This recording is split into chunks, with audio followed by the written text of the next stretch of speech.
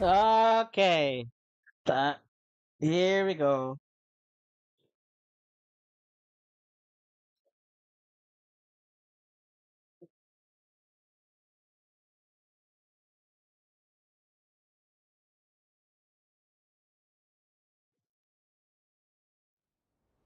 Okay. I know what you guys are gonna say. I was not here last time. They ended the stream. Anyway, hold on. Let me find my own stream first. Uh, just to be sure. Nope. Okay.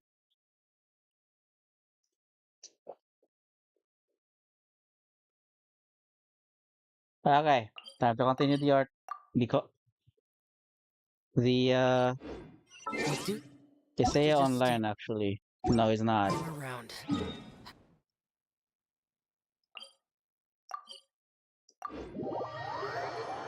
Oh yeah. Hang on. I actually got a show. Um.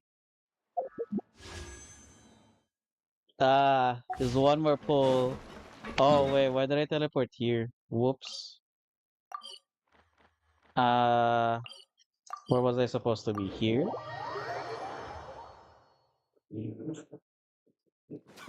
Okay, let's go there.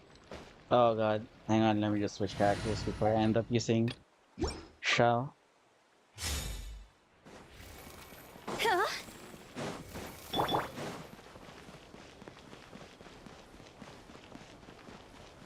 Doo-doo-doo-doo. Uh, huh? Our names are written in this newspaper. What's going on? Let Paimon see! The underwater stronghold, the Fortress of Meripede, has continued in its noble autonomy, but that does not mean that others cannot interact with it. My recent attempts to enter the fortress bore little fruit. Huh. Guess Charlotte still hasn't given up on that.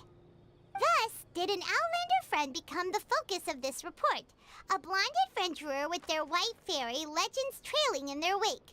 It is said that this mysterious traveler once visited the underwater fortress. So while the fortress's interior remains a mystery behind closed doors, do not fear, for the tales of the traveler contain surprises in spades. Journalist Charlotte's biggest scoop yet, the Traveler's Trail, World Walker.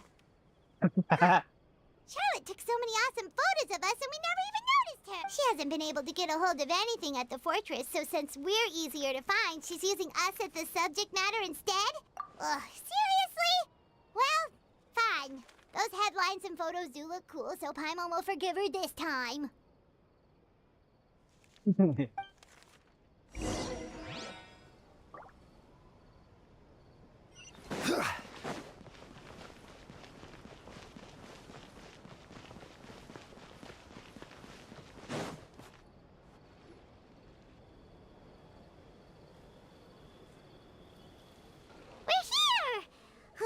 Paimon's hungry.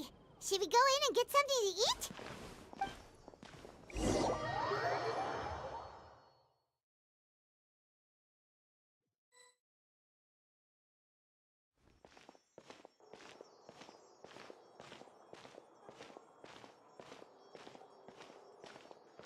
Hey, quick! Look! That's the limited edition only 16 slices a day cake! It was so delicious the last time we tried it! Despite the tense situation we were in, let's give it another go. I'm sure it'll be great! One slice of cake, please. Someone showed up after all! Oh, wait, you're the one from the Palais Mermonia. Oh, are you here to buy cake too? It seems Monsieur Nervalette was right. You really can eat. Wait, did he really say something like that? That's right. Even he has his own preferences when it comes to food. As for me, I love the cake and coffee here. Do you come here often? Usually every day. Every day? It's part of my daily schedule, apart from work. I shall have my cake and coffee. Then what if someone told you one day that this place would be closing soon, and you wouldn't get to eat cake here anymore? What would you think? But why would it close? Well, Paimon doesn't know either, but Oh, the prophecy. To be honest, I haven't paid much attention to that. No. Still, even if there'd be no more cake tomorrow, that wouldn't keep me from having some today. No. It's the same for eating in general. You might not be able to eat tomorrow, but if you can do so today, then you should carry on. That's what people call living, you know. That's Huh. felt like an advice. Don't be sad. Excuse me, could I have 2 more slices of cake to go? Hi, Seiya.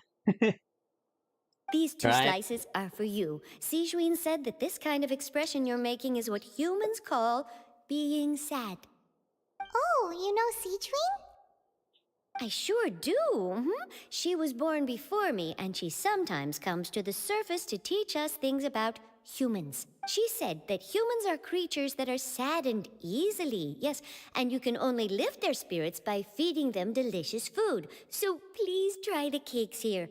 I've got something else to do, so I'll be going now. You two try to stay in a good mood after eating, all right? Bye. She's like that one type of the what do you call it? And there she goes. Cheery kind of person. All right, let's dig in. I'm sure this cake will be delicious. Snarf. It's more delicious That's a than new last word for time. me. And the flavor gets even better with a sip of tea. It sure would be nice if we could come again tomorrow. Sure would be nice if we could always eat delicious food here.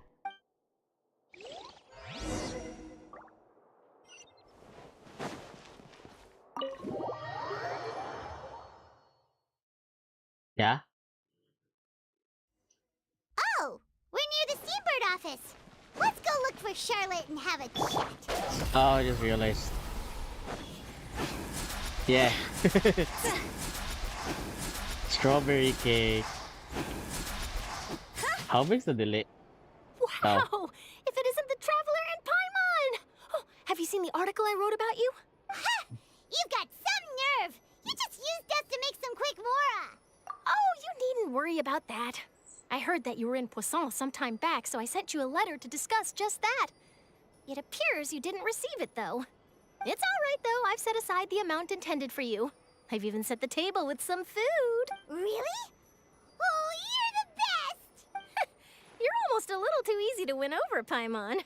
If I were a journalist with ulterior motives, you'd be in trouble now, you know. Oh, Paimon knows you're not like that. Still, what brings you here all of a sudden? Were you looking for me? When Mona mentioned you, we thought of coming to see you at work. I see. It seems you've already bumped into Mona here in Fontaine. So she mentioned me? What did she say? She said that you're a real daredevil of a journalist. Nice. In which case, can this daredevil journalist dare to request an exclusive interview with the legendary Traveler and Paimon? Huh? So your article in the paper today doesn't count? Oh, of course it doesn't. That was more like live photography. What I'd like to do is dive deeper and ask you to talk about the things you've seen and experienced. Yeah, are we even qualified enough? Why not? If I say you're worth an interview, then you're worth it. But not right now, of course. I'll need a few days to prepare. Oh, in that case, we'll just chat when you have the time then? Oh, so that's a yes? Ooh, splendid! I'll tell the editor-in-chief immediately. I'll have to apply for lighting, a venue, some props, and... Whew, so much to get done now. Talk to you later. Very Wait, passionate Charlotte, in Paimon's journaling. still got a question for you. And what's that? If, just for example, Fontaine were to be flooded tomorrow, what would you do today? Huh. That's the prophecy you're talking about, isn't it? I mean, I do hear about it often, but I've never once thought that the day could be tomorrow. If you're seriously asking, then I might try and think of a way to leave Fontaine. Oh, but I'm still a journalist first and foremost. That means I have a duty to be reporting from the scene. And secondly, I wouldn't forsake my homeland that easily. From what I've seen, most people don't know what they'd do should the worst come to pass. In truth, it might be better just to behave like normal rather than worry over such an end. Perfect advice. So in all likelihood, I'd probably still be prepping at the office for that interview of ours. I know what you're thinking. That sounds a bit sad, but I've always believed that it's best to do what you enjoy. Just think about it. If this nation really were to be suddenly destroyed tomorrow, but I still successfully finish an exclusive interview with a truly unique person, then the story I would wind up writing would truly be timeless. And then do you know what I'd do? Well, I'd write that story, send it for printing, and use messenger pigeons to get copies out to the various nations as soon as possible. I'm not a dreamer, nor am I a workaholic, but I do love my job, and I'd be proud of leaving such an article behind. I guess you could say that I was born to be a journalist. But anyway, that's my Passion. answer. And on that note, I'll get back to my preparations. That's so nice. All of a sudden, Paimon actually kinda envies her. Anyway, let's go and take a look at the sea, shall we?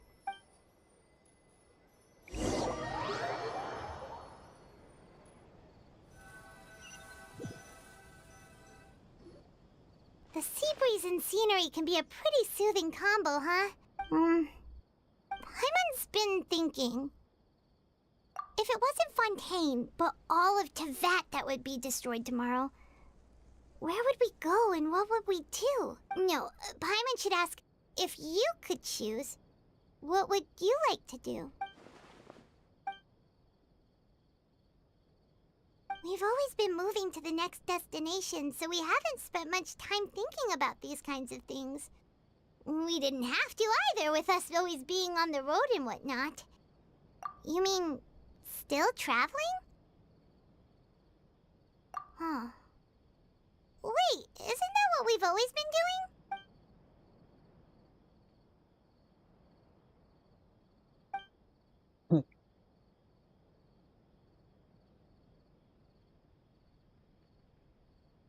Okay.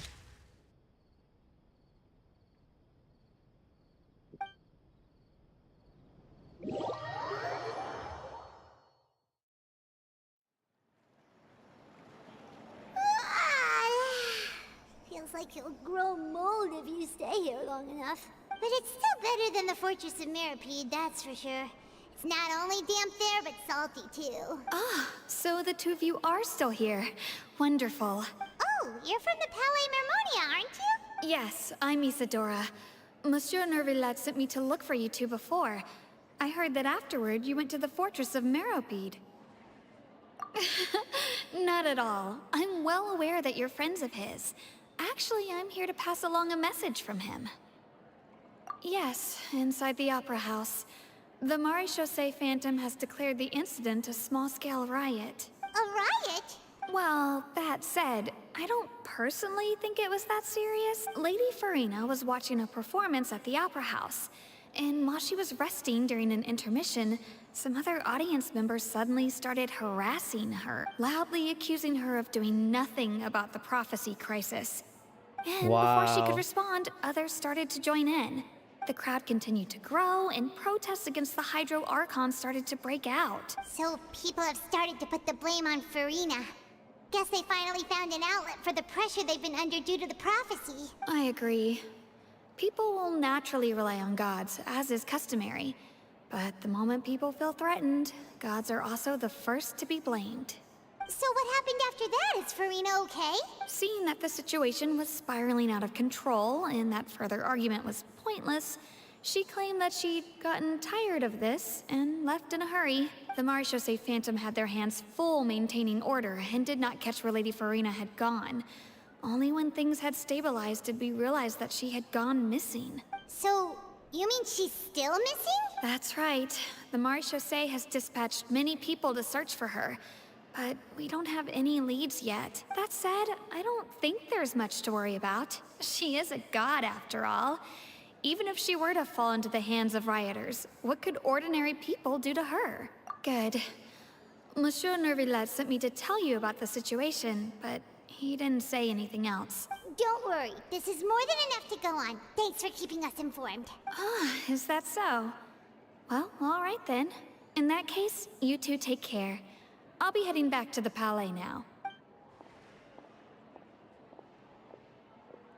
Well, sounds like we should hurry over to Poissal then. Yeah. True, true. True that. If we know Farina, she won't try to fix things in this situation. Instead, she'll look for a place to wait out the heat. And, as we also know, she may be loud and dramatic, but she doesn't have a heart of stone. When Nervalet was talking to her in the Palais Mermonia, and she heard about Poisson, she couldn't hide her sadness and remorse. It would be hard for her to ignore being accused by the public today. Paimon thinks Farina's probably taken the opportunity to slip away to Poisson and try to relieve the sense of guilt that she's feeling. Huh. Well, what do you think? Paimon knows the answer, of course, but Paimon can do the analysis to back it up, too. Cool, huh? I love the choices. In that case, there's not a moment to lose. Poisson, here we come! And while going there, let me just lower Hu Tao's HP.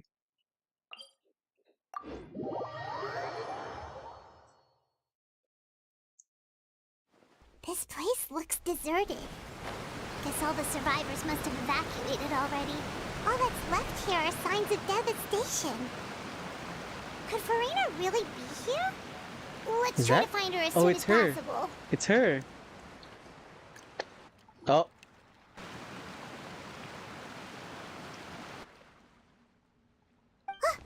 That's Farina, right over there.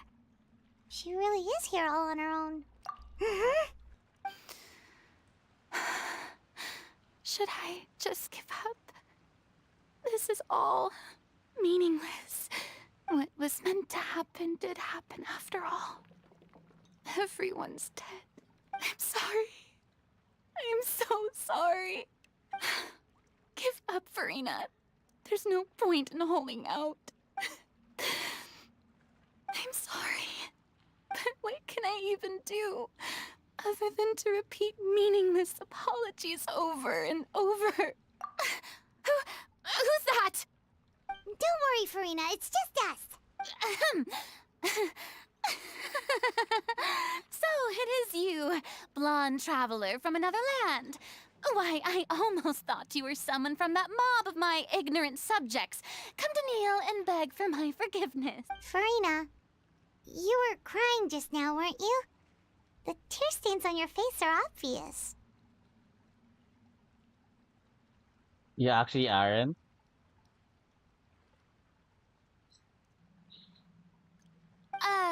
What do you mean, tear stains? Oh, I remember. The show at the Opera House earlier this morning was so moving. I'm still trying to process it. Who did that uncivilized rabble think they were? Disturbing my enjoyment of the arts. They even dare to tout their Archon. I must teach them a lesson. I can just imagine their twisted and frustrated faces once they realize that I'm nowhere to be found. Oh, and I'm sure Nouvellette and those people from the Marche Chaussee Phantom are freaking out right next to them, too. Of course not. Hey, there she is! The Hydro Archon's over there! Quick, after her! Jesus Christ. Farina, those people seem to be after you. They are? They're just some rabid fans who want to cut the line because they haven't been able to meet me in person, aren't they? That's against the rules. I can't let them get their way. Farina just ran off. Quick, we have to catch up with her.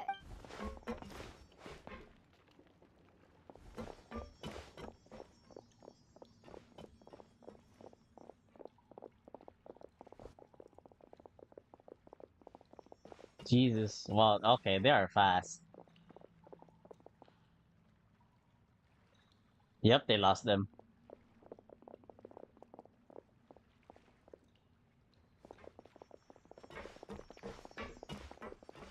This should be the place, right? Hey, Farina!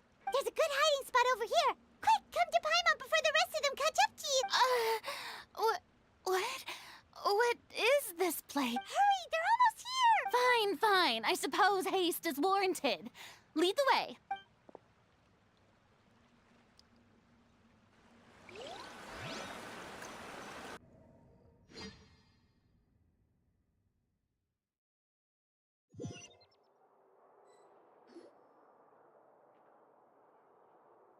Wow, that is really cramped.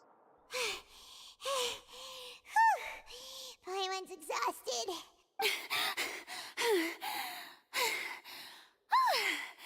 I'm so tired. I totally thought they had caught me. No, I mean, I merely gave in to the sheer enthusiasm they displayed.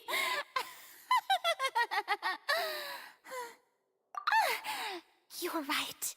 Yep, that's a good girl. Oh, Jesus. What's happening? The ground's shaking. Is it an earthquake? Yeah, a quake of this kind preceded the flooding in Poisson, didn't it? It can't be. It's happening again. Well, there's no need to worry too much about that. Novelette's made some emergency plans, so the evacuation should go a lot smoother this time. Yeah, I hope you're right. But the people of Poisson, they've already...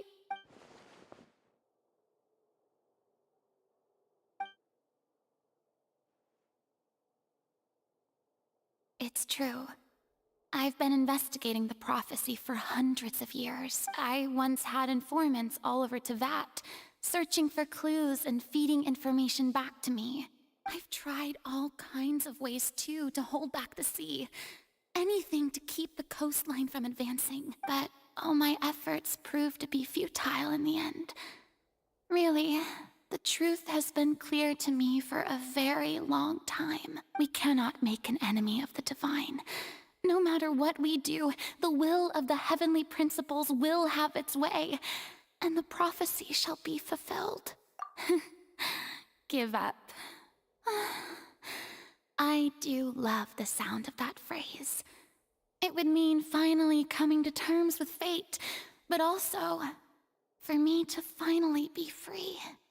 Indeed, I've thought about giving up so many times, especially after we almost lost Poisson. Fate is really unreasonable, isn't it? It has no heart and obeys no rules. The prophecy has only just started to come true, and so many people have already lost their lives. But just now, it all became clear to me. I still don't have the right to come to terms with fate on behalf of everyone else. As long as the final moment hasn't come, it's still not too late. Don't worry. I will keep hope alive for everyone until the very end. Well, that's enough for now. I got the impulse to play the stricken maiden, but honestly, considering my rank and station, that wasn't a good fit at all. Don't take any of what I just said seriously. How could I possibly let Fontaine fall to the whims of trivial prophecy? Come on! Paimon could have sworn you were actually being honest just now.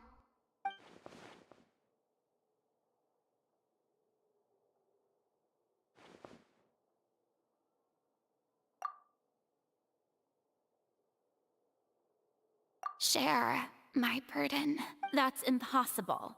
It was fated right from the start that this would be my duty alone. A witness. Yes, I've heard that you came to Tevat from beyond the stars, yes. In other words, you never belonged here. And if Tevat is, in its entirety, a show on a stage, then you're just a spectator, aren't you? If that's the case... Come on. Come on.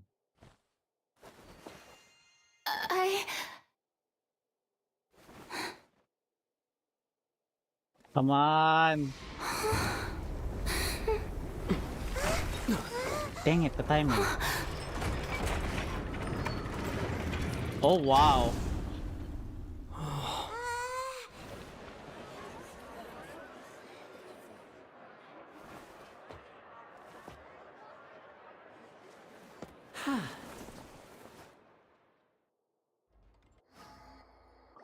What just happened? Ladies and gentlemen, this concludes my opening performance. Now, without further ado, we may proceed to the trial of our god. So, this is what it is. Yes, you deserve praise for the effort you took to raise the dramatic stakes. Do not forget, however, that I am Focalor, the god of justice, the embodiment of justice itself. Does it not strike you as even the least bit absurd to bring the very concept of justice to trial? May I interpret these words as your refusal to stand trial? In that case, you will have the opportunity to defend your honor through a duel. You would draw your blade against a god? I see. It seems like you have made up your mind.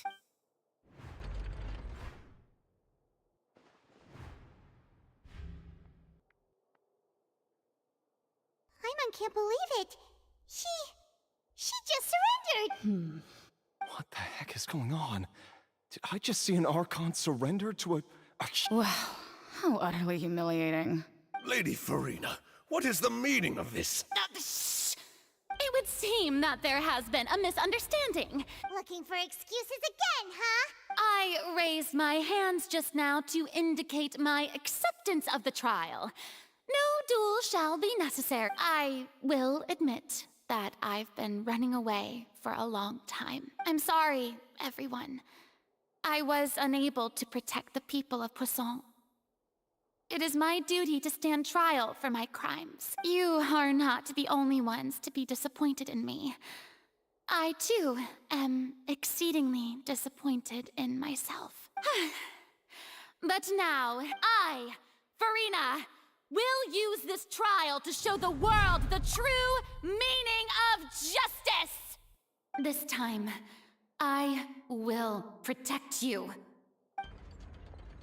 Applaud and rejoice! One of the most outrageous and fantastical arcs known to the opera epiclese is now unfolding before your eyes.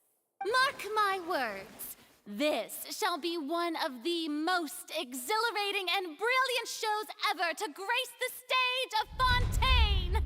The trial of the Hydro Archon, Focalor, will now begin! Woohoo! Oh, now we're making history! Why does it feel like Farina just took over the whole thing? Like, come on! Didn't she just get forced to stand trial for her crimes? Also, even though she's still acting super dramatic, she is taking this seriously this time, right? All right, then. Who will be my opponent in this trial? The court asks the prosecutor to please take the stand. Is that so? Very well. Then please speak, witness of Tivat, my accuser and fated opponent.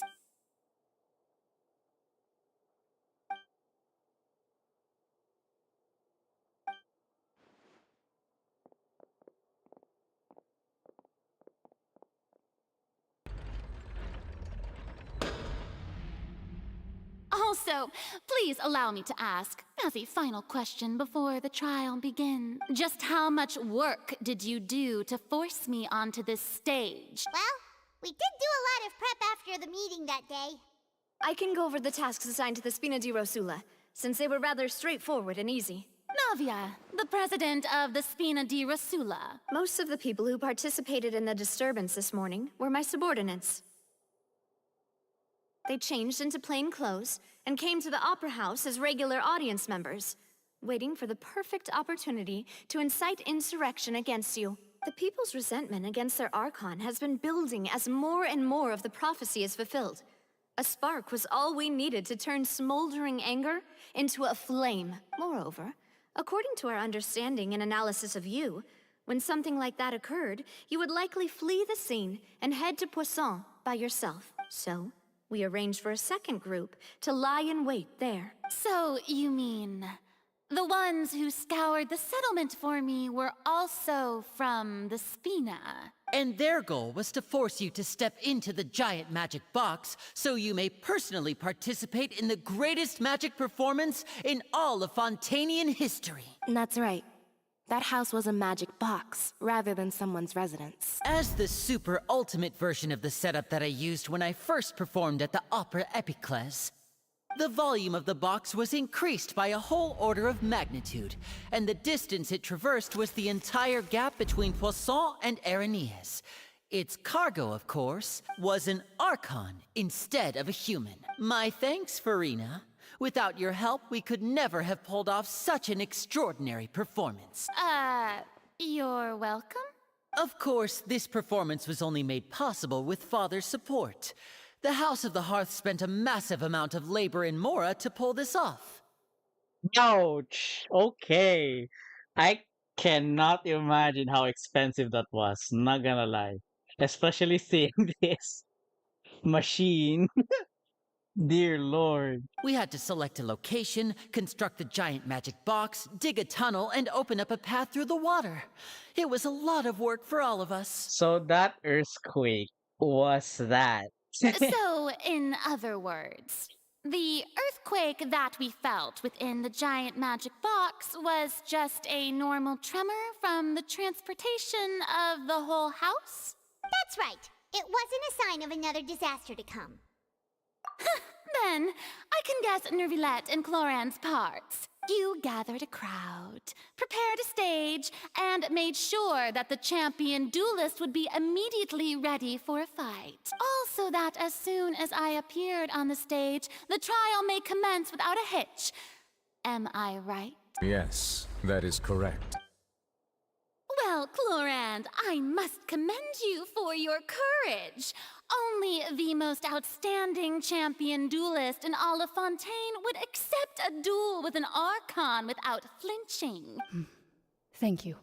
As for you, Traveler, I suppose your role was to keep me distracted with conversation once you found me in Poisson. You'd make sure that I didn't notice anything amiss before revealing yourself as my prosecutor once we'd arrived onto the stage. Oh?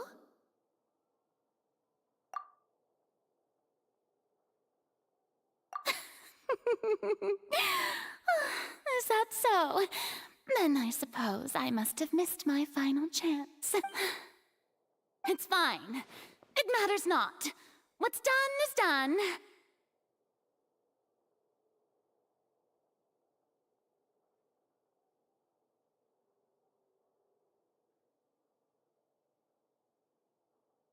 The stage is already set, so there's no reason to disappoint the audience. Let's see this trial through to the very end.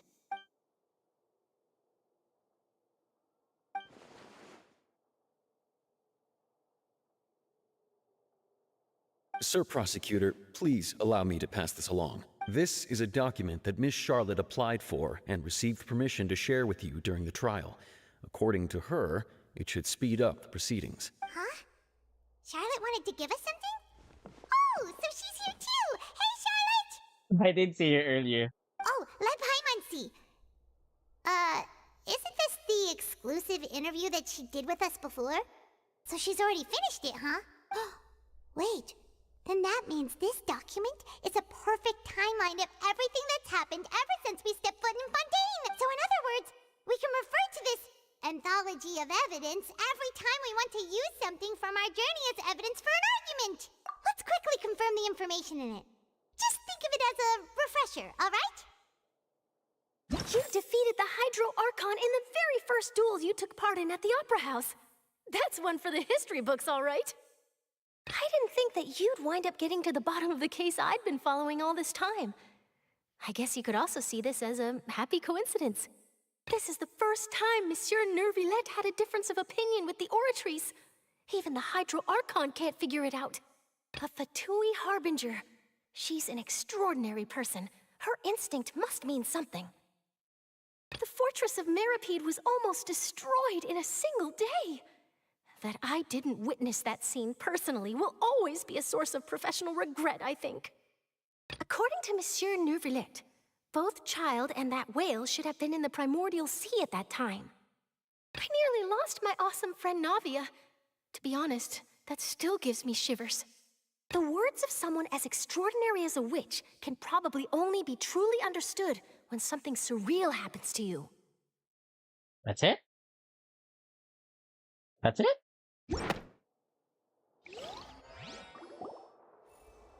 The prosecution and the defense are both in position. The trial shall now begin. Oh, come on, Nerve. Just fast forward to the part where the prosecution lays out my offenses. As the defendant and the lead actress of this performance, I still haven't even been informed of my supposed guilt in all of this. Of course, it is only natural for humans to struggle to understand the actions of a god. However, you will need more than that to convict me of a crime. That's true. But my charge here is unrelated to your conduct as an Archon. Whoa, whoa, whoa, whoa, whoa, whoa, whoa, whoa, whoa. Instead, I would like to charge you as a fraud who's never been the Archon in the first place. Wait, what was that? Lady Farina's a fraud? Hey, I came here thinking that we were going to try the Hydro Archon for forsaking our duty, but did I hear that right? She's not our Archon at all? Charge accepted. Lady Farina, do you plead guilty to the charge? Lady Farina. I plead not guilty. How can I be guilty? There is no way that I, Focalor, otherwise known as Farina de Fontaine, a member of the Seven and the Regina of all waters, kindreds, peoples, and laws of Fontaine, could be anything other than your true Archon. Yeah. Even though Lady Farina can be rather eccentric, isn't it going too far to doubt her very identity? Yeah, I've never questioned her identity either. Sure, Lady Farina can be super irresponsible, but what grounds does that prosecutor have to make such a huge claim? I have cause to believe that common sense will prevail in this case. Many of the members of the audience have known me as the Hydro Archon ever since they were born. There would be no fooling their memory. See?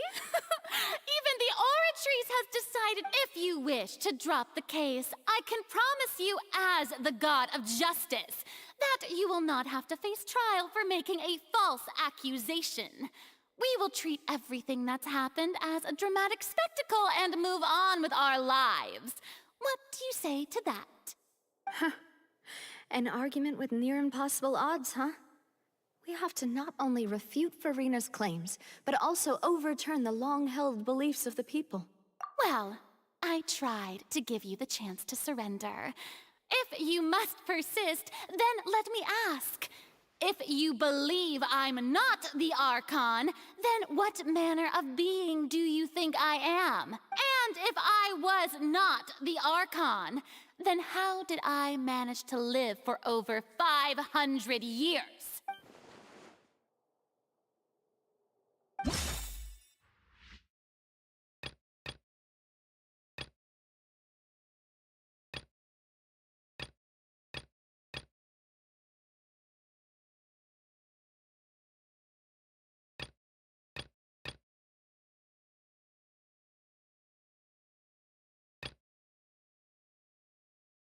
Dang, this is hard. Okay. Mm,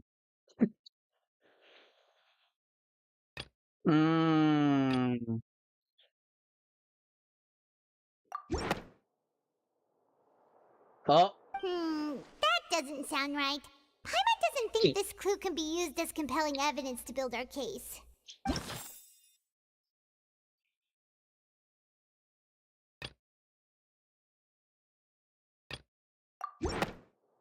this one.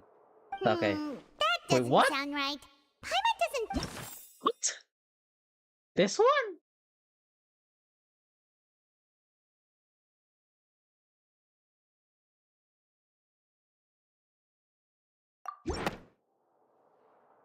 First of all, you may be a member of another long-lived race, which would allow you to naturally possess an extended lifespan. And second of all, even if that wasn't the case, there could be other ways to extend your life. Who gave you that idea? Was it the knave? You'd sink so low as to use a harbinger's words against me. A curse? I once thought it possible that the aura of an Archon might naturally resemble a type of curse. But in light of this claim, perhaps what I sensed was not your divinity, but a curse after all. You sensed it too, huh, Nervalet? Lady Farina is actually a human? Well, it is true that it's extremely difficult to tell humans and gods apart just by looking at them. It's not impossible. That's one point.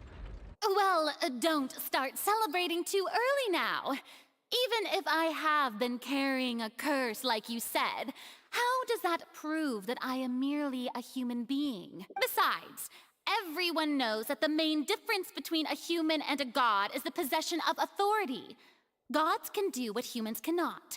That's why they're worshipped as gods. For centuries, manifestations of my authority have served the nation of Fontaine.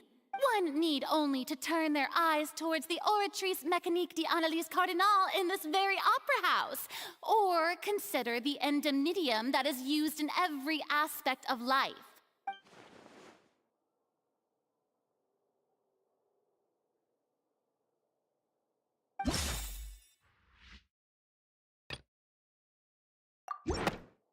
Perfect. You tried to reference the Oratrice.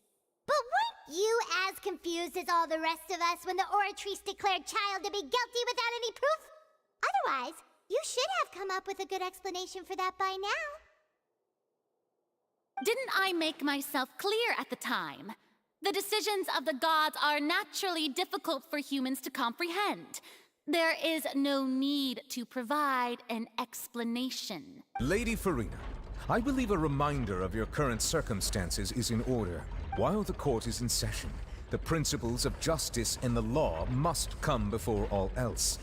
While you are an Archon, you are also first and foremost the defendant in this trial. You will prove yourself unable to defend against the prosecution's charges if you continue to withhold vital information against the rules of the court. I never thought you'd use that kind of rhetoric against me. That was no trick of rhetoric, Lady Farina. I've merely reiterated the rules of the court. Rules that all should respect and follow. So, you neither knew why Child was declared guilty, nor did you understand the structure and operations of the Oratrice.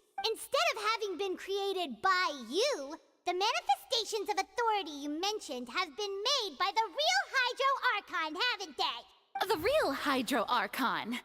Well, now you're really losing me. It is true that I did not know why the Oratrice gave out a guilty verdict that day. But the Oratrice handed out that verdict unilaterally. And it has been operating independently ever since it was first created. You can't argue that just because a divine creation is flawed, that the god behind it must also be no god at all. She's still throwing out all kinds of excuses. Seems like she's confident that we won't be able to produce proof that she has no power over the Oratrice. My power as an Archon. There are many ordinary citizens in the audience. How can I just carelessly demonstrate the formidable power of an Archon? If that poses a concern, I'm prepared to extend my protection to the audience. You don't need to go that far. Aren't you the Hydro Archon? Or is it that you can't even wield the power of Hydro, much less the authority of a god? Indemnitium! Yes! It's all because of Indemnitium! All Archons derive their power from the faith of the people, and I've converted the people's faith in justice into Indemnitium! Thus did I give up all of my divine power to provide everyone with energy for their daily lives. Have you ever seen a more magnanimous god? Isn't that a huge stretch? Yeah, no matter how generous an Archon can be, how could they give up all their power? Can a god with no power even still be called a god? It seems like nobody's buying Farina's excuse. Hey, come now, everyone. Please don't stare at me as if I was a liar. I'm still the same Farina you knew, right? The one that you loved.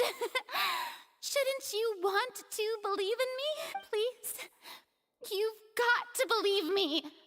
I feel like the people there are actually the members of Spina di Rosula.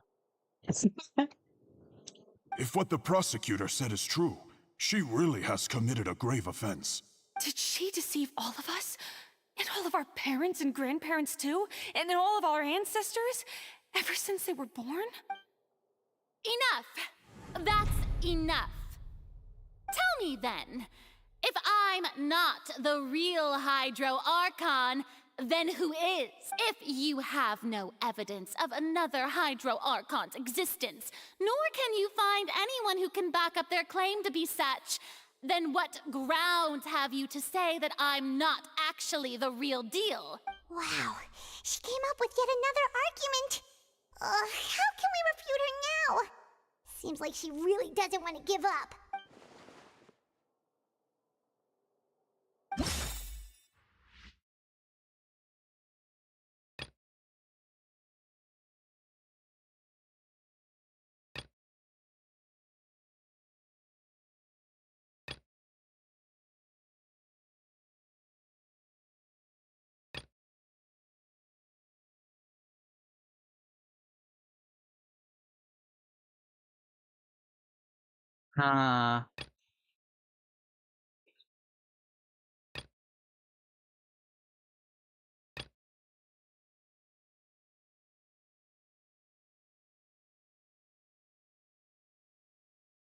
Ah, this is hard. It has been established that all Fontanians can dissolve in water from the primordial sea. And that means... Since you insist on claiming to be a god and not a human, then there's a method that you can use right here and now to eliminate all suspicions of you being the latter. Miss Navia, please apply to serve as a temporary attorney for the prosecution before addressing the court. Though you act in partnership with the prosecutor, you must still adhere to proper procedure. Super sorry, Monsieur Chief Justice. I swear this really will be the last time that I'll speak out of turn. Now, I've brought some seawater from Poisson. As everyone knows, a massive flood struck the area not long ago, taking many lives, including those of some of my closest friends. So, Miss Farina, would you dare to touch some of this seawater? If we are to believe that you are indeed the real Hydro Archon, touching this seawater would have no effect on you. All it should do is strengthen your case. But if you don't dare to touch it, then we would have basically proved the reverse. Oh, and I must remind you that after the disaster at Poisson, nobody wants to see any more people dissolve. I do hope you'll act prudently and choose the simpler path of admitting guilt. Navia from the Spina di Rosula. The Spina has governed Poisson for many years. I guess her suggestion is valid. If Lady Farina is indeed just a human, she's probably Fontanian like all the rest of us. Would she really dare to try?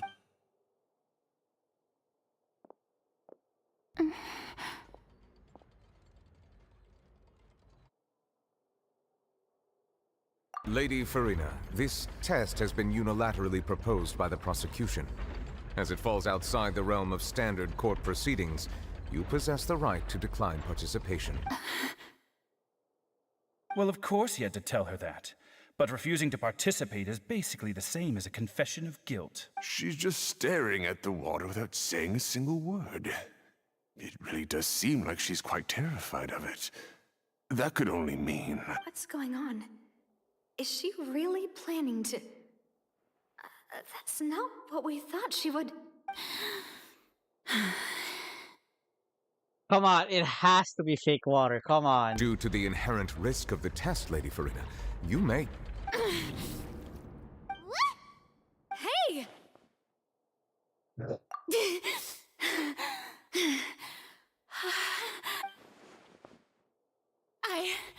I'm fine!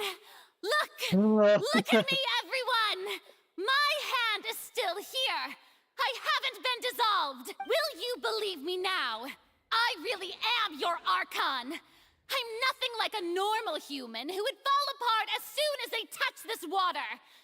Really? Was this not the most obvious thing in the world? Miss Siegeween? If you're present, Miss Siegeween, please come forward and attend to the defendant. Siegeween? Don't be nervous. It'll just take a few seconds. Let me see. That should be enough. Please announce the results of your evaluation to the court, Miss Siegeween. As everyone doubtlessly saw, Miss Farina was displaying symptoms of hyperventilation and flushed skin. These indicate that she was experiencing the adverse effects of exposure to primordial seawater. The extent to which she was affected is the same as other humans when exposed to primordial seawater of a similar concentration. Thank you, Miss Siegeween. Lady Farina, you may return to the defendant's stand. Oh, wait. What did she just say? I didn't get dissolved. Shouldn't that be enough to prove my innocence? Science. Well, considering your tendency to run from your problems, we did originally prepare a direct sample of the seawater around Poisson. However, after extensive discussion, we exchanged it for a sample that is not concentrated enough to dissolve an actual human. After all, on the off chance that something entirely unexpected might occur, we don't want anyone else to lose their life to the sea. Yeah, so out of regard for Farina's life, you secured a low-concentration sample and asked the head nurse to serve as an expert witness. It's a great thing that the direct sample wasn't actually used. Farina could have... I can't believe... You...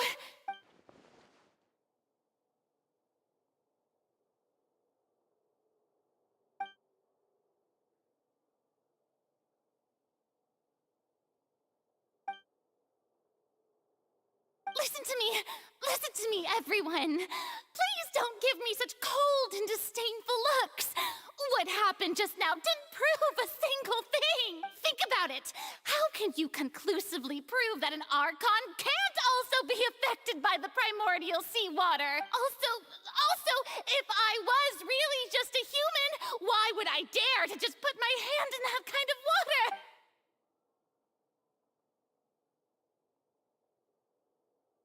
Please, everyone, anyone, just listen to me. I swear, I really am your Archon.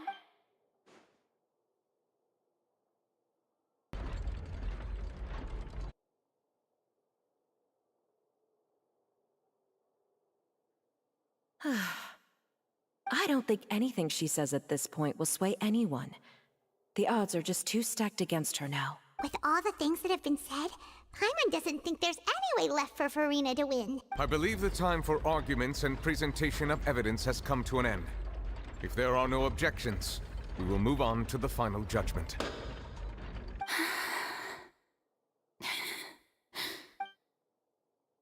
I don't think anything she says at this point will sway anyone. She's too stacked against her now.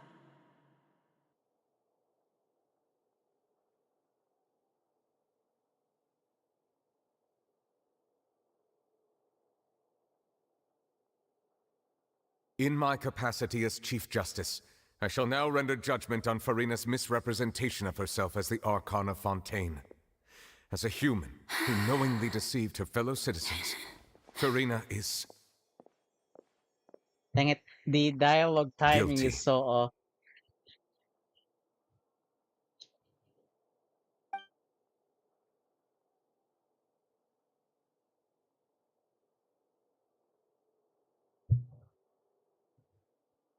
Dang. We shall now turn to the Oratrice Mécanique d'Analyse Cardinale to render the final verdict on the charges. There's the meme. uh...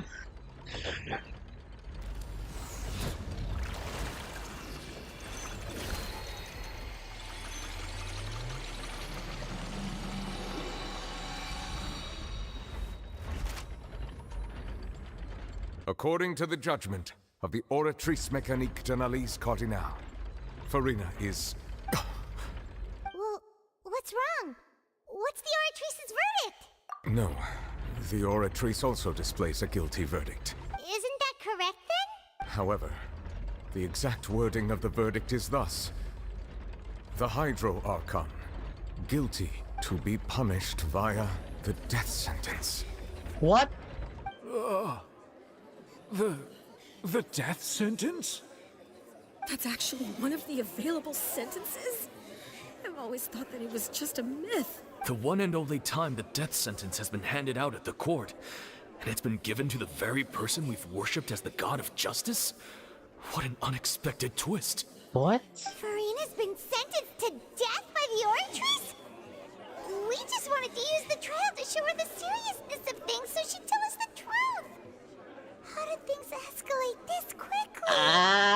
That pisses me off as well, bro. Jesus Christ, that's what happens when you give them independence. This outcome is indeed quite strange.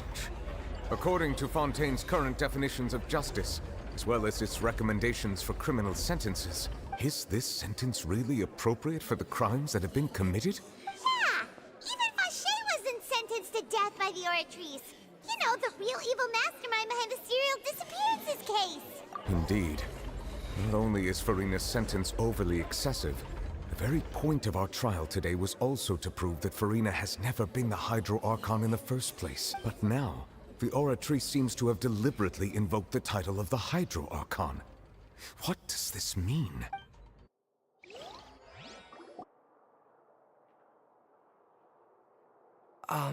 Excuse me, if I may interrupt. Is the trial still going? Fremine! You finally made it. I assume this means you've completed your mission? Mm-hmm. Any mission Father assigns to me will always be top priority. Is that the first prophecy slate? What? How did you get it? Huh. So the knave privately arranged for Fremine to try and find the missing slate. I looked everywhere and finally found it at the bottom of the sea. It took me a long time to get around some dangerous stretches of water. But has the trial already concluded? Then doesn't that mean I've come too late? Oh no. Father will be disappointed in me. Thank you for your hard work, Mr. Fremine. Please allow me to review the record left on the slate. Traveler, I believe that you have already seen the other existing slates, and would like you to come here and confirm their contents. Huh? So what do you see? What is it? I believe I've now made sense of the Hydro Archon's crime. It has to do with Fontaine's lost history. Huh? Isn't the Hydro Archon just guilty of deceiving her people? Oh, wait, no, that's Farina, and we've already proven that she's not the Hydro Archon. So when you say Hydro Archon, do you mean the real Hydro Archon we've been kinda talking about? In truth, everything that you've encountered in Fontaine up until this point can be traced back to the contents of these stone slates. However, I'm uncertain as to how much sense they currently make to you. Okay, let's try to recall the contents of the other 3 stone slates. Paimon will do her best to help you remember.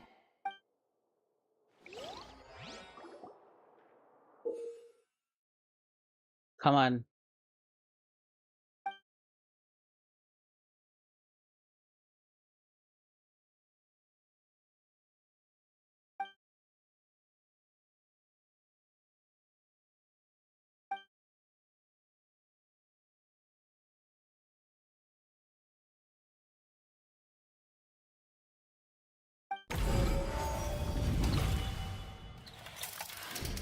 The first stone slate describes what you just said. It seems to show the previous Hydro Archon using her divine power, and then the Oceanids turn into humans. Does that mean that Fontainians are transformed Oceanids? Oh, Paimon wasn't expecting that. But if Oceanids can turn into humans, then perhaps this process can be reversed as well. The second stone slate shows Celestia floating in the sky, and the Hydro Archon and her people worshipping it together. But the heavens still brought judgment down upon them. This must be the point when the Hydro Archon and the Fontainians were branded with their original sin. Does this mean that The original sin and the Hydro Archon sin are the same thing? The third slate shows the Hydro Archon seeking into the sea surrounded by many people. Huh. That reminds Paimon, didn't we also watch that happen to someone else? Well, the fourth slate is the prophecy the Fontanians have been talking about. People dissolving into the sea, the Hydro Archon crying on her throne, and so on. We didn't believe that such a crazy disaster could happen at first, did we? But after that incident, it was just a question of when and not if.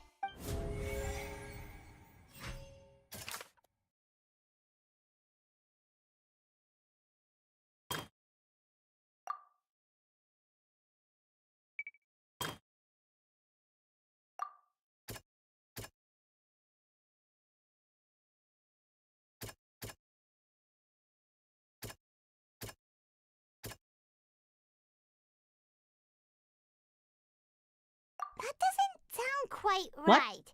Let's think about this some more. Then this one? We know from the case of the serial disappearances of young women that Fontanians can be dissolved in primordial seawater. This might be the reason that Fontanians can dissolve.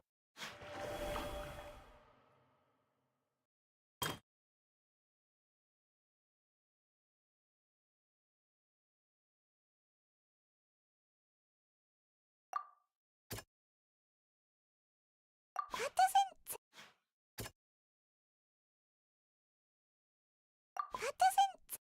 What? Wait, then. Perhaps what is about to take place has all happened before, and the original sin cast down on the people Okay, of Fontaine wait. by I Celestia think I'm double clicking has by recorded accident. on I the have... stone slates. Am I double clicking? Hang on, I think I'm double clicking. What? Wait, then it's buggy right now. Yo?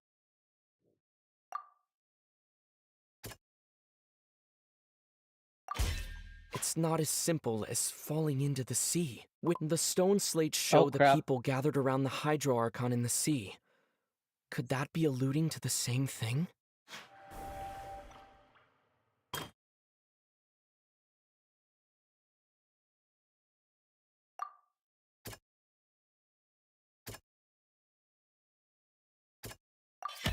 The prophecy from the stone slates found its way into society, but not many people believed it at first. The fortress of Meropide was nearly flooded with primordial seawater, which we know can cause Fontanians to dissolve. It seems increasingly likely that the prophecy may come true. If we hadn't dealt with it in time, things could have gone very badly. Dang. They'll dissolve into the primordial sea but won't cease to exist. Their essence will flow in the seawater, converge, and take the form of an oceanid. The Hydro Archon was sentenced to death in court, shocking everyone present. Perhaps this means that her sin was actually Fontaine's original sin. Navia fell into the water inside those ruins, and she nearly dissolved. She was surrounded by the people of Poisson in a court within her consciousness, and was forced to take part in a trial meant to make her stay. The eruption of the primordial sea at the fortress of Meropide was the surest sign that the prophecy was about to come to pass no matter what. The prophecy's contents can all be verified by recent events. If we combine what we know together, loads of truths should come to light.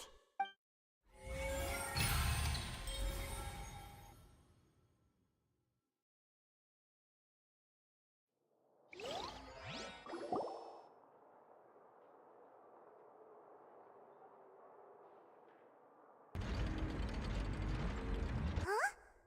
Oh, Paimon gets it now! So that's how you can make sense of it.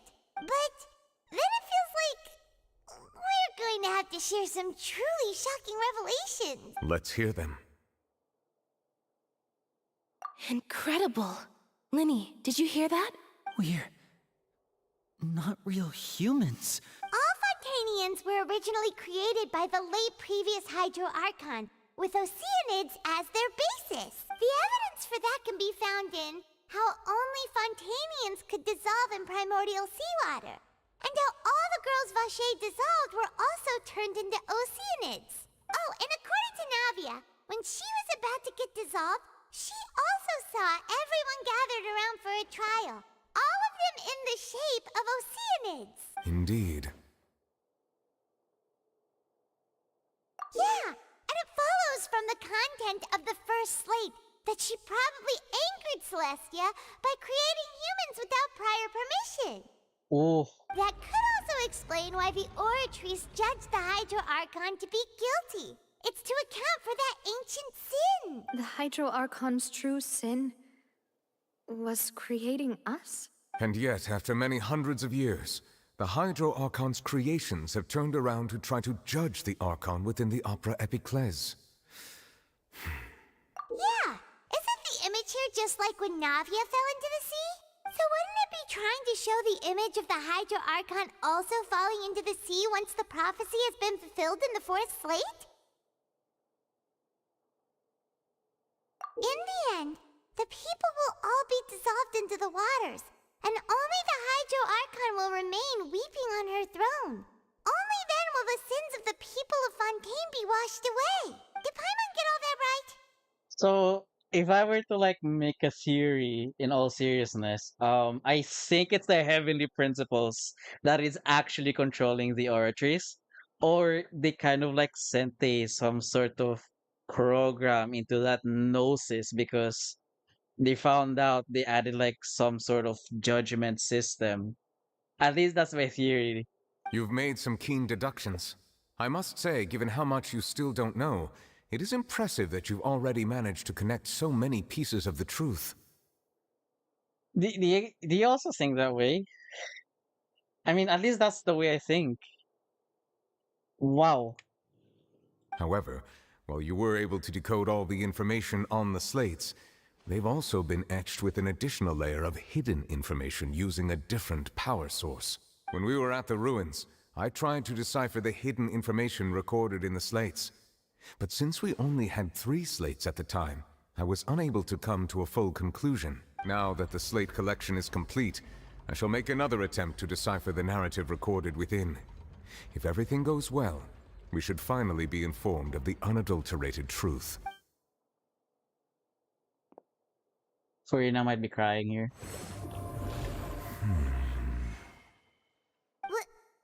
Well?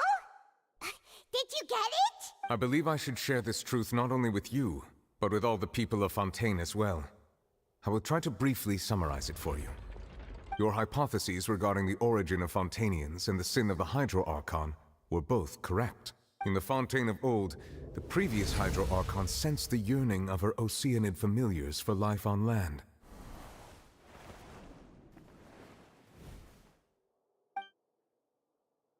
The Oceanids were enamored with the beauty and romanticism of human beings, and wishing to have those experiences for themselves, expressed to the Hydro Archon their desire to become of a similar kind.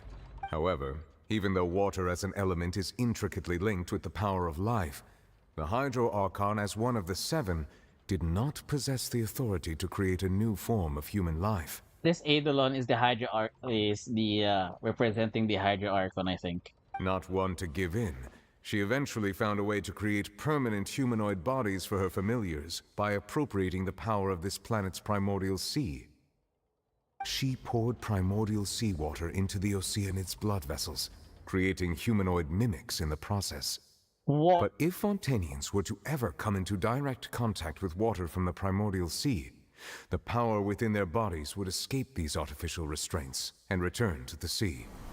As a result, their forms would collapse, and they would be reverted to their original forms as Oceanids. Of course, the Hydro Archon never received permission from the heavenly principles to create a new human race.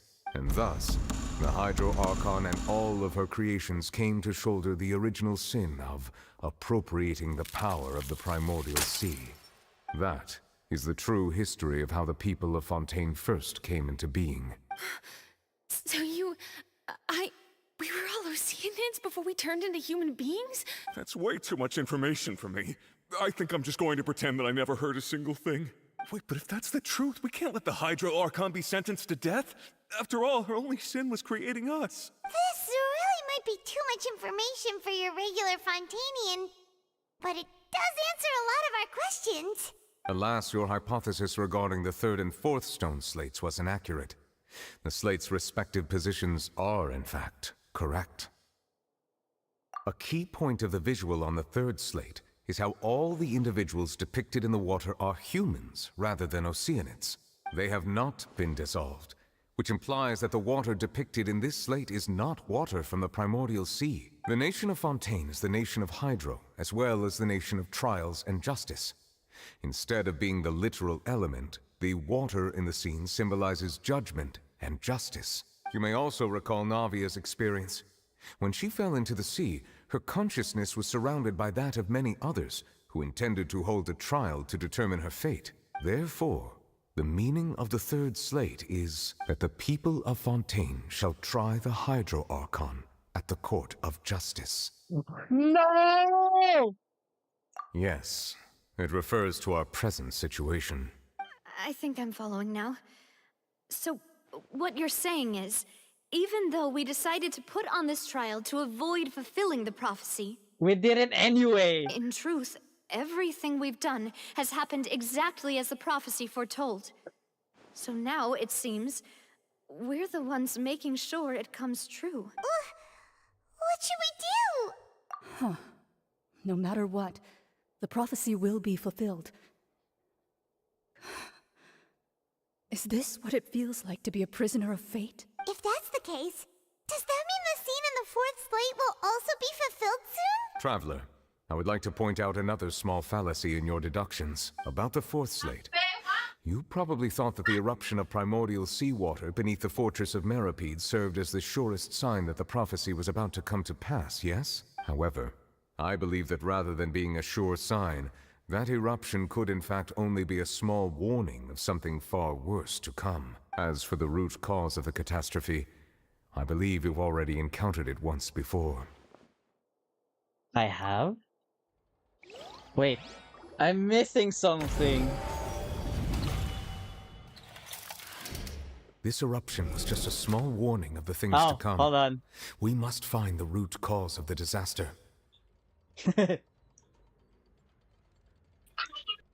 Okay. You're almost there, Deck. Please, I'm gonna cry. I can't watch it. No, Deck. I can't watch. You're close. No. So wait, you were watching Deck play? Yeah. No, Deck. No. Oh my God. Don't. My heart will go broken. What happened ba? Spoil. No. Hold on. No. Deck is doing it. I already know the story. Deck doesn't know yet. Oh, Deck doesn't know your story. Shit. I've spoiled myself a little, but I'm still gonna do it. So the fourth one is the most unlikely thing. Is it sad? Ayoko na gawin yung Archon kasi Dude, it is. Bro, I'm getting heartbroken here doing this. Fuck. Bro, from the murder case of the what do you call those species? The one that Oceanid? Or Melazines? Melusines. From the murder case of that, it's already sad from it. Oh, hell na. Ay, wait, you're streaming pala. Mag-end daw, Deck, ah. Mag-em na kayo? Take him out. Okay. Joke lang.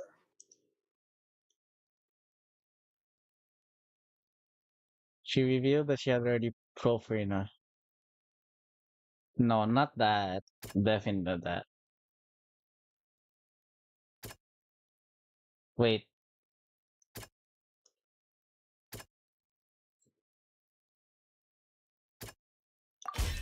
It was Oh both dream What? and reality. What? If we're talking about a true culprit, The that whale? could The only whale? be that thing inside the primordial sea, right?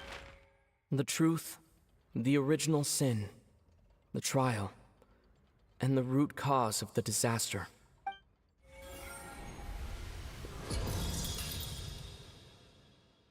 Oh wait.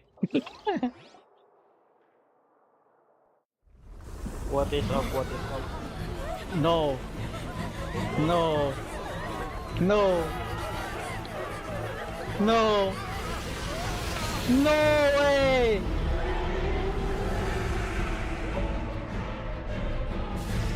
Hold on, I'm actually gonna leave it. Hold on. Gonna move it. Ah! No, he's too weak.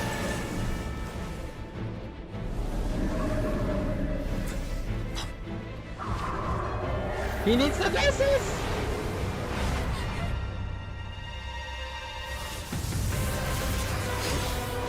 Who's that? Oh, it's Chad.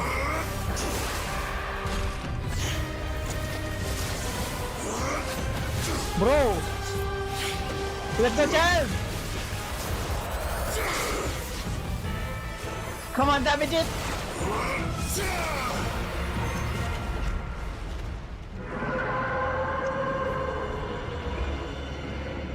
Come on. Yes. Dude, that took a lot of him. Chad, stop it.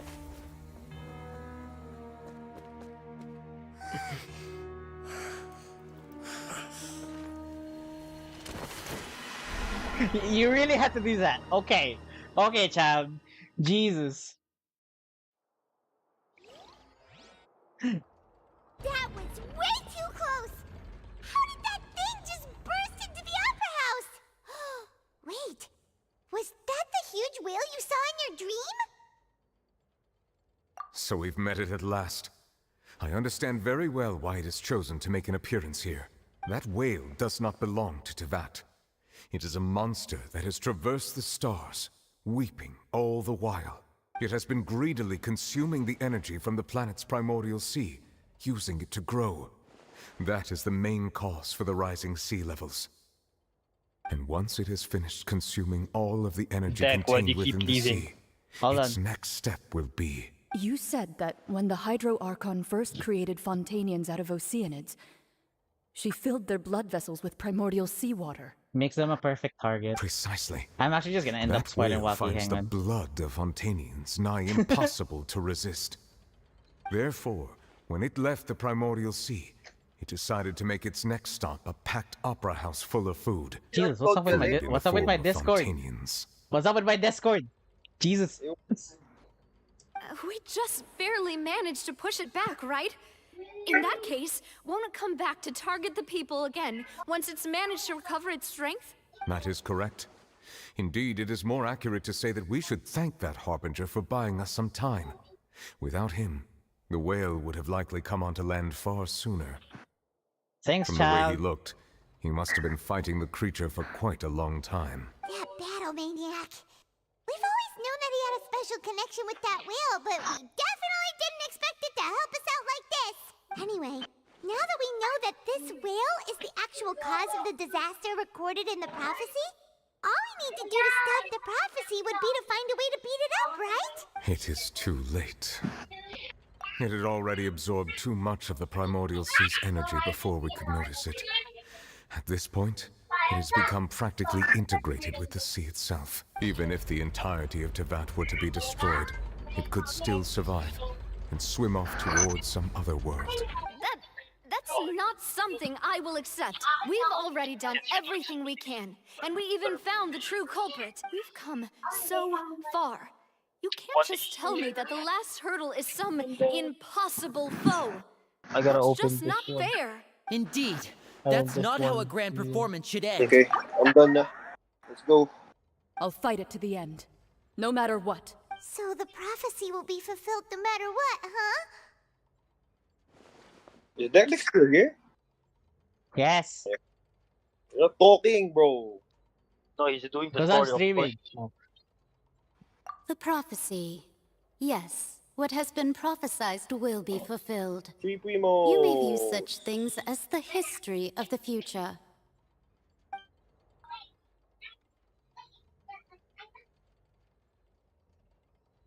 Tara, Luis. Sino nga gamitin mo? So, Justice prophecies are usually only the future as seen from the perspectives of the gods. Could things be happening in hidden corners where the gods' gaze does not fall? Ultimately, fate shall serve as your only guide, no matter what will happen in Tevat's future. All you need to do is to play your part.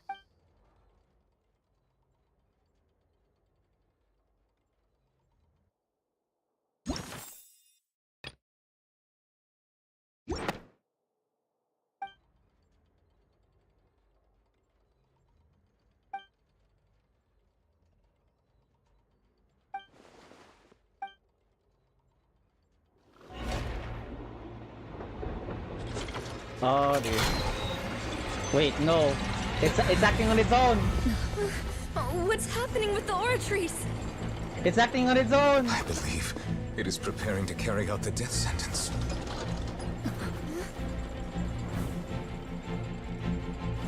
Furina!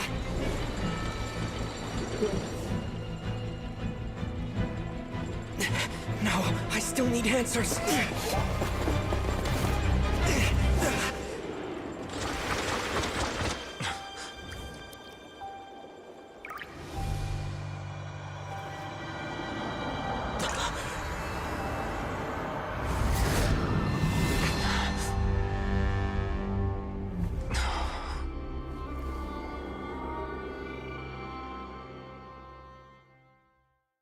Who's that?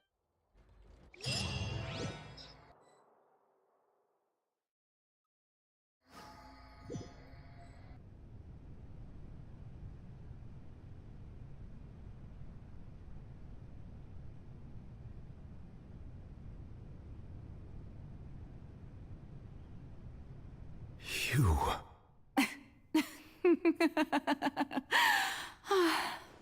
Sorry. That shocked expression on your face is just too amusing. I couldn't help myself. You are not Furina. Who are you? Ah, the sweet sound of bewilderment. Marvelous.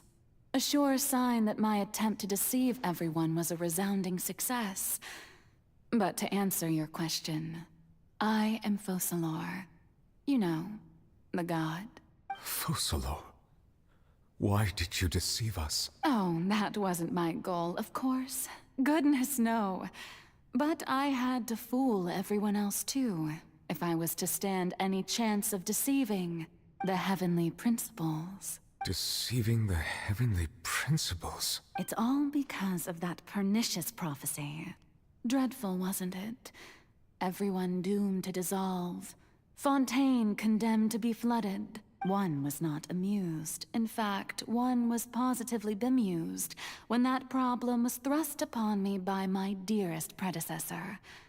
That's the former Hydro Archon Egeria, for the uninitiated. It hardly gets more disastrous than a preordained national catastrophe. Now does it? She knew full well that the prophecy would surely come to pass. And as one of the seven, she also knew full well that one defies the heavenly principles at one's peril. So yes, as you have no doubt surmised, it was a rather impossible situation that I found myself in. I spent a terribly long time mulling it over, alone on the ocean floor. And I was almost growing barnacles by the time I finally realized there was only one possible solution to this confounding conundrum. I had to outwit the heavenly principles, allow the prophecy to be fulfilled, ostensibly at least, while saving everyone at the same time. I'm a genius, I know. I can only assume that's why Egeria chose me as her successor. Although, looking back now, it was hardly the inheritance one dreams of.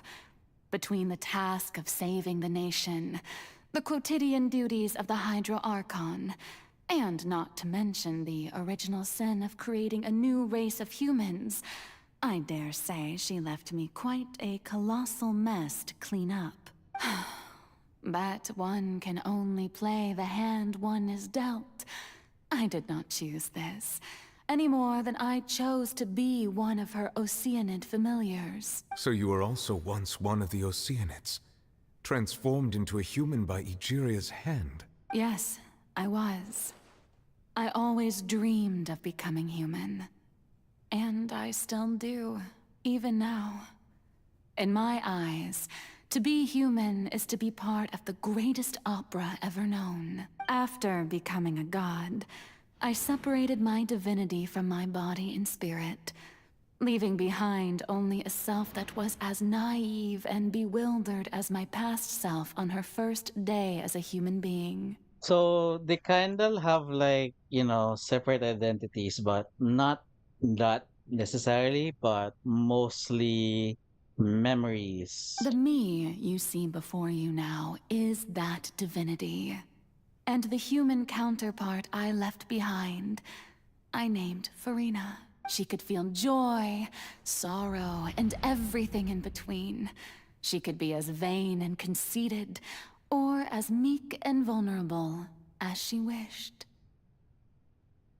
Her strengths were of a kind only a human could possess, as were her shortcomings. But in my eyes, Farina's humanity was what made her perfect.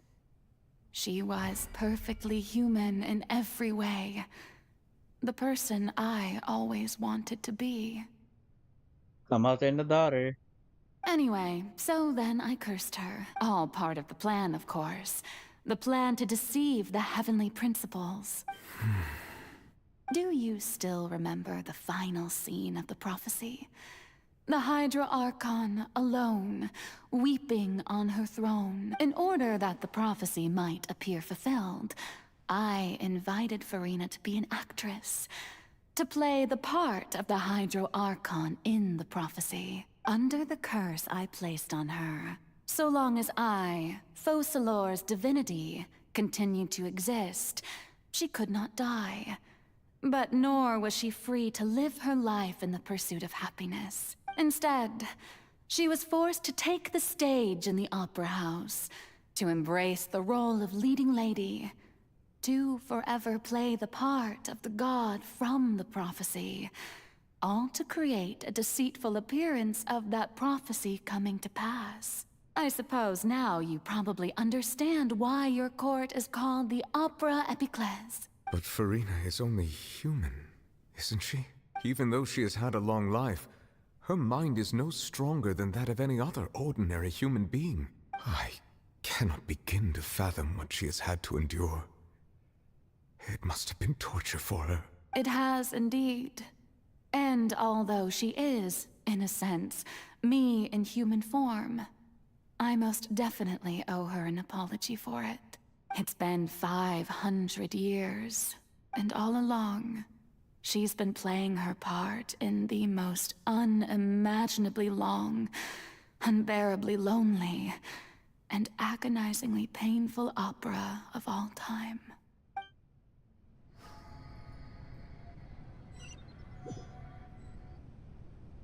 Shit, man.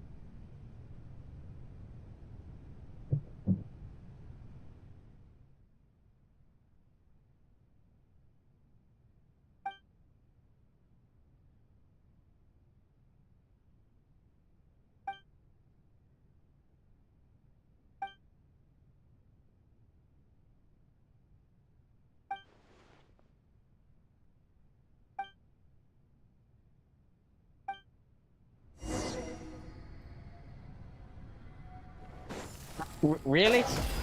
Really? Okay. I was expecting it to be Traveler, but not my characters. Okay, game.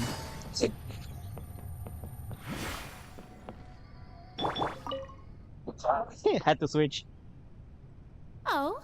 Who permitted you to come onto the stage? Now, I understand your admiration for my august self, but I must ask you to keep to the rules. All right. It is not my intent to reprimand you. There is no need to state your name. Just be off with you. Do not distract me from my performance. Do not look at me, do not look at me. Oh, do not jest. Can you not feel it? I am Focalor. The eyes of countless Fontanians are upon me. I must, at all times, display the utmost elegance and nobility.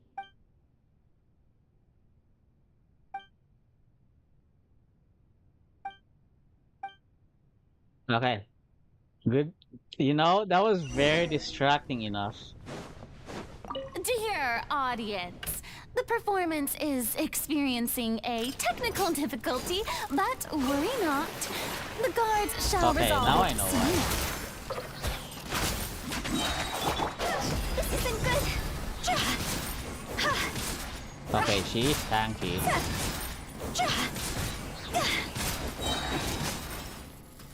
Hey, what gives?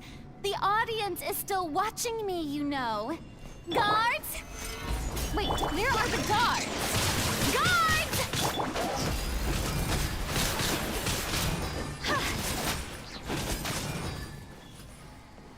Phew, time to act.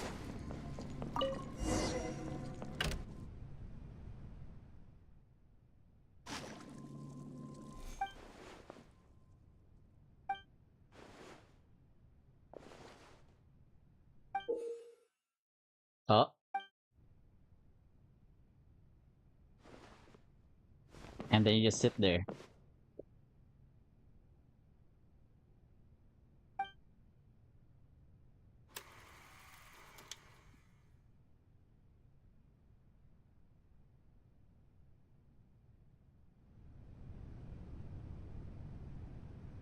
Oh wow, we're actually using her. Okay. And she's walking. The mirror reflection, that's perfectly done. Farina. Farina. Huh? Who's that? Who's calling me? Where are you? Be not nervous. Be not afraid. I am before you. Wait a moment. You're mirror me? How can this be? Mirror you, huh? You know what? That's not bad. Let's go with that. Mirror me. What do you wish to say? The prophecy. Have you heard of it?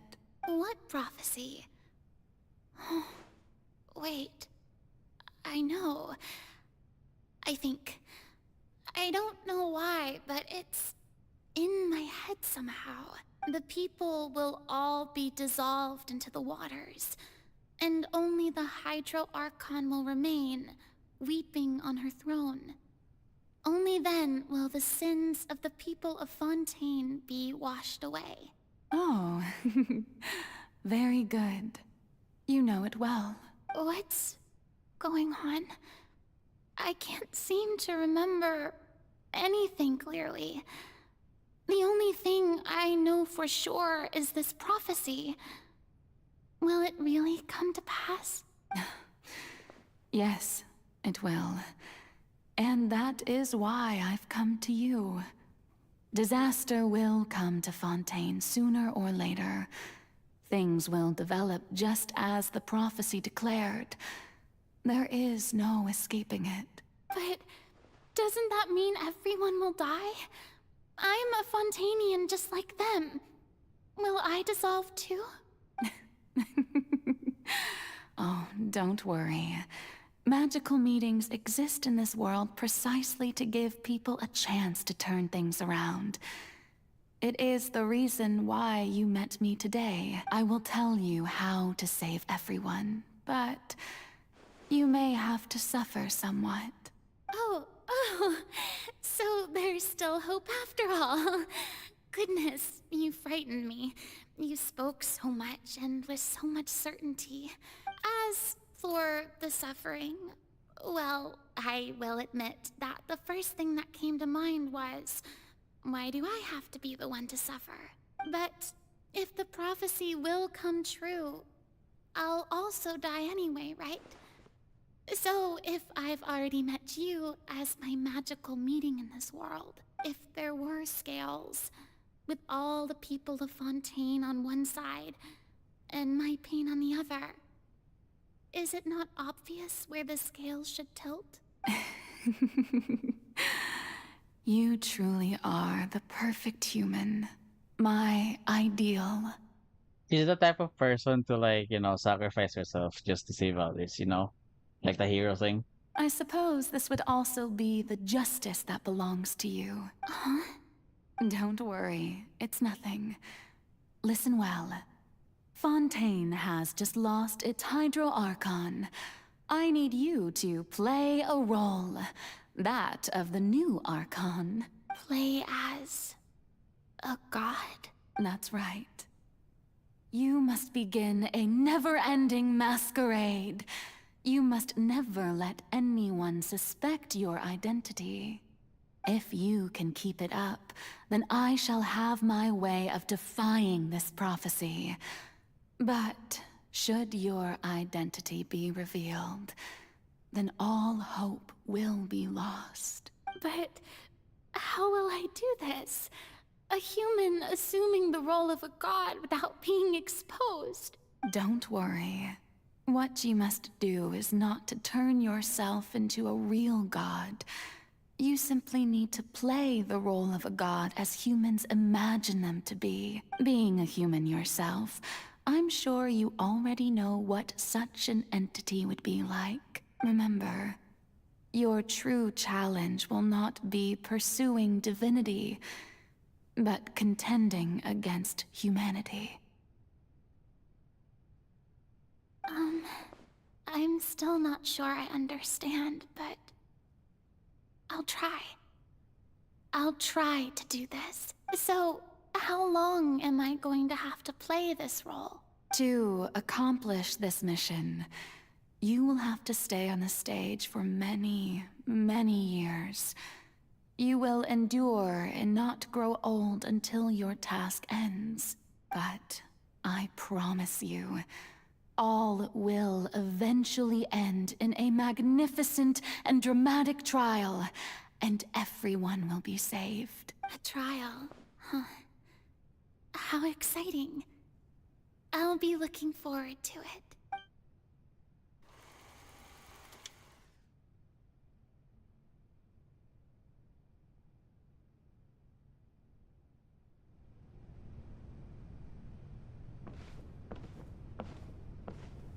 Wait, will it climb automatically if I just like walk towards it? I think that's the throne in... Yeah, it's the... Oh wait. Actually, no. I would say no, but I think, I don't know. Can I try it? Oh, come on. She's skipping steps.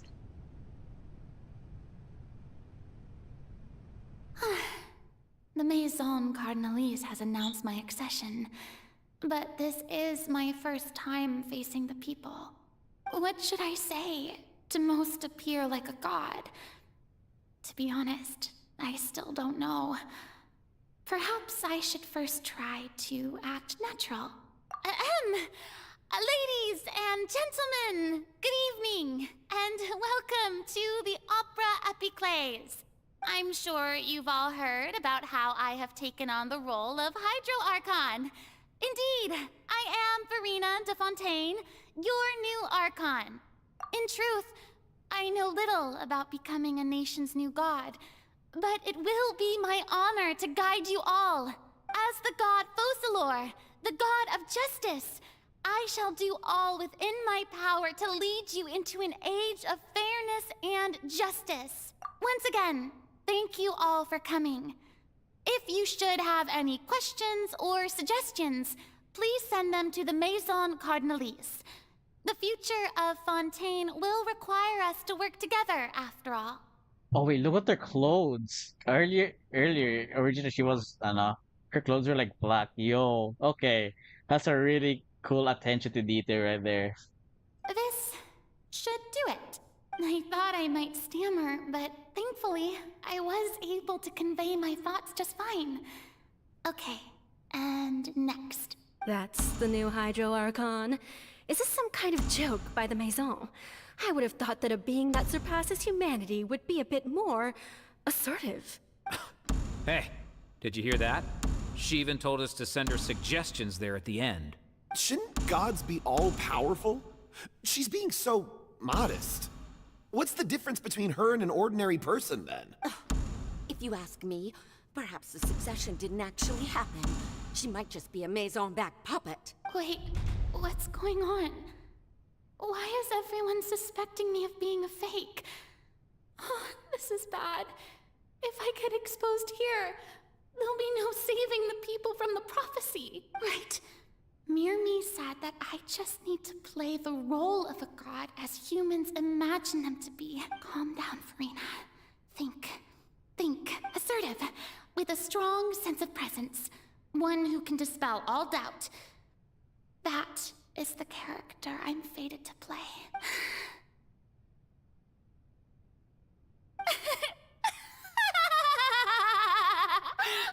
Oh, very good, my people.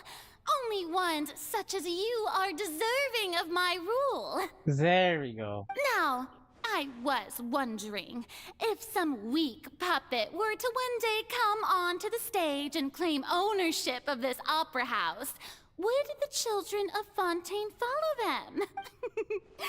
Well, it seems that you would all see right through them.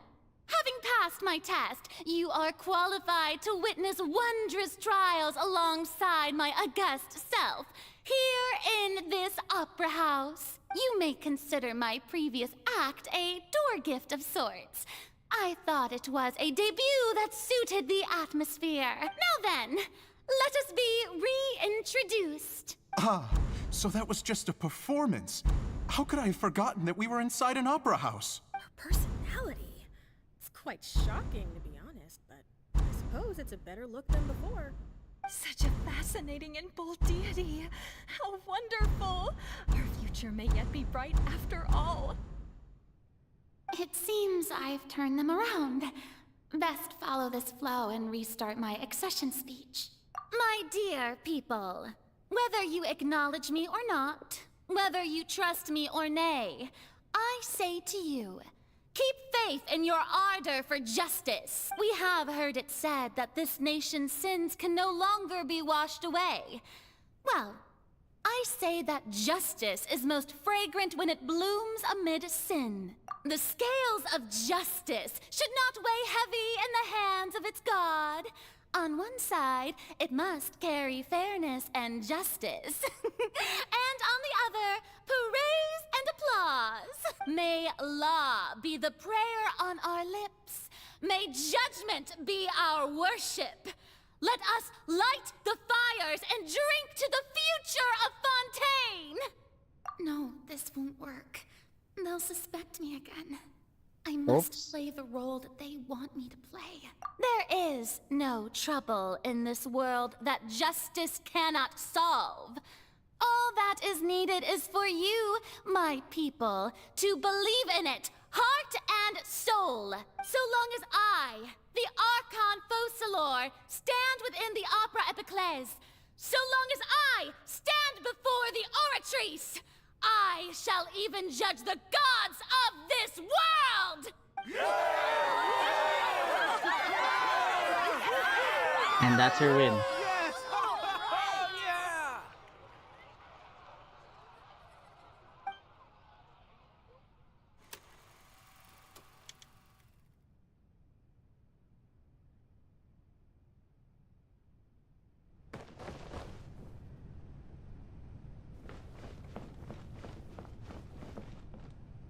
Oh, this is her daily life, I think. Well, I'm going for this. Lady Farina, here are today's case reports, as well as a summary of the follow-up for your perusal. Come now, was I not just at the Opera House in person? Leave these kinds of things to Neuvillette. Besides, none of these trials were the one that I'm looking forward to the most. If I may be so impertinent, what kind of trial are you truly looking forward to? A magnificent, dramatic, and wondrous trial. A trial to end all things. How could you hope to understand? That's true, I Fear I lack the ability to grasp your divine thought, Lady Archon. No need for fright, and do not take what I said before too seriously. Go now, do your duties. The trial I await. It will come one day.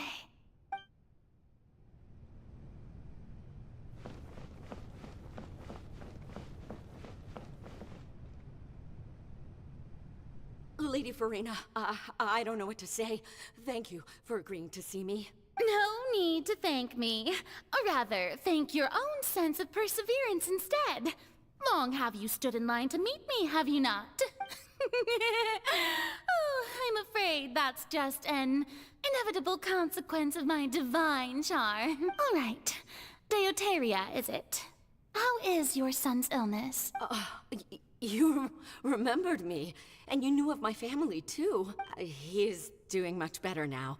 In fact, he is far more of an ardent believer than I. He was the one who forced me to seek an audience with you, and to bring your words back to him. Oh, good. Very good. If this should happen again in the future, please do not hesitate to come and tell me. Going down to citizens' homes every so often, while not usual practice, should serve as a fine change of pace. You're such a gentle and wise god. Thank you once again, on behalf of my son.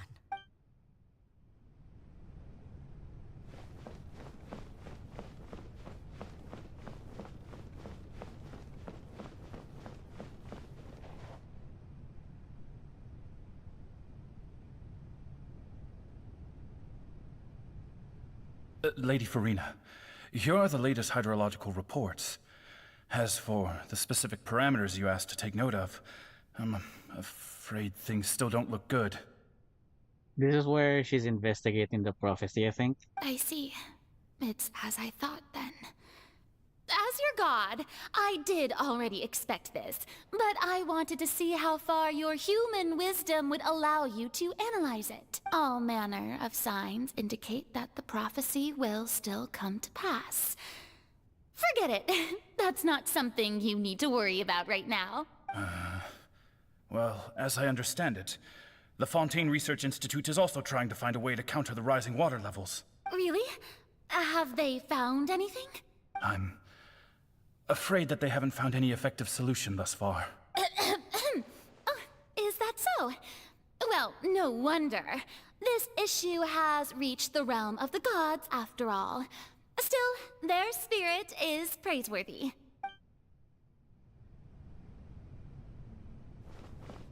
And this is where she sleeps then.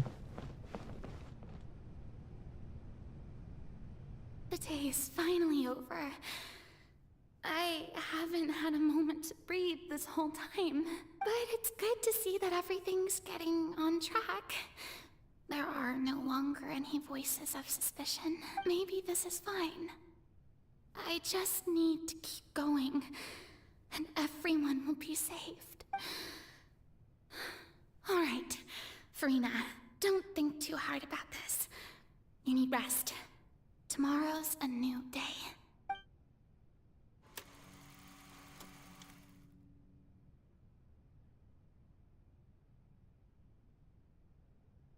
Lady Farina, here are the new trial reports for the latest cases, as well as a summary of the follow-up. Okay, this is getting sad, dude. There'll be no need for that. I've seen them already. There's no need to go back over scenes I've witnessed in person before. Lady Farina, I've waited so long for this chance to see you in this manner. Indeed, my dear, loyal citizen. This joyous moment is an honor for us both. Lady Farina, we're detecting significant hydrological anomalies near Poisson. Oh my goodness. Her daily life. I think this is the present now. Understood. Keep monitoring. Keep me informed should anything come up at the Institute. I don't think I let anything slip today. I must show the people that there is nothing to worry about. I just don't know when these days will end. I feel utterly exhausted. Best to rest early today, too.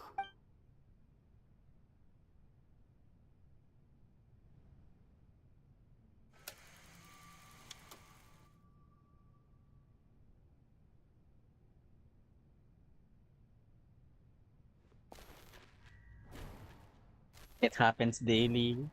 She keeps doing the same thing over and over.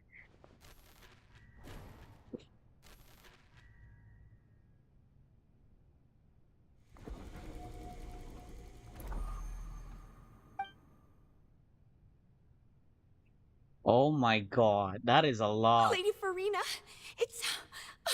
it's like a dream being able to speak with you up close like this. I've heard that the first member of our family who was honored to receive an audience with you was Madame Deoteria, almost 20 generations ago. And what a fine family yours is indeed. It brings me great joy to meet such a faithful believer. A descendant of a line most ardent. Surely you exaggerate, Lady Farina. My lady? What is it, good citizen? Are you crying? Uh-huh. Oh, really now? I didn't even notice. This must be the overflow of hydro from my person. Well, can't quite help being the god whose dominion is the waters, can I? No wonder. No wonder. A manifestation of your power, then. Oh, Archon, I am honored to have witnessed it. Honored indeed.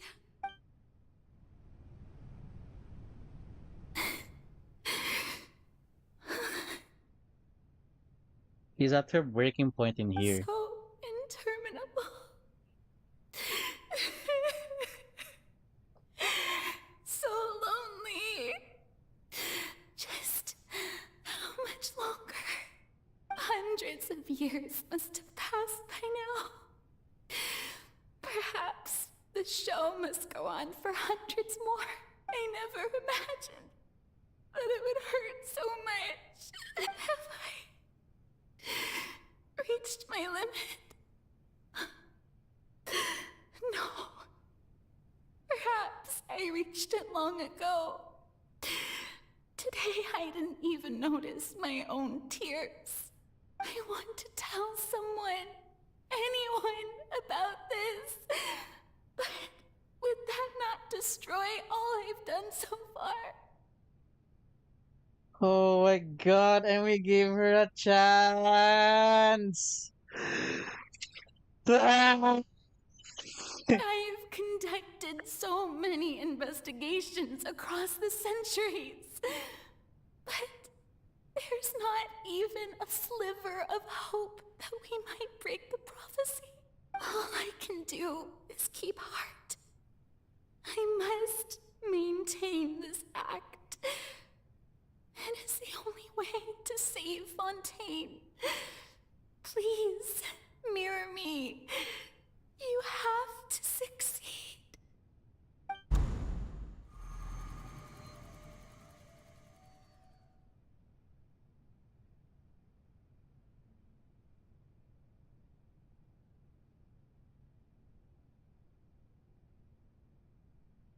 Farina, you don't have to shoulder this burden alone. Okay.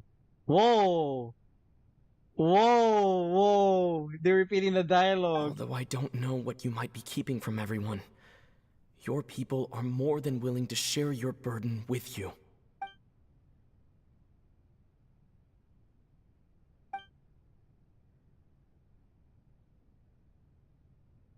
Share my burden.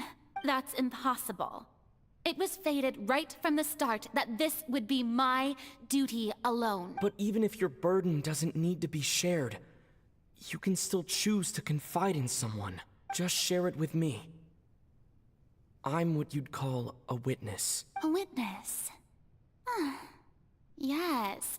I've heard that you came to Tevat from beyond the stars, yes. In other words, you never belonged here. And if Tevat is, in its entirety, a show on a stage, then you're just a spectator, aren't you? If that's the case... He's right. I could confide in him, couldn't I? But if things don't play out as expected, the people of Fontaine will be the ones to pay the price. Ah, she was No, hesitating. Farina. You shouldn't be selfish. But what if it's really alright? Farina, you've worked so hard for so long. Surely it would be okay to put yourself first for once. Just this once. Is it such an outrageous thing to do anyway? To find someone in whom you can confide your frustrations and sorrows? Surely it could not hurt. If you let this opportunity slip through your fingers, it might never come by again. Think about it. Long and hard.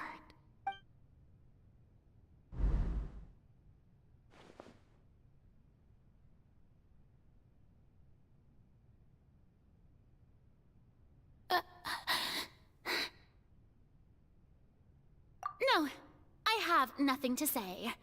I am Farina, the Archon of Fontaine.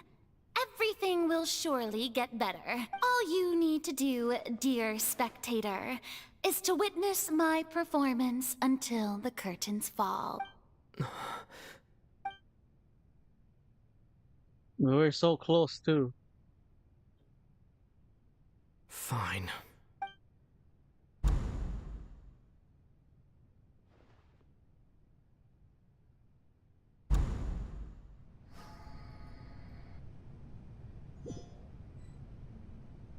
So even Farina doesn't know the truth? You've never once let her in on the full plan? Yes, it had to be done. To deceive the heavenly principles, you must first deceive yourself. She did very well. If she had let her resolve falter even once in these 5 centuries, Fontaine would have been doomed to the most tragic fate. It seems that trusting humanity was the right decision after all. I believe that I understand how your deception works. But that is only half the truth, is it not? How would you build on this foundation to save the people of Fontaine? That is the most important thing. Ah, good. Of course, the Iudex of Fontaine has pinpointed the crux of the issue. I'm sure you've long sensed that the Oratrice is no simple machine, yes? I've always suspected that it had its own consciousness. And Lenny did mention that he heard a human voice within the core chamber. It now seems that that person was you, hidden within the machine all along. Am I right? And then I became one with the Oratrice, taking Fontaine's gnosis with me. Yes, it would seem so, wouldn't it? Oh, so like it was fossil lores that so she counted on child to like delay the prophecy then. Alas, your understanding of this device still lacks sufficient depth. In truth, it is no enactor of justice.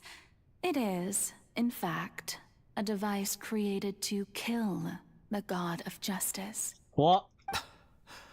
I beg your pardon? Oh, you have it. And to be more precise, not only will the Oratrice take down the god of justice, it will also take down the divine throne upon which she has been placed. I mean, did you think I would be the sort to enjoy peaceful repose while Farina suffered? My work over these last 500 years has been to constantly accumulate indemnitium within the Oratrice. Oh no. But really, some have already discovered that only a small fraction of the energy generated by the device was ever used to provide power to Fontaine. The vast majority had to be, accumulated to enact this death sentence. It was all a part of your plan then? Both the trial and the sentence? Indeed. This power, accrued over 5 centuries, could have sustained Fontanians for millennia, had it only been used for that purpose. Almost all of it has now been stored within the oratories. But only power of this magnitude could hope to destroy the Hydro Archon's divine throne, shaking the rules established by Celestia, and breaking through the institution that is the Seven. So the Oratrice's call for death was for neither Farina nor Focalor, but for the Hydro Archon. The destruction of that divine throne. If I do not misunderstand your intent, you must be... Returning what's rightfully yours to you, of course. In other words, this was all done to return the authority of the Hydro Archon to the Hydro Dragon of this planet. What? But...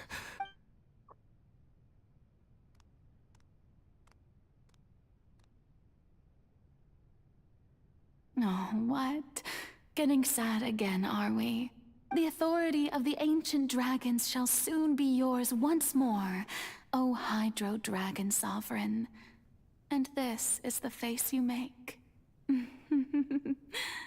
all you've done throughout the years is just so you can sacrifice yourself at the very end. I've never quite seen it that way, you know. Even now, I'm quite pleased at how well my deception worked.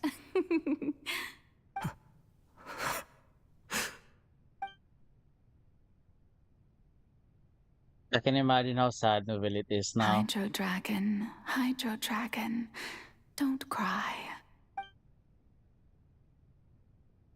I must say, had it been within my rights, I would have loved to judge the heavenly principles themselves. Were they not guilty of essentially the same crime? Egeria stole the power of the primordial sea, and the heavenly principles stole the power you ancient dragons possessed. I, for my part, am the god of justice. And is it not just that your original powers should be returned to you? Speaking of justice, I have always believed that justice lies in the process of pursuing human existence itself. So, if the theft of the primordial sea's might was Fontaine's original sin, then, leaving matters of procedural right and wrong aside, the descent of the Fontanians as humans and their right to exist in this world would be Fontaine's original justice.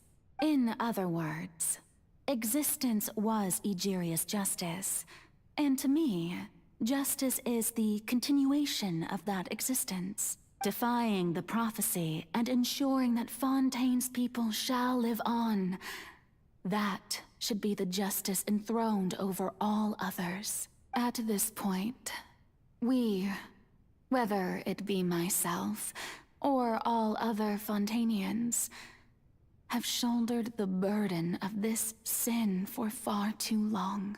Iudex Neuvillette, the highest judge in our land, when you regain your full power as an elemental sovereign, what verdict shall you pass upon us? So when I was invited to the court of Fontaine to serve as Iudex, I see now that that was your idea too. At last. I now understand the true purpose behind this position. In the beginning, I was uninterested in human existence. But these 5 centuries of living alongside them have gradually brought about mutual understanding between us. And I have even attempted to feel as they feel.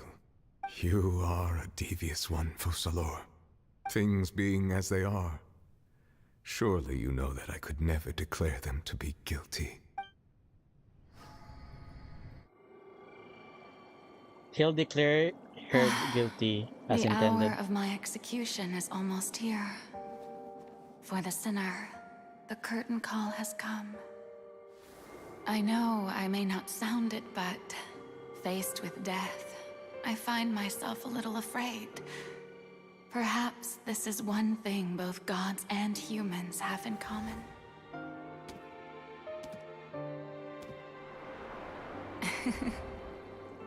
Farewell, Neuvillette. I hope you've enjoyed the part you played these 500 years.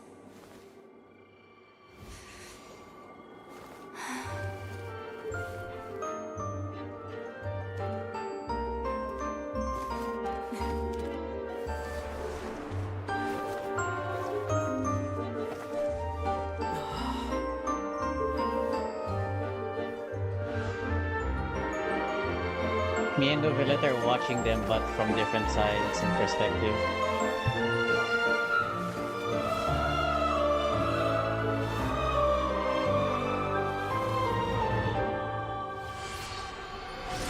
No!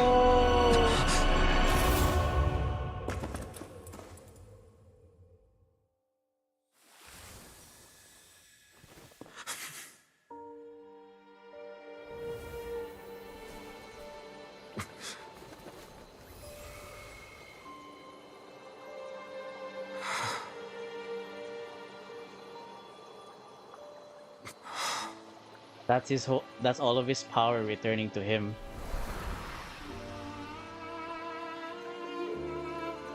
And Farina? Wait, what?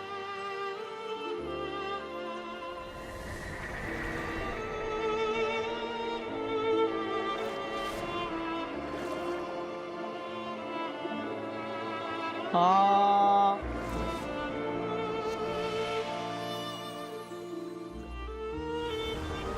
He's here. No.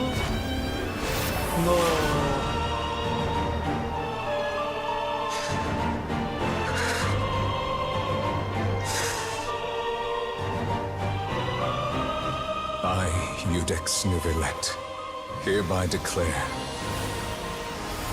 people of Fontaine, your sins are forgiven.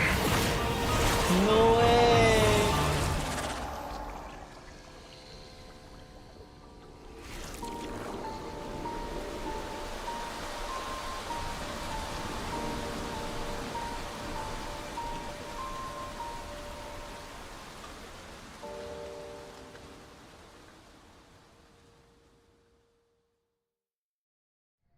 One class. Really, Hu Tao?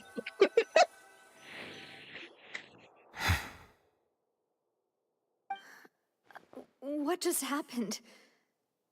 Has the death sentence been carried out? Was that bright light some sort of misdirection? I have a feeling that something huge just happened.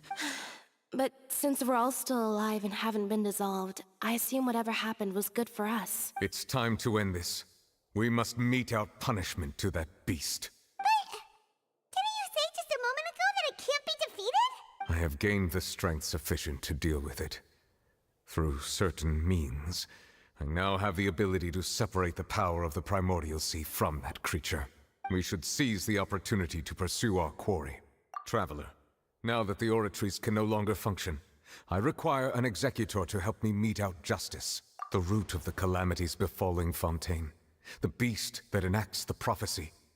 Its name is the all-devouring Narwhal. Come with me, traveler.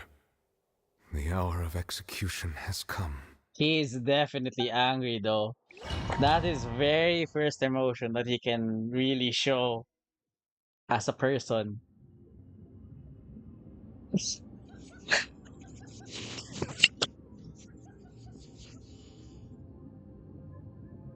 I think someone saw that. Bro, clip that.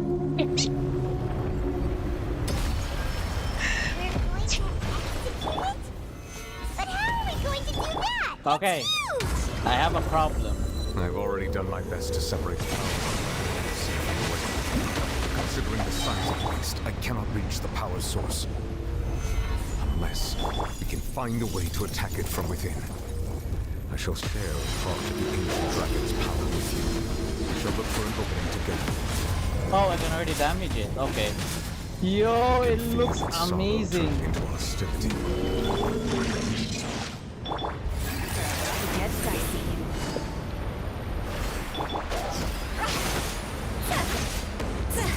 Wow, he is tanky. Wow, he is tanky. Time to go! The all-devouring narwhal cannot resist its instinct to devour. Continue to trigger its hostility, and a chance will present itself.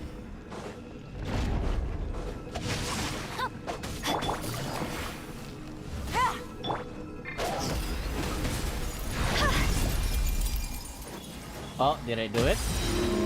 I don't know if I got it. Solidify!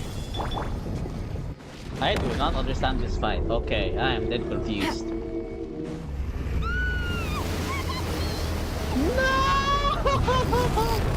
Oh, wait. Is that supposed to happen? Okay. Wow, this is cool.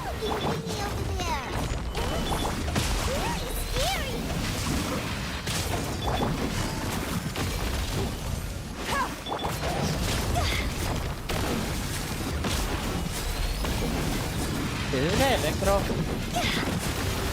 Hang on. I think I'm starting to notice I have granted you my protection. Do not fear.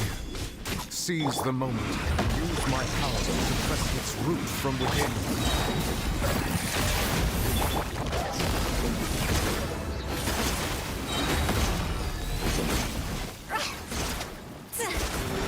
Oh, what?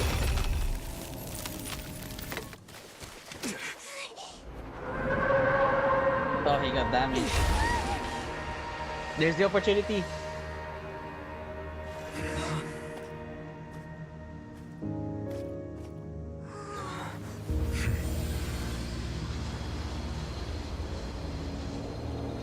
Come on. Oh no. My man just evolved. Oh, there she is! Even Child's being held there. Oh. Okay, you kind of deserve that. Thanks for helping with the cleanup. It should have been my job, but... oh well. It was just supposed to be a short private training session for me. I didn't think that my disciple and my master's pet would start brawling in the meantime. Well, actually, I had a feeling that it would happen at some point, but they bumped into one another earlier than I thought. What a blunder. I suppose I'll have to swing my sword 3 million times as penance. Jesus, okay. That power. Who are you exactly? Paimon has an idea. From what she said earlier, she must be Child's master. Skirk, right? It's just that he gave us the impression that she was the less talkative person. I simply did not have anything to say to the weak. But you, on the other hand, managed to defeat the all-devouring narwhal without using power from beyond this world. So you may speak to me as equals. I have to agree. It's a strange use of a planet's primordial waters just to raise an all-devouring narwhal. That kind of power is wasted on it. It's not cooperative. It eats too much. And I have more important things to do with my time than pet sitting. The only thing that creature has going for it is its looks. All in all, it fails as a pet.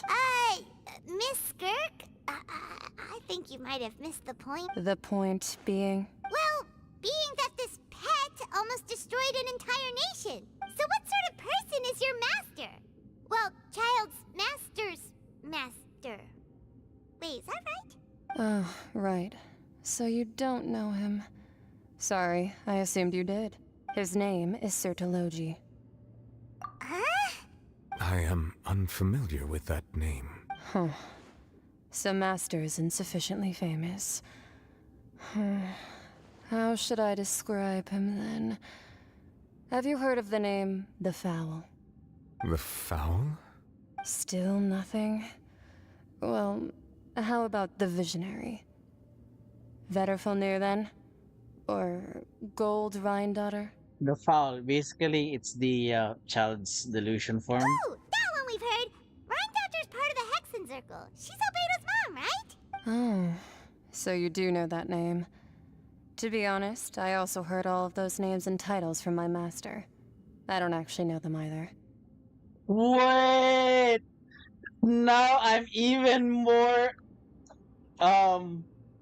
Bro, wait, does that mean Alice is that strong? Yo! But I suppose you understand now, yes? My master is likely a similar sort to Rhine-daughter. They are both pursuing some form of perfection. Wait! Didn't you also mention a visionary person? Paimon didn't quite catch their name. Actually, never mind that. I believe it expedient to inform you that the all-devouring narwhal used up nearly all its strength fighting you. Such roiling hydro energies will prove difficult for the planet's deep seas to digest. As such, the fontaine back on the surface has most likely been thrown into chaos. In other words, the prophecy that you've been fretting over should now be in full swing. What?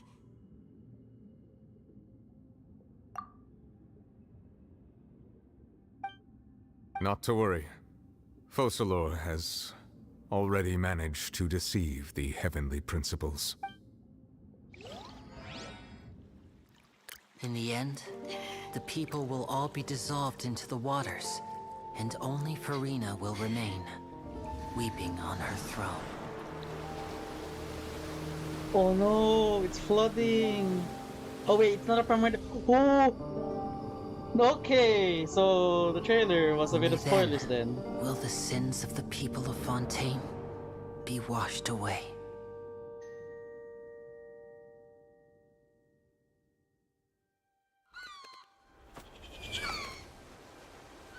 They should be fine, most of all. Right? It's just normal ocean water. Yeah! They're fine! Hey! Help! Over here!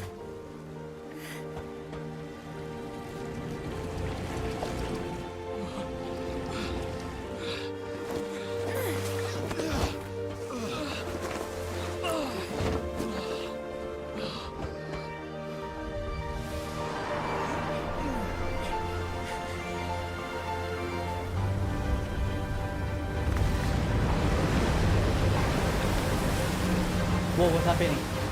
Whoa, whoa, whoa, whoa, whoa, whoa! No! That is so big! All hands, Where is initiate it? emergency rescue! Oh wait, it's the oh my goodness! It's what he was preparing with the prisoners. Hurry!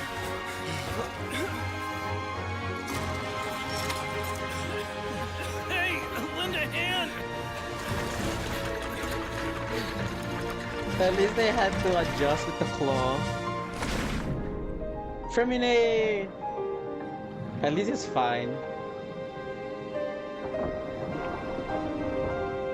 Come on! Whoever is rescuing, come on. There's Lynette. Nini.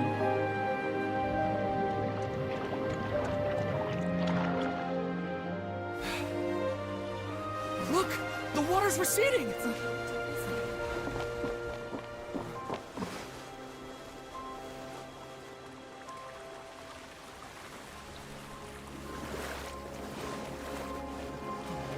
It's a miracle! Water's receding. We didn't dissolve.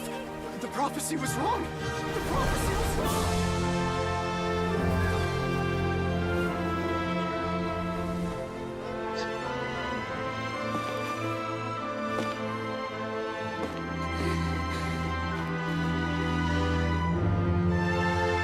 Fossilary succeeded! Are you alright? We're saved. The prophecy was wrong.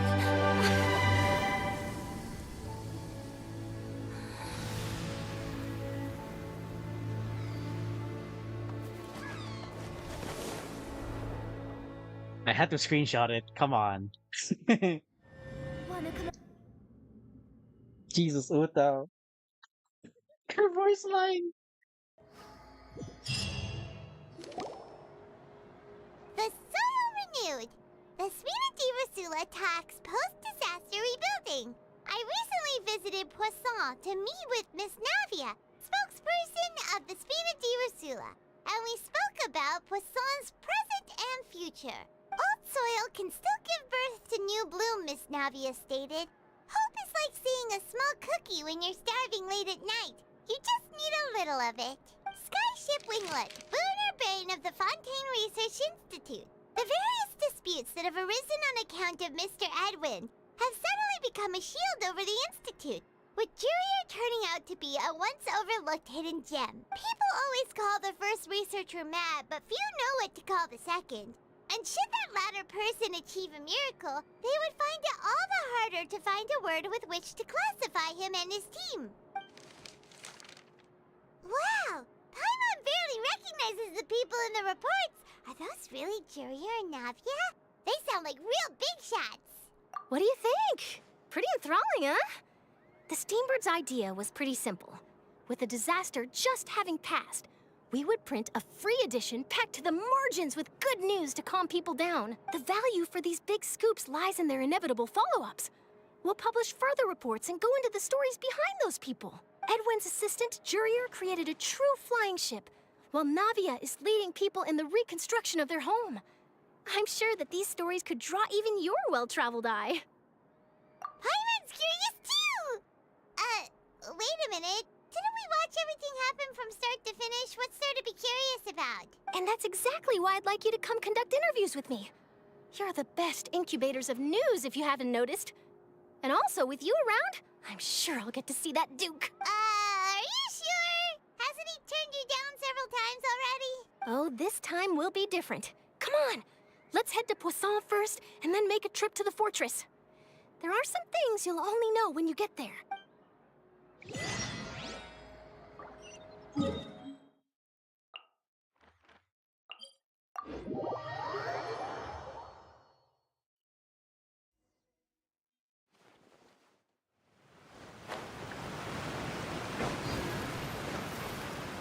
Huh? Go! Phew!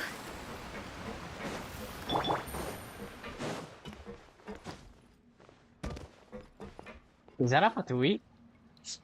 Navia! Oh, it's you.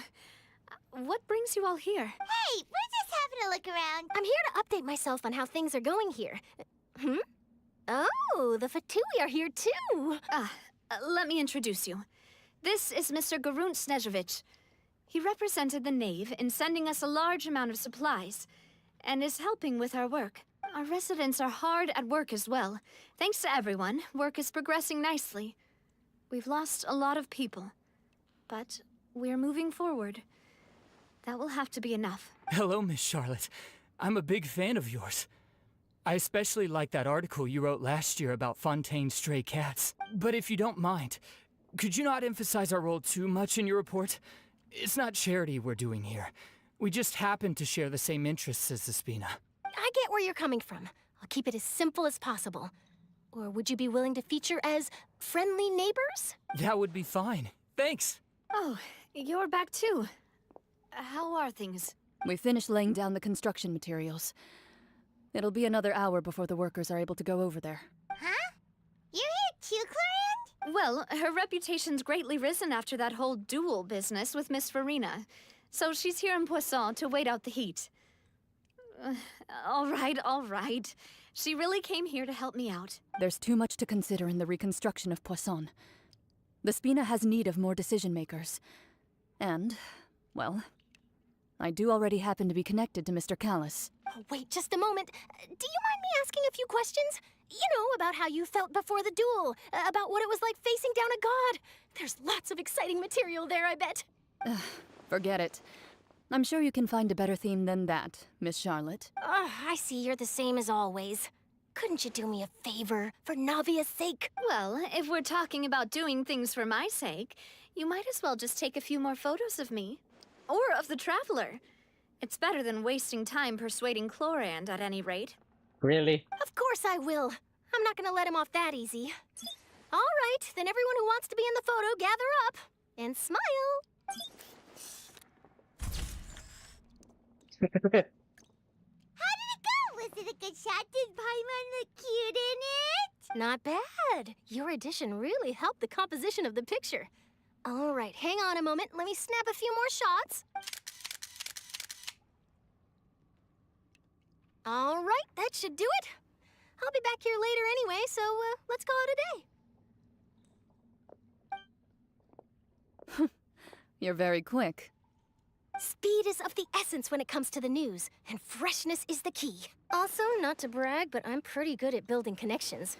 Who knows? I might eventually get that interview with you after all, Miss Clarand. Wow, you really do have that never say die spirit. I'm impressed. I'll hazard a guess that this is how you got that interview at the Fortress of Maripede. Whoa, you're well informed. Let me make a guess too. I asked Sijuin, who told Monsieur Nervillette, and he told you, right? That's a very complete information chain. In truth, all Monsieur Neuvillette asked me was, when did the fortress become so friendly towards the media? I told him that it was best not to speak too soon. There's no guarantee that Ridesley will make a personal appearance. You're right. I've got to treasure every moment I have with them. In which case, I'll be making a move first. Stay safe now. And tell me if you hear anything interesting. I'll treat you to afternoon tea in exchange. You seem curious about the fortress. Of course. That Risley. I still remember going down to the fortress to grill him for information on my father's case. Boy, did he take me for a ride. Without telling me anything, of course. But he did invite you to tea, didn't he? 2 large pots of it, in fact. It was good tea, though. I have to agree. The tea there is very good. Speaking of that, would you like to have some today? I mean, you've got time, right? Well, I'd be partial to some shortbread. Wow, it's like we've got a menu or something. Sure. Good. What flavor of biscuits would you like, Mr. Snezhovich? Me? I'm fine with anything. But I would prefer chocolate, should you have it. All right. Leave it to me. I'll go over the newly arrived supplies with you later, Mr. Snezhovich. We should be able to finish the preparatory work today. That works great for me. Huh.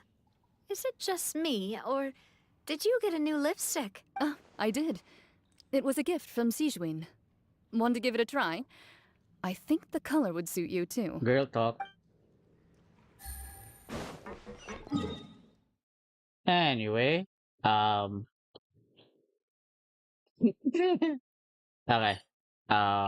Where's... Is there like a correct way? Hold on. Come on. Okay, good. Oh, that's a waypoint. Wow, guess we're here again, huh? There's a real nostalgic feeling to this place. Looks like you've been missing us. Duke! Did you come all the way to the entrance to greet us? Of course. I'm here to welcome you and our dear Miss Charlotte, whom our good head nurse recommended to me. It's an honor to finally meet the much-rumored Duke. Thank you for consenting to my visit to the fortress, sir. No need to thank me. But that said, I shouldn't be the focus of your interview. I trust you recall our agreement? Of course, of course. All right then, this way.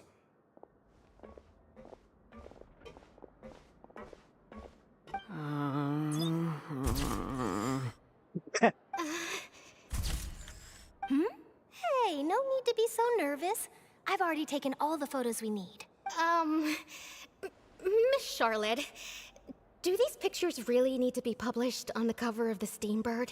It would seem that Miss Lorvine doesn't want her face to appear beside that of Mr. Jurier, Sir, please don't say things like that.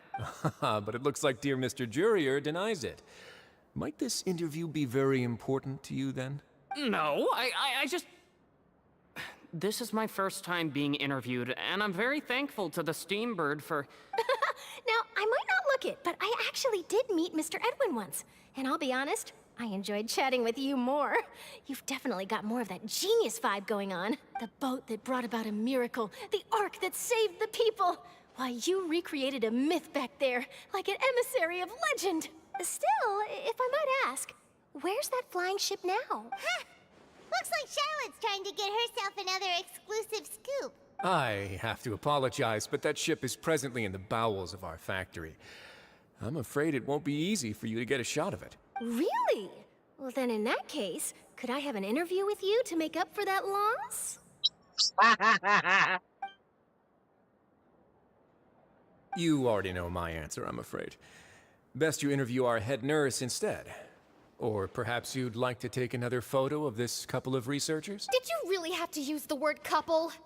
Well, then, 2 solo photos will do. Is my hair messed up? Please, someone help me have a look. Things sure are getting pretty lively here. We've seen this kind of thing before. Oh, seems like everyone's here. Would any of you like to try this new drink I came up with? Ah, Sigewinne. Hey, Miss Charlotte. Why don't you, take some pretty photos of our head nurse? Sure. Come on, Miss Sigewinne. Over this way. Let's find a brighter spot. Huh? Sure. Do I have to smile? So, how have things been at the fortress? Same old, as you can see. Fontaine's undergone some changes, but this place is still more or less the same. Bro, hang on, the interaction behind. Other than that flying ship, it got a tad too much attention, I think. That's why I decided to let the interview go through. We should direct more public opinions toward the behind-the-scenes heroes. Am I right, Mr. Jurier? Miss Lurvine? You're too kind, sir. I believe that you too should have your day in the sun. Not that you would want that, which is a pity. I'll just leave the spotlight to you two. I see. Lots of things happened that day, huh? Anyway, regarding that Harbinger, I'm not sure you remember, but his 3 young followers are still waiting for his return. He sure did win them over, huh? I'll tell them that there's good news and bad news.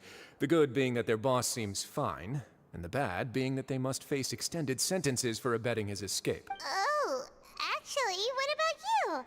Are things gonna change for you too? What change can there be? The fortress will keep chugging along, and so will my duties. As to what Miss Farina's departure will mean for the nation, and if our laws and governance will be transformed, we'll leave those to the folks in the overworld. Hey, everyone! The photo shoot's done. Good. In that case, let's call it a day. Thanks for your cooperation. Come on, Traveler, let's go. Till next time, everyone. There'll be a next time? Maybe. Who knows? I might write a story about the underwater factory next time. Until then. All right. Last stop, the docks. Oh, you know, I'd love to see you in one of Charlotte's photo shoots one day. Is that really necessary? Our line of work doesn't really require much photographing. It's precisely because we don't need the picture that they'll have value as keepsakes. You don't really look all that opposed to the idea, you know. Maybe I'm just happy that I managed to once again avoid the spotlight. I think this interview went well either way. Yes, you successfully kept prying eyes away by using Mr. Jurier and Miss Lurvine as shields. Very good. Okay. You should be happy for A full-on them. introvert. They have a bright future ahead of them.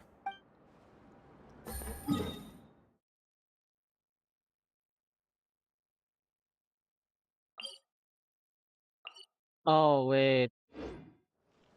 I almost teleported there as Hu Tao. Hang on. Let's switch real quick.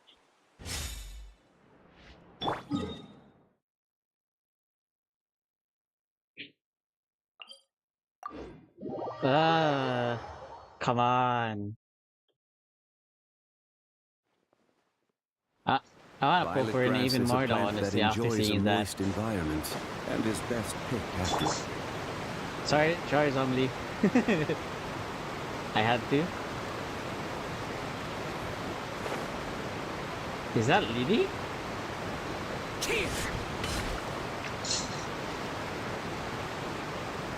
Oh wait, they're saying goodbye. I think. They really are here! How did you know? Navia mentioned that she stayed in touch with Linny and the others after working together. Apparently, they've been at the docks distributing these strange pockets the whole time since. What? Traveler, Paimon. Ah, and Miss Charlotte, too. Would you like a magic pocket?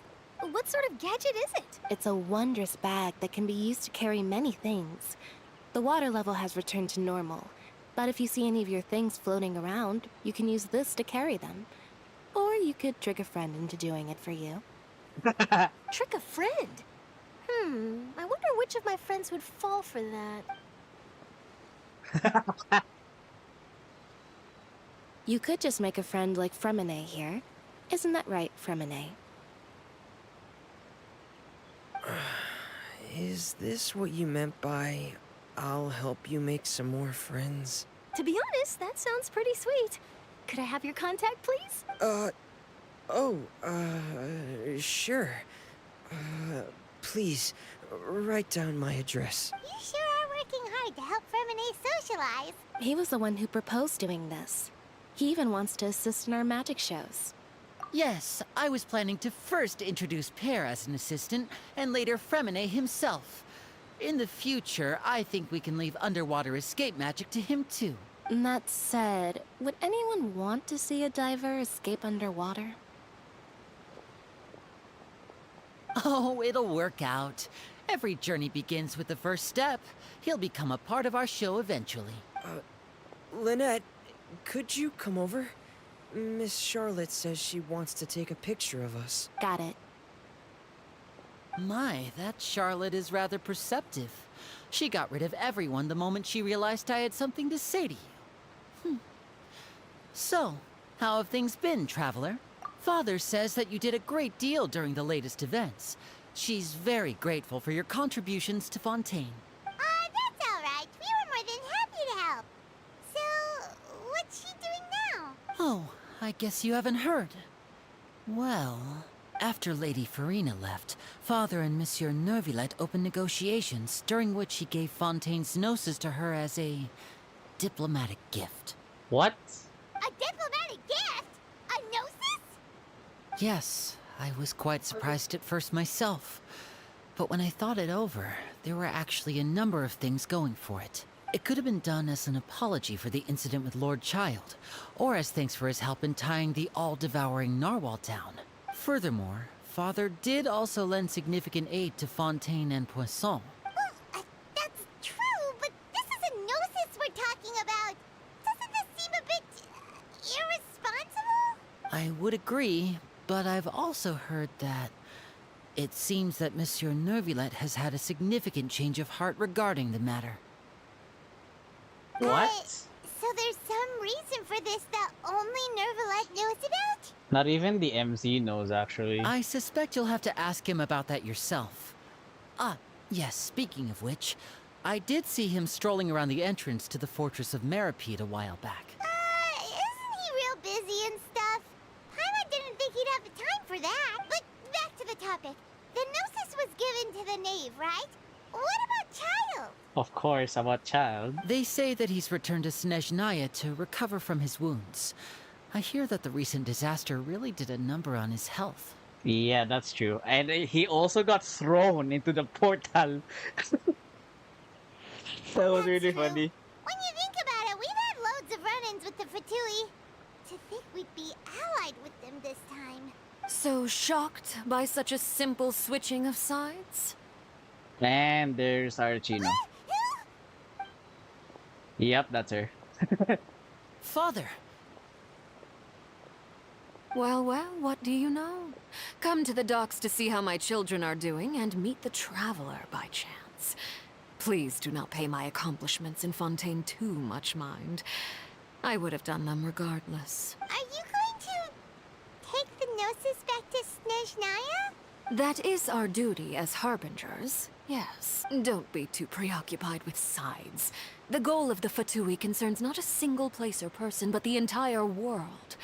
With such a grand goal in mind, it is inevitable that we must wear many masks. Switching my masks is something I've always done. Well, that depends on many things. No one truly knows what the future holds. What good is honesty if you can't rely on it forever? As for you, I very much look forward to our next collaboration. Good things cannot be achieved alone, and you've proved yourselves to be great partners. Oh, the vision. A vision? All right. I'll remember to return it. Thank you for keeping it safe for him this entire time. Well, that's sad. It's not in our inventory anymore. That's sad. That's a wrap for me. Huh? You're... Greetings, Miss Journalist. Hello. If I'm not mistaken, there are diplomatic channels I'll need to report to take a photo of you. That is correct. so forgive me, but I will not be able to serve as a subject in your article. However, feel free to write as much as you'd like about our dear magicians and our upcoming rookie talent. I will. The sea breeze is quite pleasant. I shall continue my walk while the weather remains so agreeable. Farewell. Farewell, Father. Oh, she has such an intimidating presence. I didn't even dare to take a picture. Thankfully, I've already wrapped up all my pre-scheduled interviews. Thank you all. This'll be more than enough for me to write about, I'm sure. Don't be too nervous. Why don't you take a magic pocket before you go? Here, Traveler, Paimon, you take one too. To move things about? That's right. Funny. I was giving out magic pockets when we first met too. And what do you know? I'm doing the exact same thing right now. So many things have happened, but the pockets are still the pockets. I guess this must be life. We will all follow our own paths, and serendipity will lead you to your fated friends. All right then. We'll be handing out pockets in some other districts later, so we'll get going now. Have a good day, you two. Well, guess we sent Charlotte off. Shall we go see what Nimble's doing? As long as he's not so busy that he doesn't have time to chat anyway. Okay, I'm gonna go AFK real quick just to eat some dinner. Okay.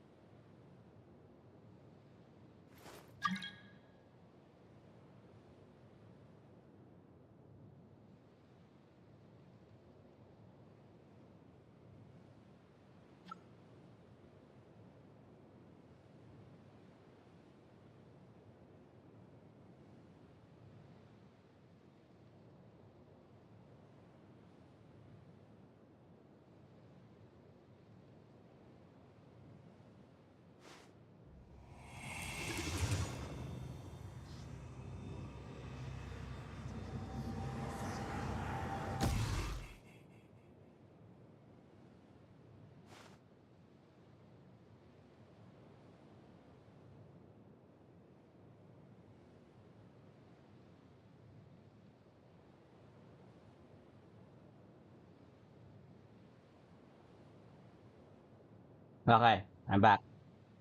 Woo! Okay, time to look for new village. Oh, great. Are you kidding me? Excuse me.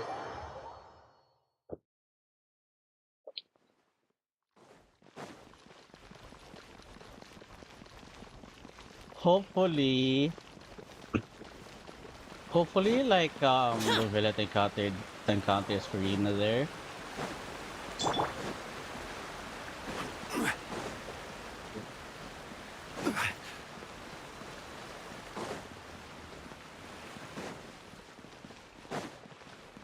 And after this, whoa, Jesus.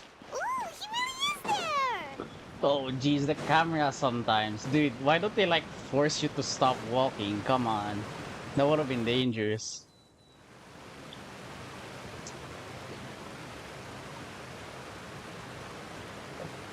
So, you really are here, Neuvillette? Paimon didn't think you were going to have free time this hour of the day. Really? Oh, I suppose you must have met Mr. Linney. He took the time to greet me earlier when he passed this way. In any case, you came at a good time. I was just considering reaching out to you to set up a meeting, so I may explain some things that I haven't had the time to before. Aw, Paimon's glad that you remembered. Alright, let's have it then. How was Fontaine actually saved? The whole business is still quite the mystery to us. It is strange how words can often leave a bitter taste in the mouth when it finally comes time to say them out loud.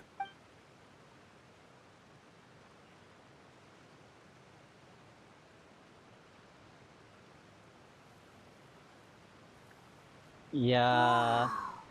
So that's what happened? Focalor destroyed the divine throne of the Hydro Archon and restored your power to you, transforming you into a fully fledged elemental dragon sovereign. But Paimon still doesn't quite get what you did to save the Fontanians from dissolving. For me, the authority of the ancient dragons refers to absolute control over the hydro element. Fontanians were incomplete humans born of Egeria's use of the power of the primordial sea, with constitutions similar to that of mimics.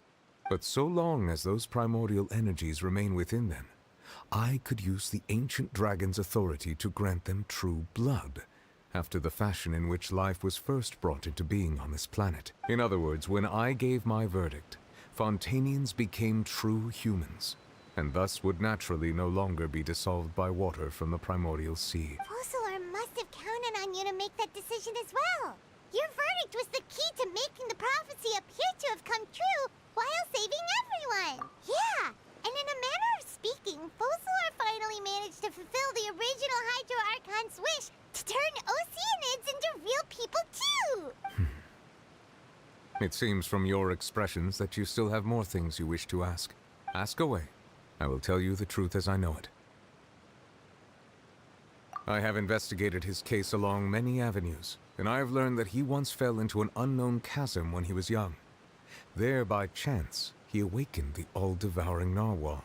By accident? But whether it be by sentiment or reason, that should not have been enough to consider him the root cause of the disaster. At most, he would have had tangential liability. As for the judgment passed by the Oratrice during the trial, whether it was due to that liability by association or Focalor deliberately using him to buy time for us on the assumption that he would be able to hold the creature off, I cannot say. Guess Focalor had Fontanians in mind the whole time. In the end, it was thanks to her that they finally became real humans. Hang on a second. Paimon suddenly got another question. Back when Fontanians hadn't yet become real humans, were the children they had also transformed Oceanids? Life has always flowed like water. Do you recall how Fontanians would often come to the Fountain of Lucine to pray for children? Yeah, Lynette said the fountain is where all the waters in Fontaine converge. In truth, even those couples did not know that such prayers were no mere custom, but instead a form of ritual. Those Oceanids who were blessed within the spring water would later descend as new humans in the coming months. Paimon sorta gets it now. Either way, seems like this ritual won't be of any further use, but it'll probably live on as a local custom. Ask away. I will tell you the truth as I know it. Yeah, about that. Risley said Farina has already left. What's that all about? Ah, Lady Farina. The people are only aware that her death sentence has not been carried out. She abdicated the post of Hydro Archon and left affairs related to that title to me, before leaving the Opera House. I related Focalor's words to her faithfully and completely. After hearing them, she seemed neither saddened nor comforted. She simply said that she was tired and needed to rest. Having said that, she then packed her things and moved out of the Opera House, not unlike how an ordinary person might. Oh no. But she's still got a place to stay, right? You need not worry. I will make arrangements to ensure that she will not want for food, clothing, board, or In truth, I am somewhat happy for her. The wear and tear on her spirit will, of course, take time to heal.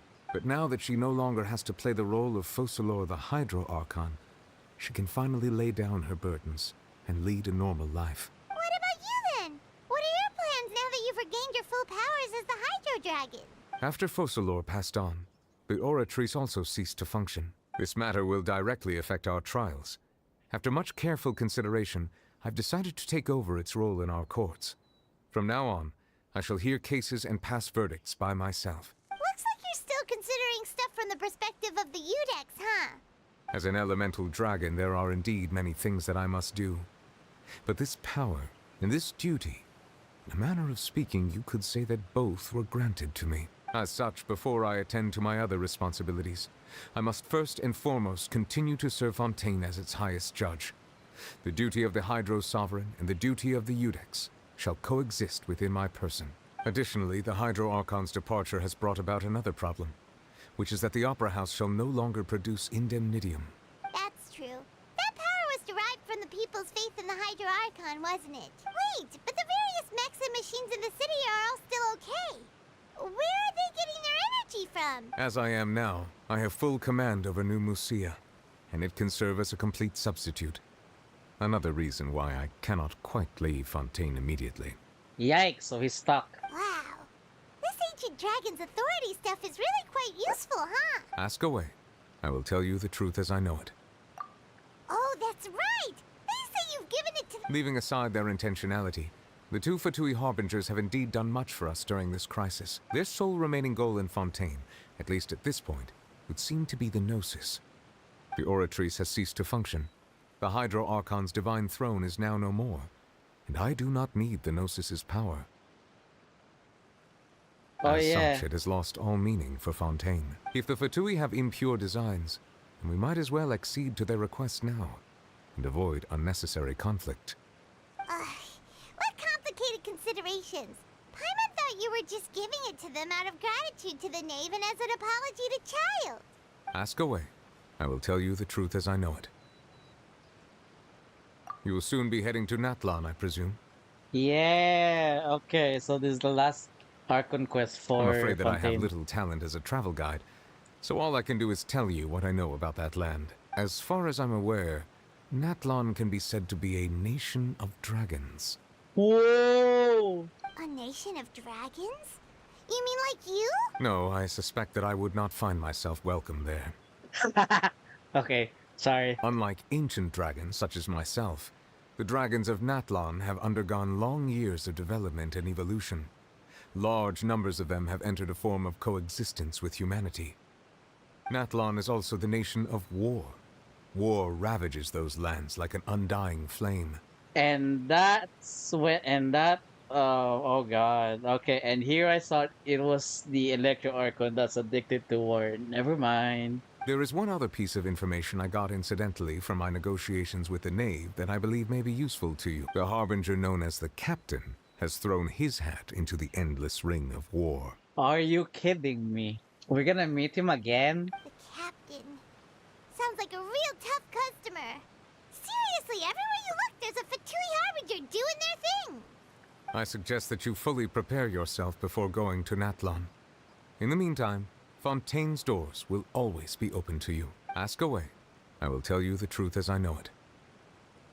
Hang on a sec. Paimon's still got a question about the Gnosis.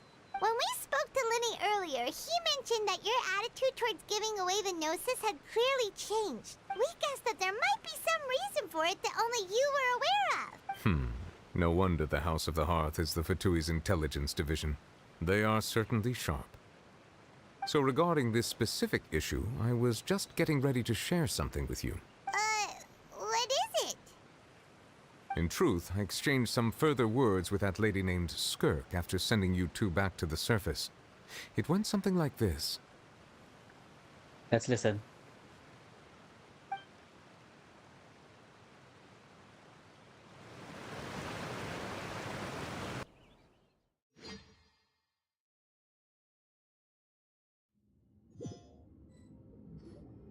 Well, we're going to head topside to see what's going on. You hurry over soon as well, all right, Nervalet?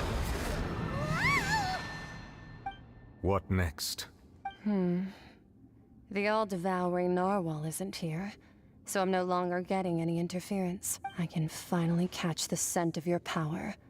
What it's made of. It is the authority of the planet's primordial dragons, but with something very similar to a god's curse mixed in. It's quite a novel blend. I'm sure I've encountered something like this before. What was it again? I do not know what you speak of. Ah, of course. How could I forget? You should have the remains of the third descender on your person, yes? Remains? I've never heard of any such thing. Huh. According to your parlance, I believe it may be called a gnosis. Well, that much is true. After Focalor's divinity faded, she handed her gnosis to me. But I fear I have never heard of it described in the manner that you just did. I've been training with my master, the Foul, ever since I was young, and I have never returned to the surface since. So most of the information I possess, I got from him. It is only natural for those who are greater than humanity to possess a different sort of common sense, which is why there are so many problems in our attempts to communicate with humans. Regardless, you should probably get rid of objects of misfortune to prevent any disasters from befalling you. To live in itself is a blessing. But once a person dies, the bonds he once had with this world shall all turn to curses. What do you mean by that? No need to fret. These are just my personal thoughts. And my reason for no longer wishing to return to the surface. This third descender you refer to, who are they? And when did they die? Master never mentioned them to me. Perhaps it just wasn't that important for me to know. If you're interested, though, I could ask him. I'll be sure to pass the answer on to you next time. Next time? You believe we will meet again? I do. Wait.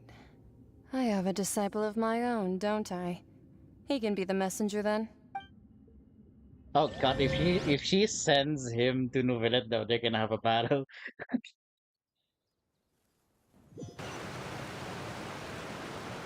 That's what she told me. Whether it would prove useful or not, I wanted to pass that information on to you. The remains of the third descender?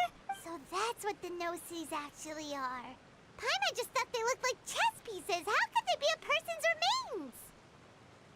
Oh my god, Paimon, you just repeated the theory everyone's been having. All the same, assuming that there was no misunderstanding or special metaphor at play, that is what she meant to say. And she said that it would bring misfortune and that you should check it, which is why you gave it to the Fatui. If she speaks the truth, then I would simply be putting Fontaine at unnecessary risk by keeping it here.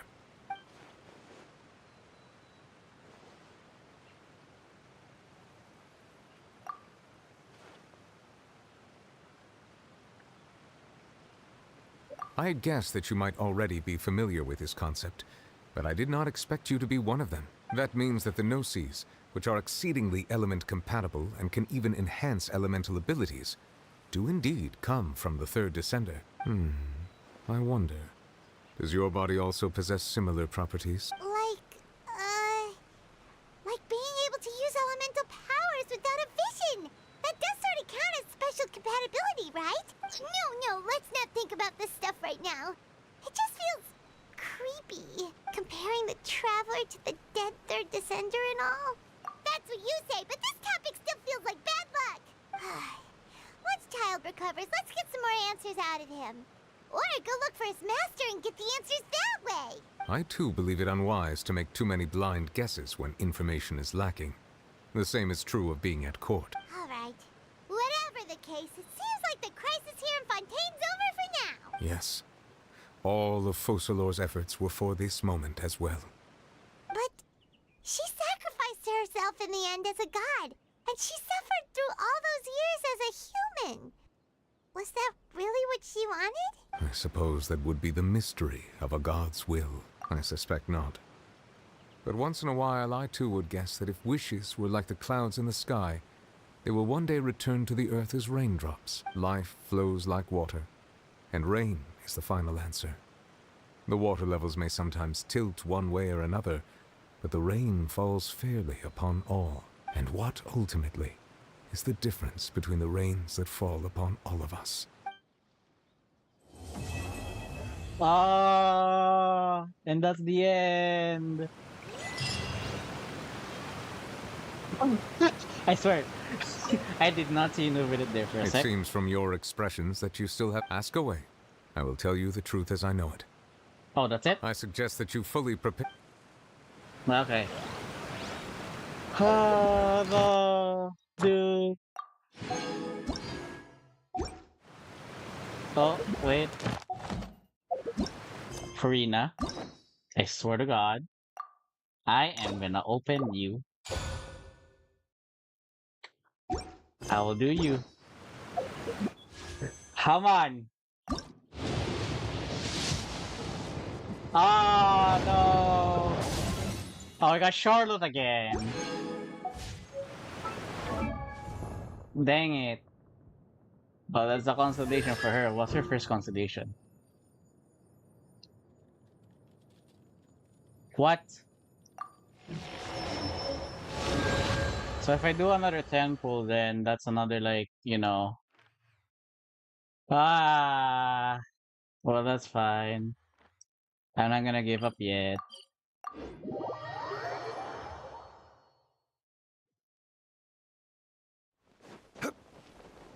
Turut.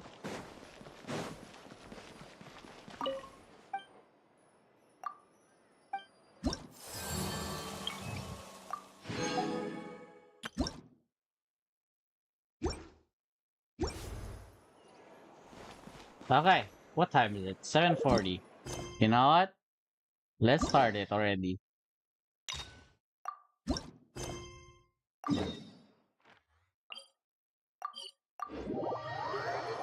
Oh wait, hang on. Let me just convert my resin first, though. Did it? Hey,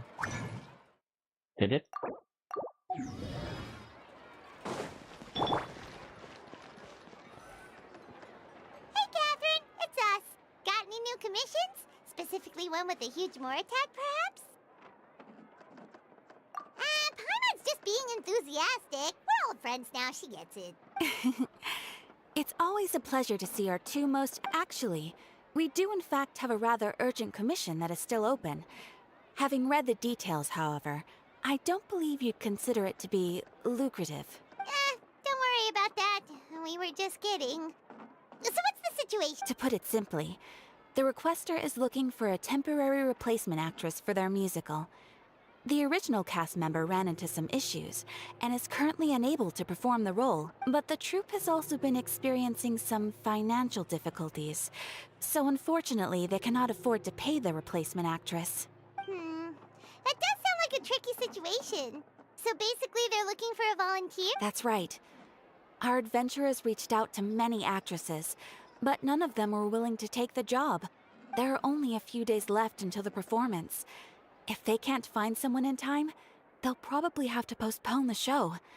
And delays tend to create all sorts of new problems. Got it. Oh, this one's a doozy. What do you think, Traveler? Any ideas? Even if we took the commission, neither of us have any experience starring in musicals. If you're interested in helping, why not start by having a chat with the requester? He's right over there. Maybe you can't fill the role yourselves, but you might be able to help him figure out another solution. Maybe there's something he hasn't thought of. Oh, it's that guy, huh? No wonder, he looks like he just ate a sour lemon. Paimon approves, let's go! Hello there, are you the guy looking for a new actress? Wait, I know you two! Are you really willing to act in my musical? Wow, sounds like we're pretty famous in Fontaine already. But to answer your question, neither of us have any experience in musicals. But we heard that you're in a bit of a bind, so we figured we could at least try to help you think of a solution. Ah, I see. It's okay. I knew that asking for a volunteer was a long shot. If we can't find someone to step in, we'll have no choice but to cancel the show. It would be such a shame. That's the thing. We're not some high-profile theater troupe, just a group of amateur enthusiasts. All our sets and props are very crude. We're grateful enough just to get an audience, never mind ticket fees. If we had a way to make this profitable, things might have turned out differently. But now, it looks inevitable that we'll disband. Disband? You're splitting up the troupe? Oh, I guess the lady at the Adventurers Guild didn't tell you? Yeah, this is supposed to be our final show together as a troupe. One last show. And after that, we go our separate ways. So we were really hoping to end on a high note. Nobody wants things to just fizzle out. Not after all the time and effort. Yeah, the leading lady, in fact. She's been dealing with a chronic illness ever since childhood, and unfortunately, it flared up again recently. It really drains all her energy, so she's in no state to perform. The show just won't be the same without her. But for everyone else's sake, I still hope we can find a way to hold the performance on schedule. Got it. We have a clearer picture now. Let's see if we can come up with any ideas. What if we sponsor... Please, there's no need to go that far. I wouldn't feel right asking such a huge favor, and I can't promise that we'd ever be able to pay you back. Good point. If the actress just goes through the motions for the Mora, that's not exactly rescuing the show. We should find someone who will put on the best performance possible. Oh, wait! What about... you know... That's how you know we're the best of partners. Anyway, she should have all the free time in the world right now. She's really good at performing, and she was once super popular with the crowd. Performing in a musical should be a piece of cake for her. Who are you thinking of? Sounds like someone famous. Her! You're... That was a joke, right? Nope. Paimon doesn't actually know if she's performed on stage before, but Paimon's pretty confident that she'd be really good at it. You're not wrong there. She has actually performed in a number of big-name shows before. They were one of the reasons she was so popular. But even if she's no longer the Hydro Archon, it's not like she's suddenly a commoner. She's still an idol to many people in Fontaine, including myself. I just think Lady Farina might feel a bit out of place in an amateur troupe like ours. Well, yes, but... Fair enough. I mean, if she was actually willing to, then of course I'd be honored to have Lady Farina star in our show. I'm sure the rest of the troupe would be delighted too. I'm sure everyone in our troupe has probably dreamt of performing on stage with her one day. Of course, it all depends on whether she's interested. She might consider this opportunity beneath her. No point in stressing about that. We'll only know if we ask her. Okay, no one's really hating much. Things are different now. There's no reason for her to be all high and mighty anymore.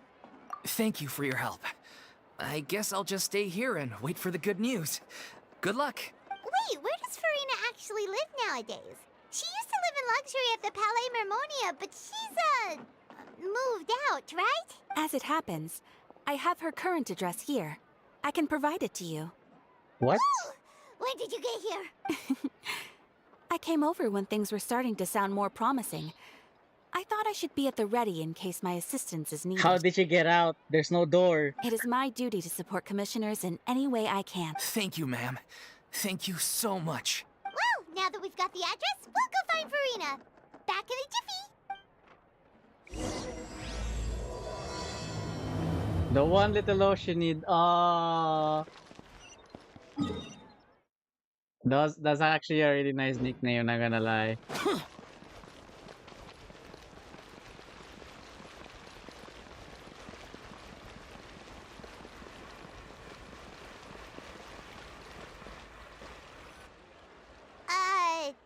Did Catherine really give us the right address? She lives here? Not that there's anything wrong with this place, it's just, A bit of a step down from the Palais Marmonia. You know, it's common courtesy to make sure the homeowner isn't in earshot when you're denigrating their abode. Okay, when did popping out of thin air become all the rage? First Catherine and now you? I was just out on a shopping trip. I ran out of macaroni, so I went to grab a few more bags. She's herself now. Yay. I used to have a much wider range of choices when it came to food. But now I'm finding that simple, traditional home cooking can be quite delicious too. Not at all. As long as you have different kinds of sauces in, you can have macaroni and tomato sauce one week, macaroni and bolognese the next. Oh, sounds like you're really struggling to cope. How rude. Questioning my cooking skills. The audacity. It's not like I have a very eventful life these days. Actually, I barely leave the house. So I don't see how it's unusual that my meals are a little simpler now too. Besides, I'm sure I could master dishes like la lettre faucilor or blubber profiteroles in no time, if I felt so inclined. Ah, there it is. You don't know how to cook. Not yet, maybe, but... Anyway, what are you even doing here? I do hope you didn't come here just to ogle at my fall from grace. Let me first be clear that I'm not taking guests at this time. So if you're just here to clown around, then please be on your way. Shoo! Sorry! We're sorry! Please don't be mad! Yeah, exactly! What the Traveler said! Paimon wasn't trying to make fun of you. Hang on a sec, you weren't exactly holding back either. My help? Well, maybe you're forgetting that I'm no longer the mighty Hydro Archon. I don't even have a vision, you know. Don't worry, it's nothing that serious. It's just very specific, and you're the one with the power to help! Oh? Well, if that's the case, then fine. I'll spare you the lecture about your attitude just now. So tell me, what specifically makes this matter so specific? Ah, I see. I knew you couldn't have come all this way just to amuse yourselves at my expense. After all, I was once the brightest star in all of Fontaine, well-versed in all the various performing arts. A mere musical is well within my capabilities. But given the present circumstances, I'm afraid I must regretfully decline your casting request. How come? It sounds like this would be a breeze for you. True, but I have made a decision to retire from the stage. Although I am no longer required to play the role of the Hydro Archon, the time I spent inhabiting that character has left an indelible mark on me. Centuries of pretending to be a different person changes you completely. I'm not the same person I once was. Of course, that can't be undone now. It's too late, and I have no intention of reinventing myself all over again. But at least I can say that I no longer desire to play any new roles. Paimon can understand, but this is just a one-off part to fill in for someone who's sick. Surely that's okay. Whether it's a one-off or not, it's a boundary that I've committed to no longer cross. If I make an exception to the rule now, I'm just leaving a back door for myself, which would be the same as not having a boundary in the first place. So I'm not going to perform, and that is that. Okay, guess there's no convincing you. Well, is there anything else we can do to help out the troupe? Otherwise, they'll just have to disband without any fanfare. Do you know any other actors who might be interested in the role? Nope. Short and to the point, okay. I've never been great at maintaining relationships. Besides, anyone I've ever worked with probably couldn't wait to get rid of me, since I'm just an ordinary person now. They'll probably just laugh in my face if I go asking them for help. True, but I mean, could you even blame them? I show up out of the blue, begging and groveling for their help with a show they won't even get paid for? Oh, no way. I'm dying from embarrassment just thinking about it. Nope, not happening. Well, Is there anything else we can do? This performance really means a lot to the guy we're working for. Have I not made myself clear? You're barking up the wrong tree. I don't want this job, nor do I know of anyone else who would. Sorry. I didn't mean for that to sound so harsh. I wish I could help, really. But if I thought I had the answer to this problem, I would have said so by now. It's all right, Farina. Paimon just wanted to make sure we tried everything. Oh, everyone in the troupe will be so disappointed. Yeah, I guess that's all we can do now. All right, then. We'll see you around, Farina. Toodaloo to you, too. I'm going home to take a rest now.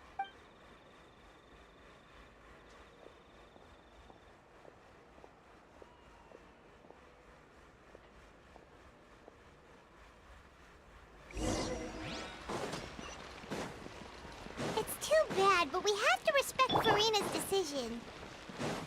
Maybe the thought of performing brings up too many painful memories now. Huh? What's going on? Are they arguing? That's besides the point. I'll ask you again. Why did you start looking for a replacement without my consent? When did I tell you I'm going to take a step back? You didn't need to say it. We've known each other for how long now? We know the signs. But you never tell us about your illness, even when it's clearly flaring up. And that gives you the right to make a decision on my behalf? Shortly after you left, the troupe's lead actress came to the Adventurers Guild. She believes that she's healthy enough to perform. Excuse me, but can you both take a moment to discuss something else for now? The adventurer assigned to your commission has returned. Sorry, I was just dealing with a little misunderstanding. So, how did your conversation with Farina go? Sadly, it's a no from her. We tried to persuade her, but she wasn't having it. She doesn't want to play the role for personal reasons. I see.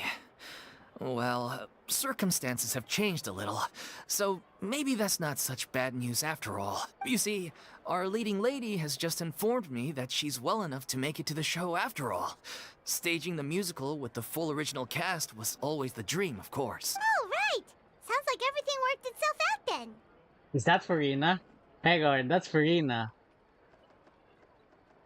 Yeah, she'd be livid. We'd get the scolding of a lifetime. Hold on.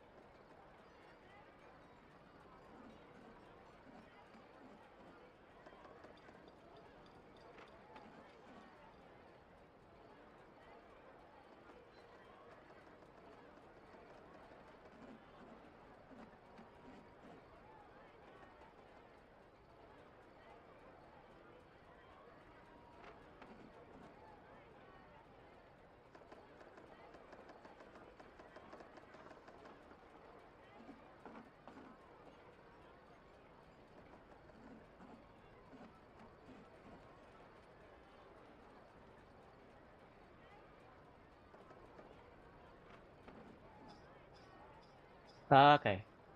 Jeez, is Lady Farina really so harsh with people? Only joking. Calm down. So, guess we can consider this case closed now, huh? Despite the fact that we failed to complete the commission, we were still racking our brains Nope, for really. ideas on the way back here. Look, there's no point arguing with you about this anymore. You've made yourself very clear, so I'll stop looking for a replacement. This is the last chance we have, though. If your illness flares up again, there won't be time to find anyone to replace you. So, are you absolutely sure you'll be able to handle it? The whole team is putting everything they have into this final performance. We have to make sure it goes ahead. Yes, I'm completely confident. I've been taking a new medication from the doctor, and it's working brilliantly. I'll definitely be able to tough it out until the performance day. I share everyone's desire to commemorate all our years as a troupe with a proper farewell show. So the last thing I want is to be left out. Every one of us thinks of this troupe as their home, myself included. You're right. I'm sorry. I let myself get too worried about the show. I should have asked for your permission first. All's well that ends well. Sounds like the show will go on. Sure. Huh? Hey, how did you... I was just passing by because I realized I forgot a couple of items on my shopping list. All right, I'm coming. No need to drag me.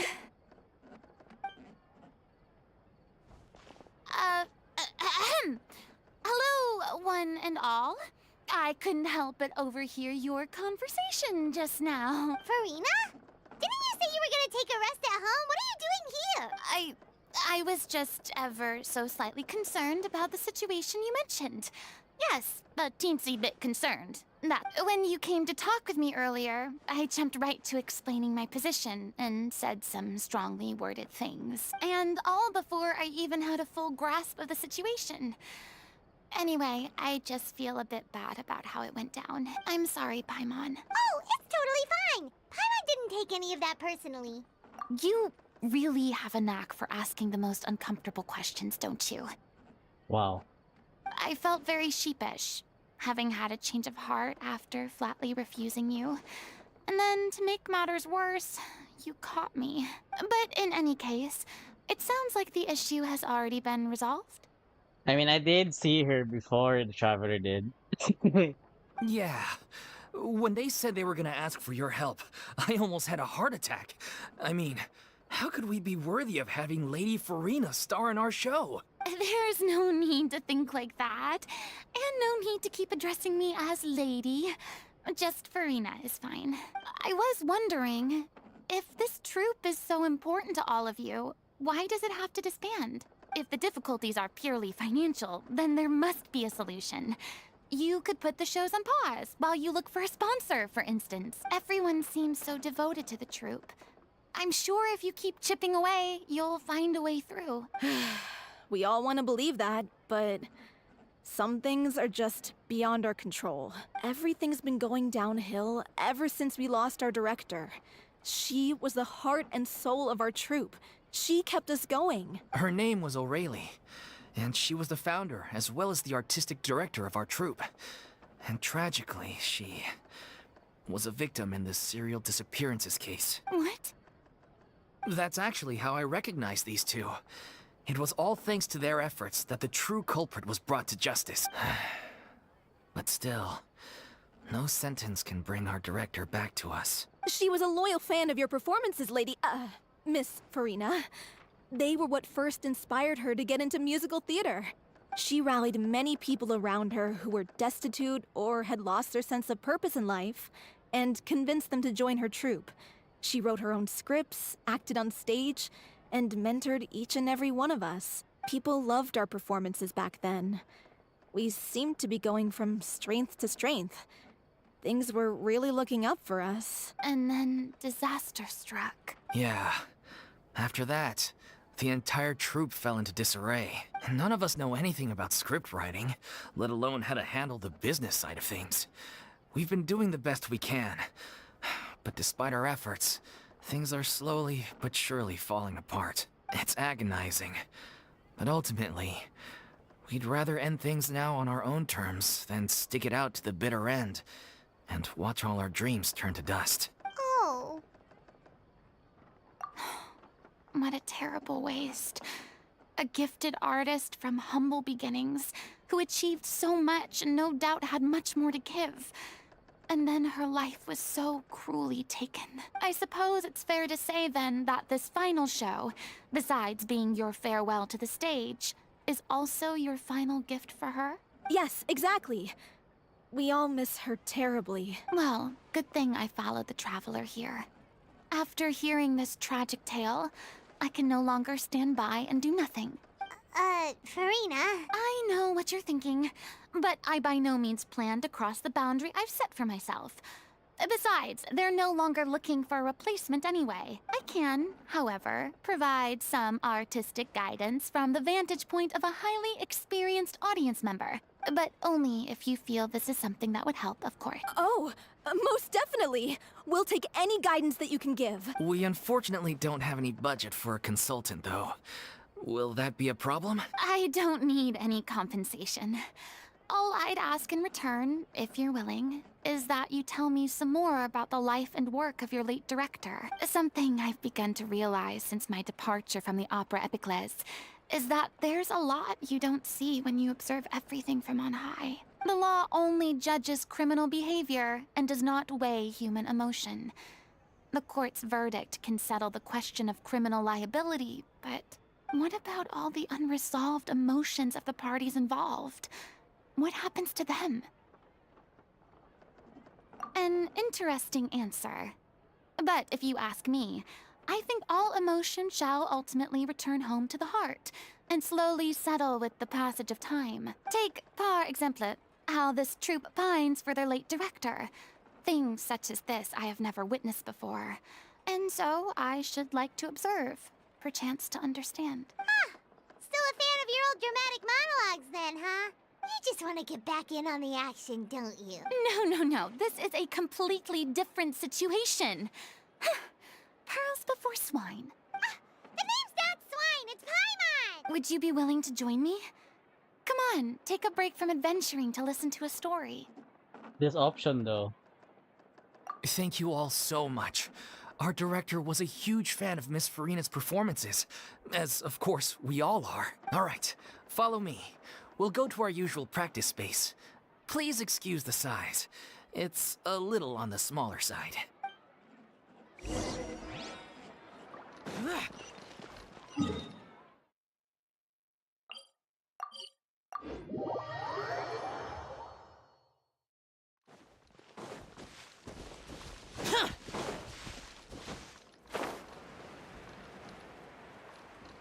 Okay. Farina is still the same though, although with a different type of speech thing.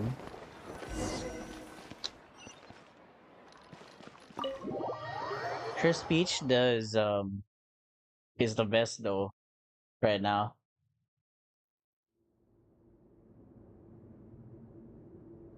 Oh, it is a lot smaller than I thought. Huh? Lady Farina? What's Lady Farina doing here? Hello all. Allow me to explain. As of today, Miss Farina will be supporting our production of The Little Oceanid in the role of artistic consultant. These two over here are the ones that made it possible. They kindly reached out to Miss Farina on our behalf. I'm sure they need no introduction. You bet! That was the trial of the century! You helped bring our director's murderer to justice. We can't thank you enough. Oh, please don't mention it. We're just here to join in on the fun. So, you were saying, The Little Oceanid? Yeah, that's the name of our final show. It's an unfinished script left behind by our director. One of our greatest regrets is that she never got to complete it. So, if we can bring it to the stage and make it a successful show, we can all take some solace in that. Wait, but if it's not finished, then... Yeah, we've been battling issues on every front trying to realize this dream. Anyway, let me give you a quick summary of what the story's all about. The protagonist of the story is a young Oceanid who transforms herself into human form. Despite the protests of her family, she longed to live just like any other human. And sure enough, she found friendship and even love. Everything seemed perfect. But one day, her true identity was exposed. and her world came crashing down around her. So far, so good. A classic tale. What happened after that? That's one of the issues we've been trying to deal with. Unfortunately, this was as far as the director got with her script. We need a proper ending so we can bring this musical to the stage.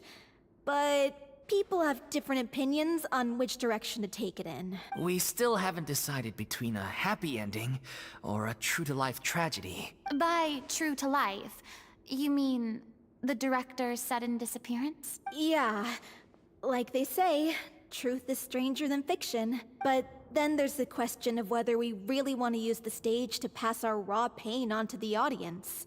Exactly. A lot of the time, people come to watch a show just hoping for some light entertainment. We have to consider their emotional stake in this, not just our own. And one last thing. We're still waiting on confirmation from two of our main actors. The first is Paulo, who plays the protagonist's lover. He's locked himself away to focus on writing an ending for the script. But the deadline's passed, and we still haven't heard from him. The other is Villemont, who plays the main antagonist. He took the director's death pretty hard. Hasn't set foot in the city since. He did write to us, promising that he'll be there for the final performance, but we haven't seen or heard from him since. So we're not really sure what to make of that. Huh. Although, now that we have Miss Farina helping us, maybe we should take the opportunity to get everyone back together. What opportunity? What do you mean? Maybe you're unaware, but your name has always been like a rallying cry for us. Our director was constantly singing your praises. All of us look up to you as a role model. Oh, stop.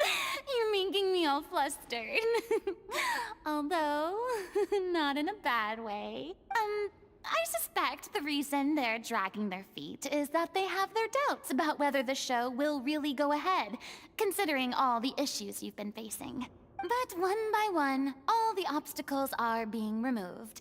Now is the time to rally the troops. Makes sense. Okay, priority number 1, let's check in with Paulo and see where he's at with the ending. He went back to Poisson a few days ago. Said that staying in a friend's home might help him to relax and escape the feeling of isolation. I thought the last thing his friend would want right now would be to take visitors, given that Poisson was flooded not too long ago. But I guess it's the opposite. A friend in need and all that. Yeah, maybe he could use some company. Poisson? Nothing. I suppose my presence will be indispensable if we are to restore his faith in the show. So, allons-y. To Poisson! Okay, I have a bad feeling now. I have a bad feeling now after hearing that. Okay. Hopefully the guy doesn't attack her.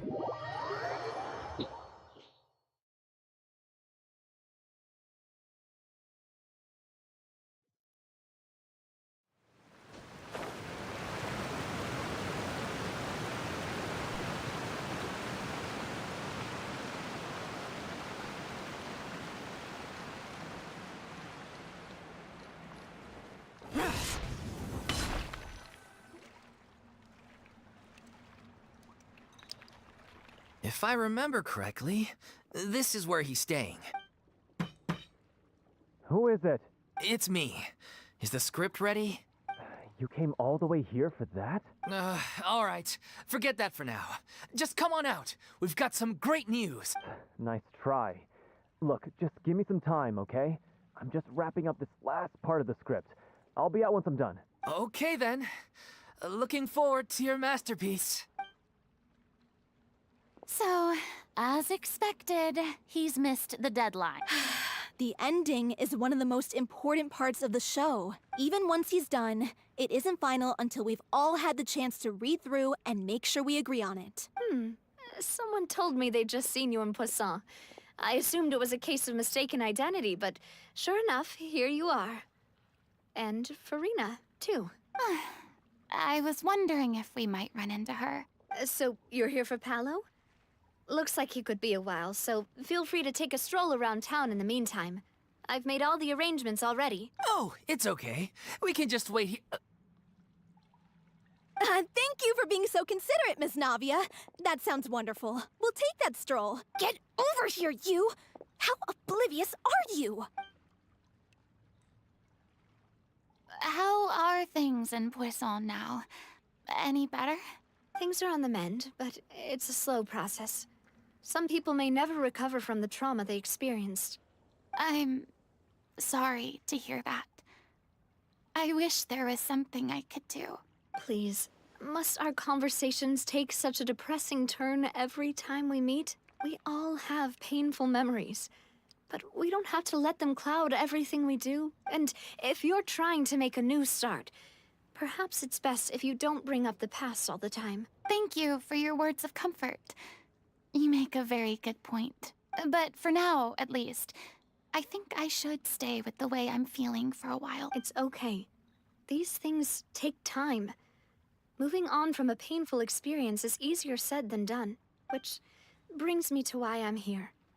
I thought you should probably know that not everyone here is ready to forgive and forget after the Hydro Archon's inaction in the face of catastrophe. To avoid upsetting the peace, I told the townspeople that everyone here is a member of the theater troupe, and that you are just an actress playing the role of Farina. It's not a perfect solution, but hopefully it means you won't have to lie low while you're here. That's so thoughtful of you, Navia. Well, what do you expect? I am the courageous and considerate president of Spina di Rosula, after all, like my father before me. Anyway, that was all. Look after her now. Off we go then. Let's take a look up there. I don't have any friends that I can be frank and honest with, so maybe she's right. You're the closest thing to friends that I have.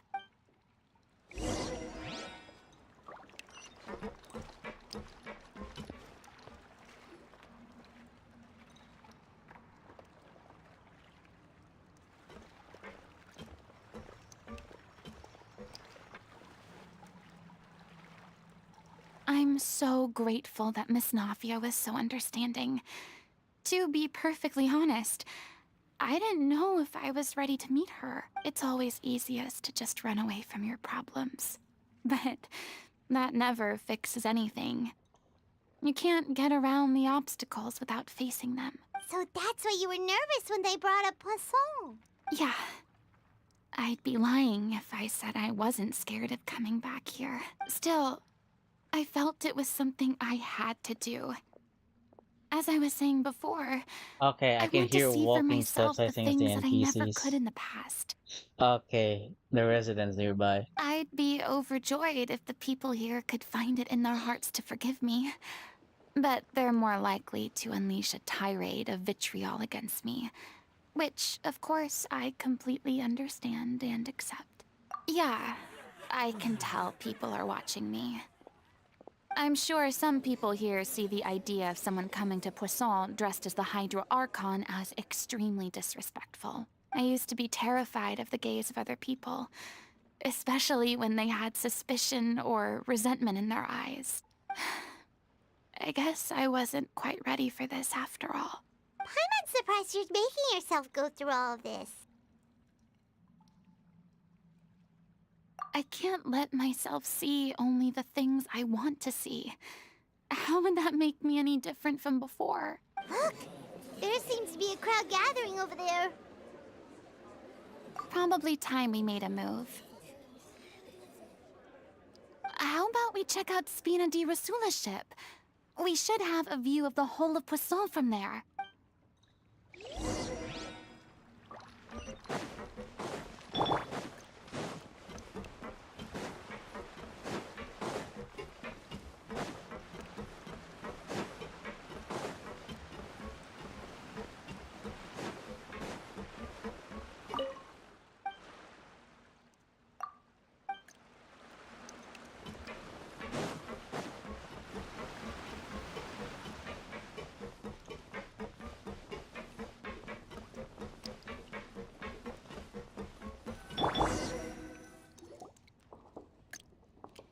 I'm sorry. You probably just wanted a relaxing stroll. And here I am dumping all this heavy stuff on you. She does needs to We don't like mind. click It's everything actually out. refreshing to see a different side of you. Great. Well, I appreciate your company, so please don't disappear just yet. I don't know whether you can tell, but the years of suffering and loneliness aren't the only reason I have a hard time facing up to who I used to be. As I stand here by the ship, I can't get the images of the rising water out of my mind. One after another, people were taken by the water.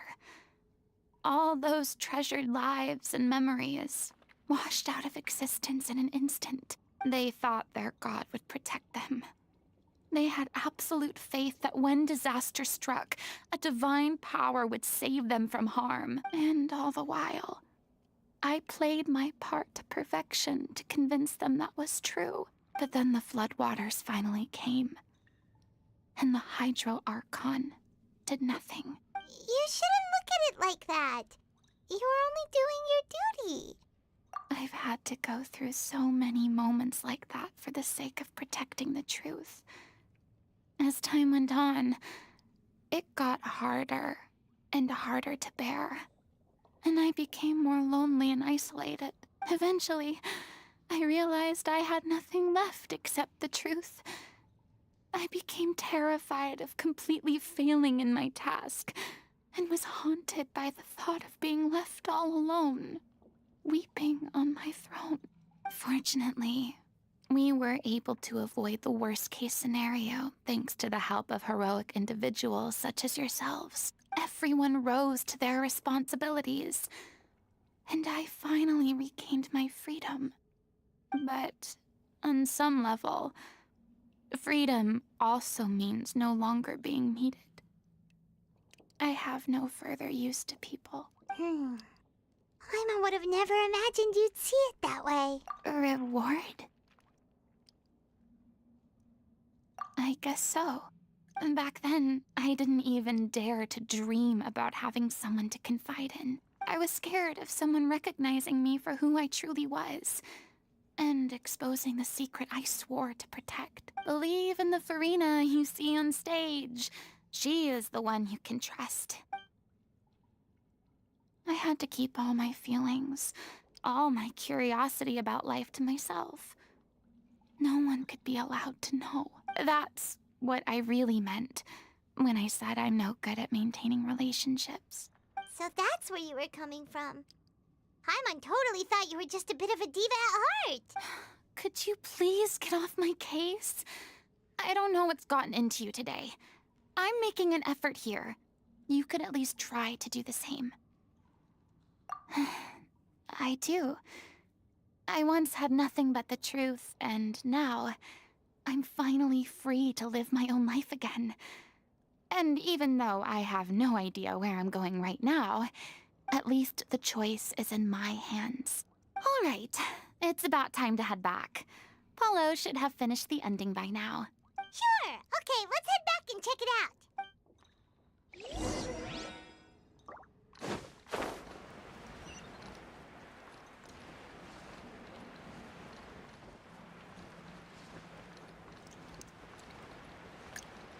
Worthless! Didn't you say you needed to watch what you eat? You're supposed to be cutting down on fried foods, not wolfing down copious quantities of fish and chips, you know? Come on. It's not every day we get to dine at Spina di Rosula's expense. Can you believe how generous she is? I'm not about to pass on free food. Anyway, my character doesn't need to be slim and good-looking.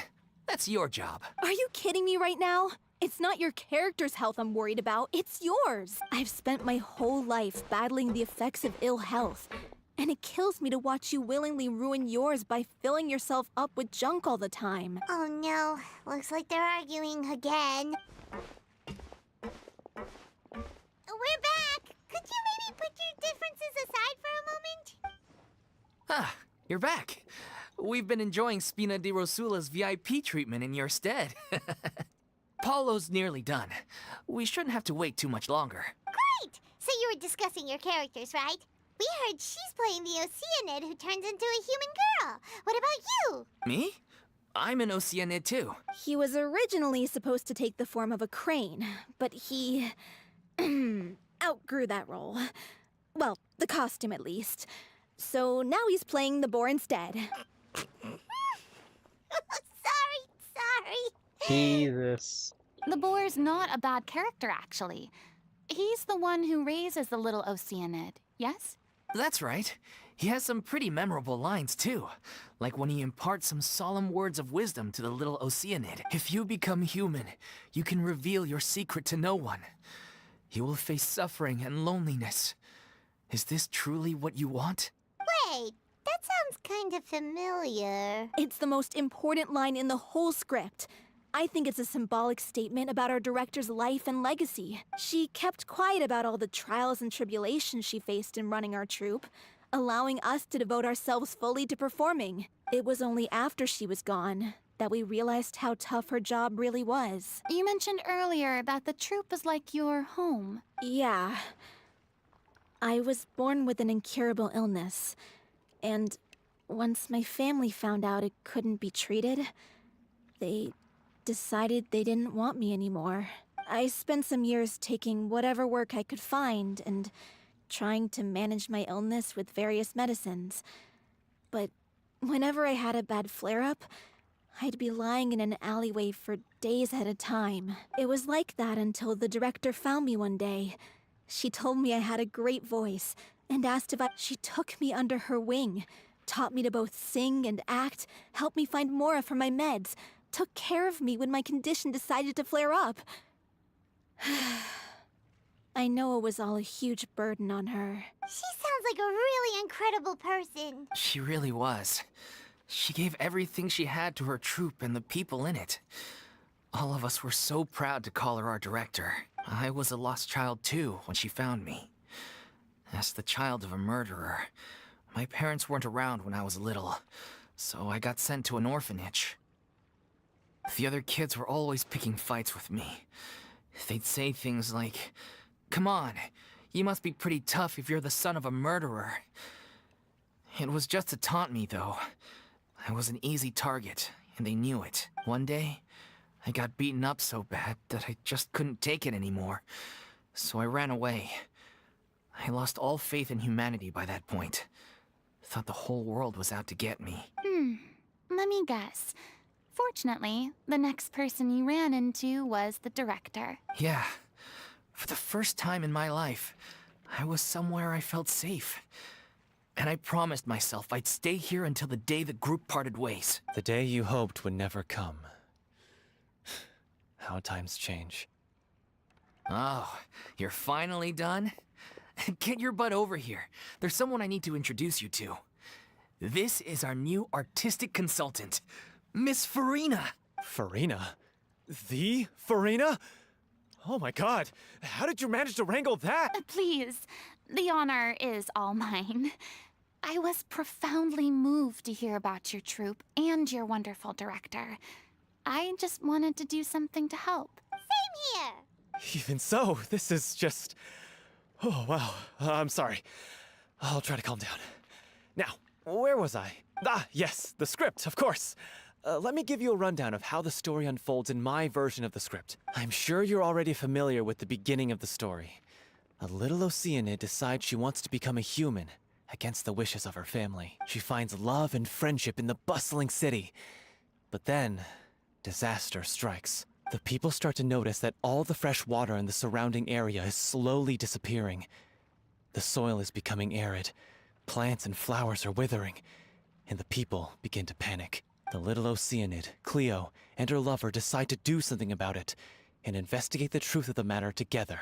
In the end, they discover that all the waste and pollution created by humans over the years has caused the fresh water to flee the land, as if driven by a consciousness of its own. Consciousness?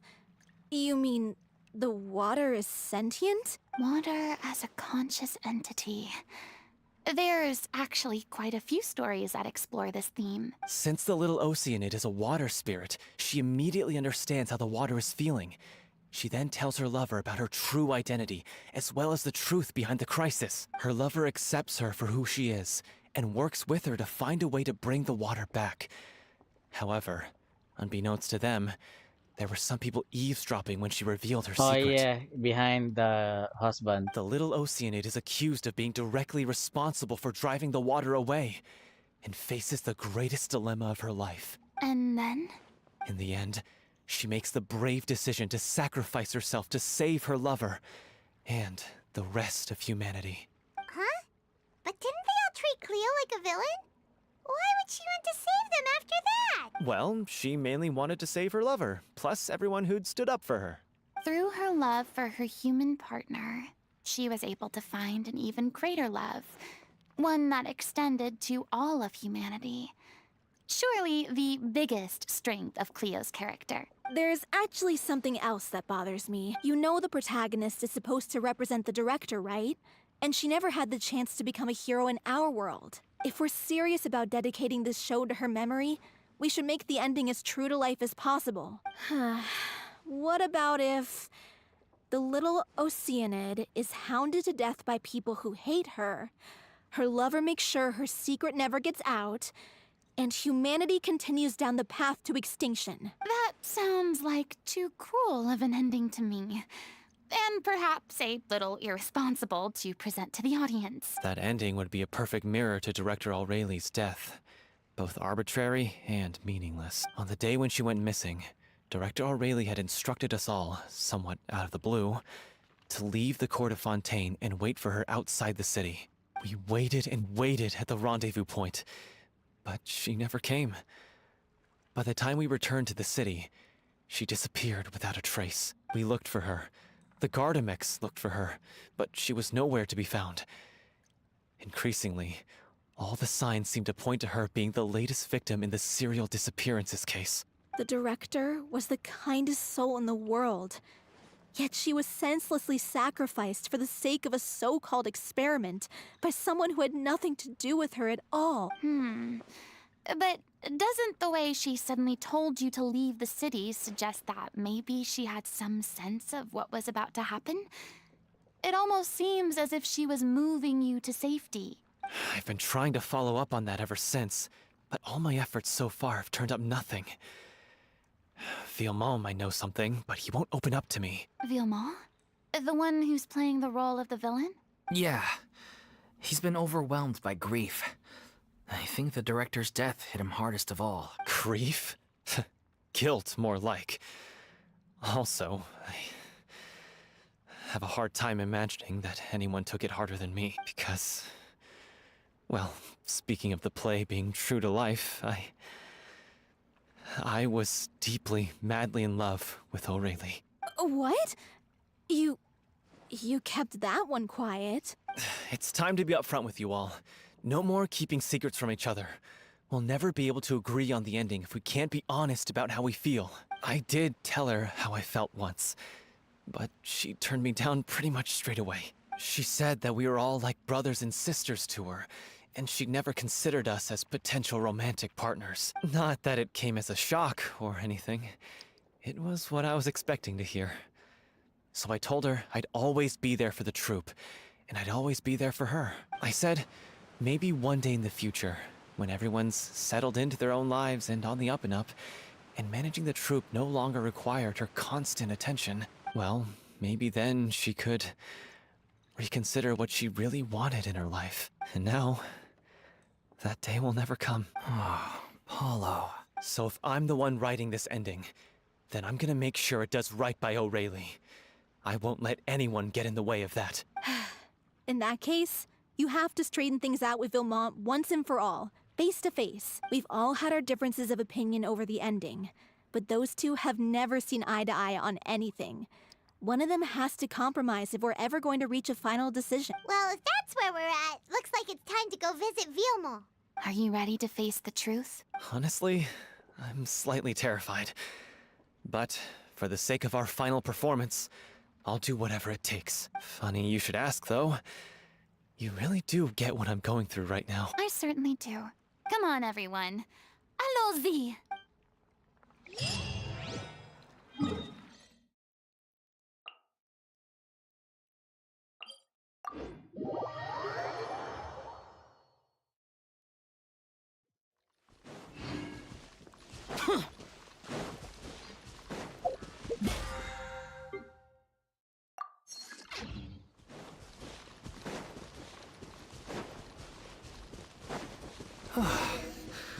this is tough going. Delphi.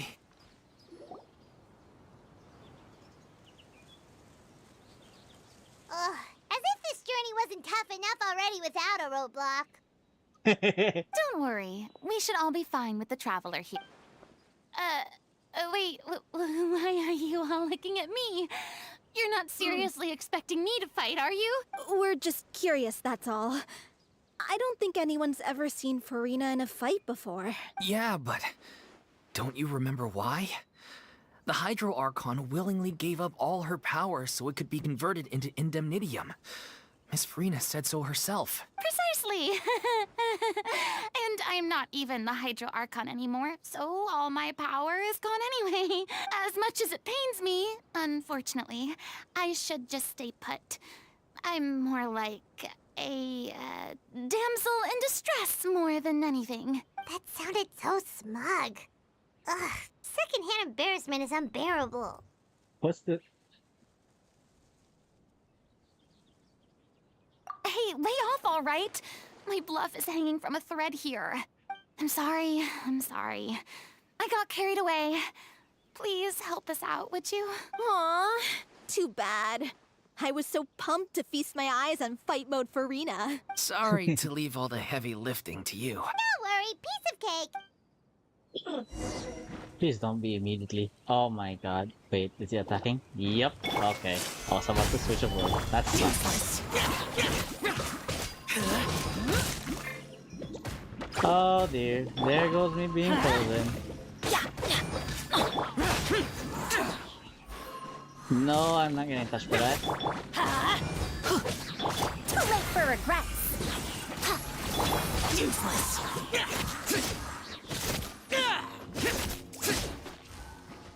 Are you kidding me? Stabilize. You know what? This is order. Everybody stand back! Huh? Evil conquering. Worthless. Here. Bravo! Good show! You certainly live up to your reputation. Yeah, thank you. Anyway, the path is cleared now, so onwards and upwards. Oh, I almost entered that. Okay. Vilma, are you there? Huh? Oh, it's you guys. Wait, what's Lady Farina doing here? I can explain. We've been rounding up the whole troop. We now have everyone except you. So, you think knowing the truth about the director's disappearance will help you write an ending to the script that pleases everyone? I care just as much as everyone else about making the Little Oceanid a success. That's why I wanted to wait until after the show. If I open this can of worms now, I just don't want to make things difficult between us. We're supposed to be a unit when we're on stage. Vilma, avoiding the truth will not help anyone. Unless you mean to suggest that Aurelie's death had something to do with you. I don't want to talk about it. Listen, Vilma. I used to think that my love for Aurelie was a point of shame. I never brought it up to anyone. But now, I've made up my mind to put it all on the table. I'm prepared to face everything, to sacrifice everything for the sake of the show. The Little Oceanid cannot be complete unless we do justice to Aurelie on an emotional level. This is why people think of you as not being the smart one. As you all know already, the troupe was kept afloat not from ticket sales, but donations from the audience. Of course, that was nowhere near enough. We took on side jobs when we weren't performing, but even then, the troupe's financial situation was pretty dire. So... Isn't that the drink paddled by the culprit behind the serial disappearances case? I freaked out when I saw the boxes. And I told the director everything right away. She was completely shocked as well. But she didn't reprimand me for making the decision without consulting her. Instead, she contacted the merchant and stated that the troupe could not agree to this collaboration. The merchant was furious, berated us for going back on our word, and threatened to sue us for damages. The amount was astronomical. There was no way we'd be able to pay. And then? I was going to sort it on my own, but the director stopped me. She said that this was an issue for the whole troupe and it wasn't my fault. But things only got worse from there. The synth merchant just wouldn't let up, and then suddenly the director told us all to leave the city one day. I knew then that things must have reached a boiling point. I admit this whole thing was my mistake. I didn't dare to tell any of you the truth back then, and after the director disappeared, I was even more afraid to say anything. Yeah, I got Aurelie killed. There, I said it. Happy now? Hey, don't say that. You traitor! You knew Aurelie was in danger. Why in God's name didn't you tell us? What do you mean? You were afraid? This was a life and death situation. We could have saved her. How could you be so stupid? Please, try not to get too worked up. Yeah, listen to him. You need to stay calm. Stay calm? How can I stay calm? This guy got Aurelie murdered. She was the love of my life. And he has the gall to try and high-road us, claiming that he kept his mouth shut for the sake of the show. How about taking some responsibility for what he's done? All I can say is I'm sorry. Truly. I wanted to apologize to everyone in the troupe, but that won't bring back the director. What good is my apology now? I'm just a coward who made an awful, terrible mistake that I can never take back. Beat me up if you want. Kill me if you prefer. It's what I deserve. End my life. So I can meet the director and apologize to her in person. Get out of my sight. Go, get lost. I don't ever want to see your face again. That's enough! You've screamed and shouted at each other for long enough. Now pipe down, both of you! Can you stop conflating the show on stage with your real-life relationships in the troupe? You keep saying that you want to use this final performance to pay tribute to your director and celebrate her life. How can you do that if you're just using it as an excuse to vent your own emotions? You're right. I'm sorry. On stage, the lead role is the focal point of the audience's attention. And you're all used to seeing the director as the heart of the troupe. But in her own life, her greatest desire wasn't to be the center of attention. I can tell how much she loved you all, and how much she loved the troupe. What she wanted was to build a warm home for all of her brothers and sisters. To shield you all from the storms that rage in the world outside. That's how you should remember her. And that's what you should be celebrating. I understand why you're trying to make her the hero of the story, but isn't she your hero already? After everything she did for you? Yeah. So think hard about what that means. And then think again about what you hope to achieve by arguing with each other. If you really hate each other and can't reconcile your differences, then you could just call it quits now. Why bother with the final performance if the group is already fractured? But you can't bring yourself to do that, can you? You care too much about Director Aurelie and the home she built you all to let go. What are you laughing at? I don't see what's so funny. Sorry, I didn't mean it that way. It's just that, for a moment there, it felt like our director was back with us again. If she'd seen Paulo and Vilmont at each other's throats like that, she would have scolded them exactly like you did, in that same stern voice. Really? But she sounded like such a gentle person. Of course she was. Even her harshest lectures came from a place of kindness, and it showed. She really was a truly outstanding person. What you said, it really puts everything into perspective. I'm truly sorry. I really meant for this to be a genuine apology, but I ended up making it all about me and my self-pity. It's all right. Let's save all this for after the performance. So, the ending. What are we gonna do about it? Clearly, everyone needs to take a step back for now and reflect on what really matters. When emotions are running high, things get lost in the fray. The end of the story needs to focus back on Aurelie herself. She's the true star of the show. What do you mean? The Traveler is right. You once investigated that underwater synth base and recovered items belonging to the victims. If you could find anything that O'Reilly left behind, perhaps we can get a better sense of what she went through in her final days. You really think that's possible? I trust that nobody would object to the ending of the story being based on O'Reilly's true feelings. No.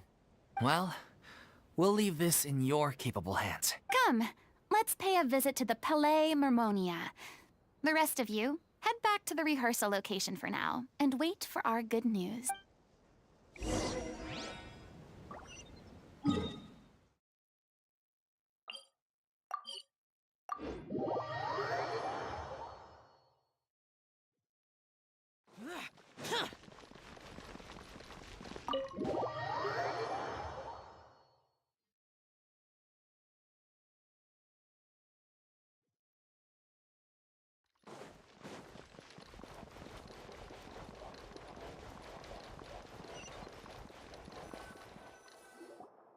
You want to review some recovered items connected to victims of the serial disappearances case?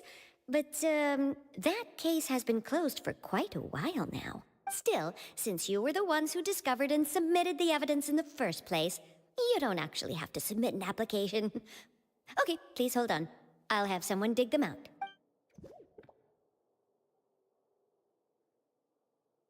So, this is all O'Reilly left behind. Just whatever she was carrying on her person, and this tattered old notebook. Hey! It's full of script lines! And sketches, too!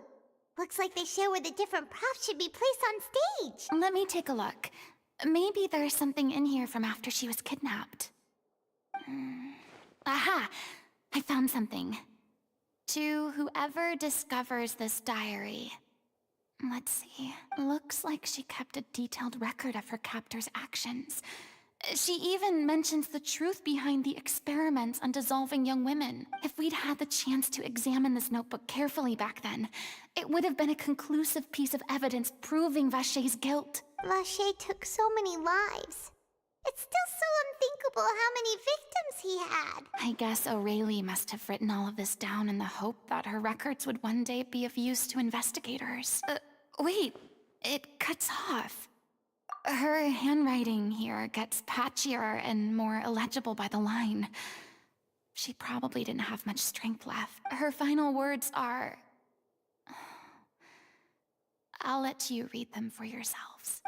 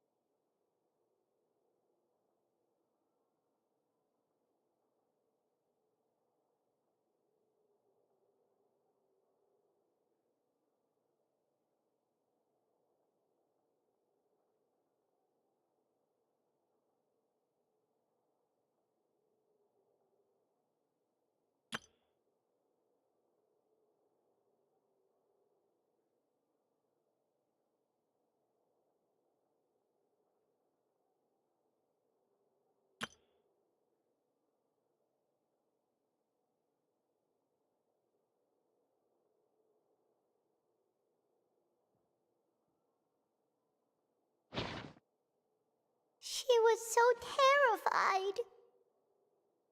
She may have been a mighty hero in the eyes of her troop, but at the end of the day, she was only human. I can't bear to think how painful and lonely her final days must have been.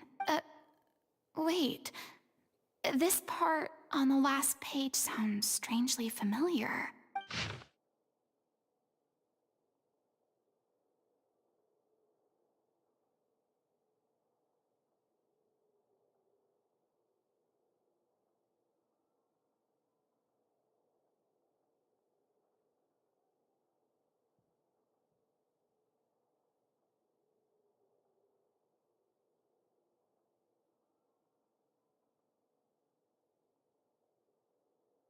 If you become human, you can reveal your secret to no one. you will face suffering and loneliness. Is this still what you want? Isn't that the most important line in the Little Oceanid? Because I am an older sister to them. Oh. So she didn't regret her decision. Even as she sat in silence, waiting for death to come. I'm sure this is what the troupe would have hoped to hear as well. She had their utmost trust, admiration, and love, and she truly deserved it. Let's go. It's time for them to learn Director O'Reilly's final thought.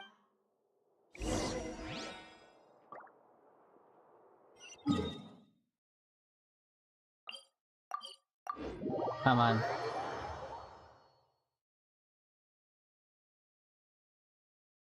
Oh wait, I just realized the AFK text has been up the whole time. Oopsie.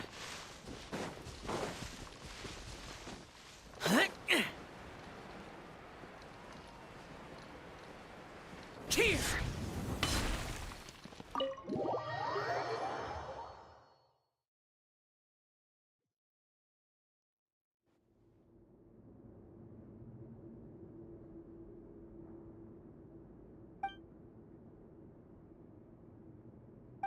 She deserves a hero's farewell. If that's the only way to convey to the audience the courage and selflessness that she showed in the face of death, then it's a meaningful way to end the story. Even in the last moments of her life, she was still leaving a trail for others to follow. She did her best to protect as many people as possible, even if it meant sacrificing herself. We know what choice our little Oceanid would have made now. I don't think any more discussion is necessary. Well, Vilmont, if we put the past aside for now, do you think you can bring yourself to go ahead with the show? I will channel all my regret and put it into my performance, to make this a show worthy of our director. I won't ask for your forgiveness, and you don't need to worry about my feelings. This final farewell show should be about Director O'Reilly and her alone. Then it seems like we've reached a consensus. I have a feeling that this will turn out to be the most mesmerizing performance of your lives. Really? How can you be so sure when you've never even seen them perform before? Don't underestimate my experience. After watching a countless number of musicals, I've learned one important thing. If you want to move the audience with your music, you must fully commit and immerse yourself in your role, pouring all your emotion into your performance. And aren't human emotions love, hate, regret, and hope just the most mesmerizing things in this world? I don't believe anybody could be more committed to bringing this story to life on the stage than they are now. Thank you for the vote of confidence, Miss Farina. And thank you for supporting us through all this. Then, let's not delay things any longer. We need to discuss the details of the ending and get it nailed down once and for all. Actually, before that, I'd like to make a proposal. During the curtain call, please allow me to use the director's name instead of my own. Huh? But then... After all, this role was originally meant to be played by the director. I'm just filling in for her. Besides, a role commemorating her life should be associated with her name. Well, if you're sure you're okay with that, I have no objection to it. Now we're talking like a serious acting troupe. All right, I'll leave you to fine-tune your musical while I go and procure a stage. Procure a stage? Oh, it's okay. Our usual place doesn't need a reservation. That place? Oh, don't be silly. For an extraordinary show, we need an extraordinary stage.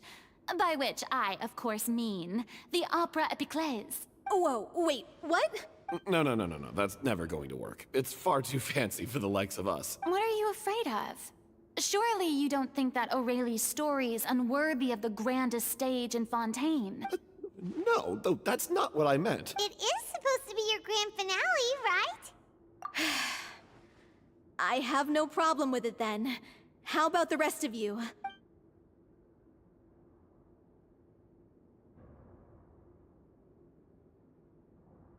I'll take your silence as a yes.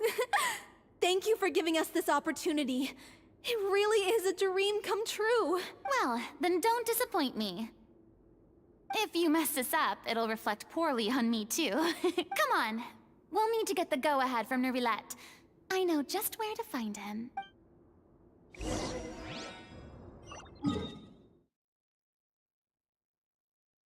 Why is he there?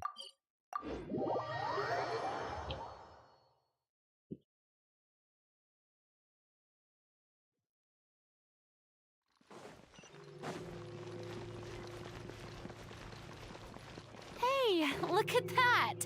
Looks like I guessed right. You were just guessing?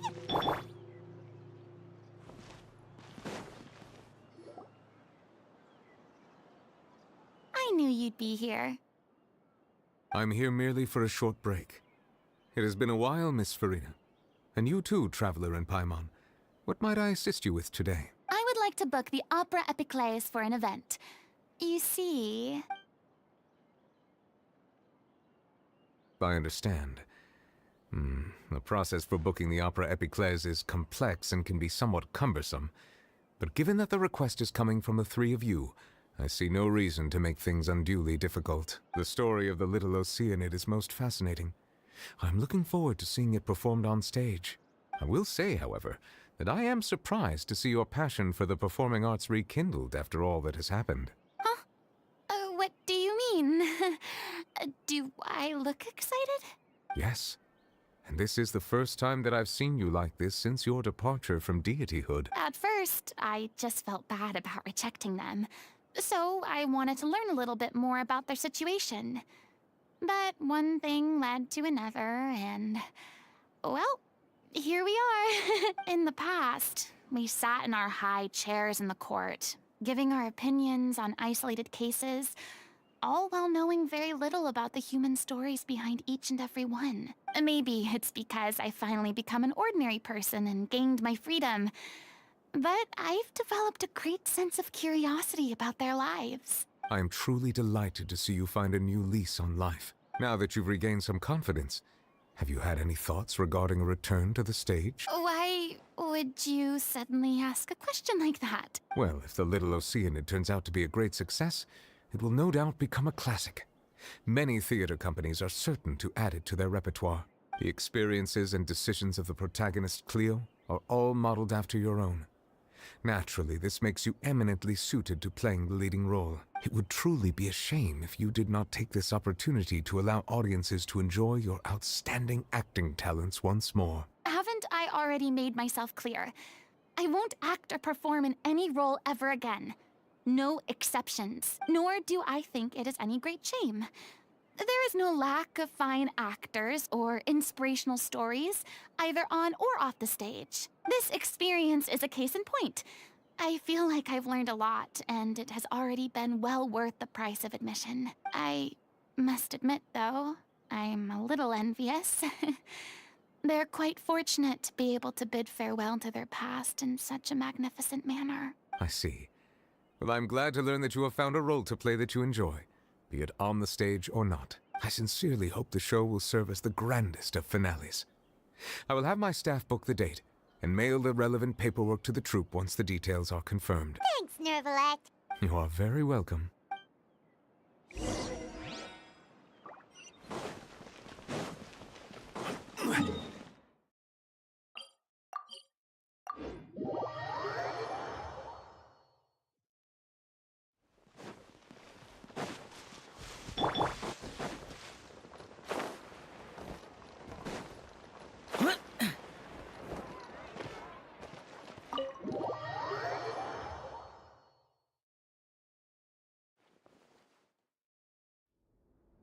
Good news, everyone.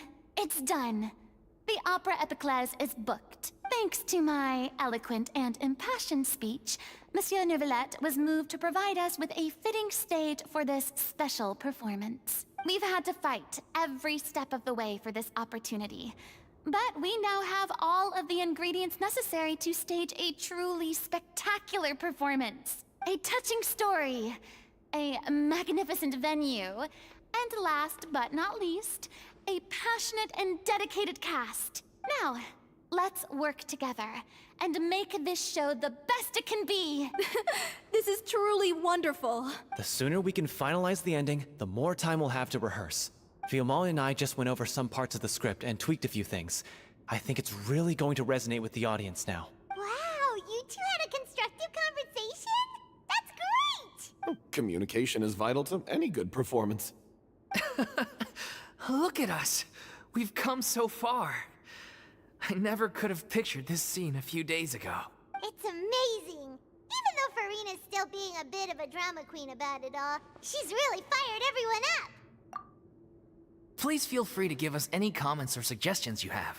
We really value your input. Hey, Loic, get over here. Time to practice the opening number.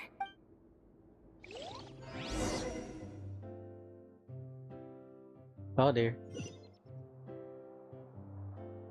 Am I actually watching this? Wow.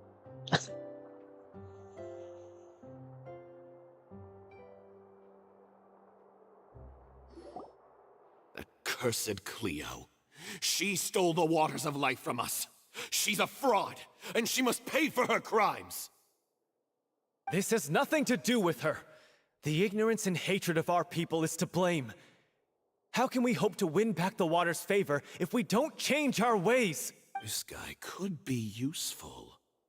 Take him hostage. If Cleo wants him back, she'll have to show herself. Leave this place, oh little Oceanid, and never, ever look back! Oh, that's perfect.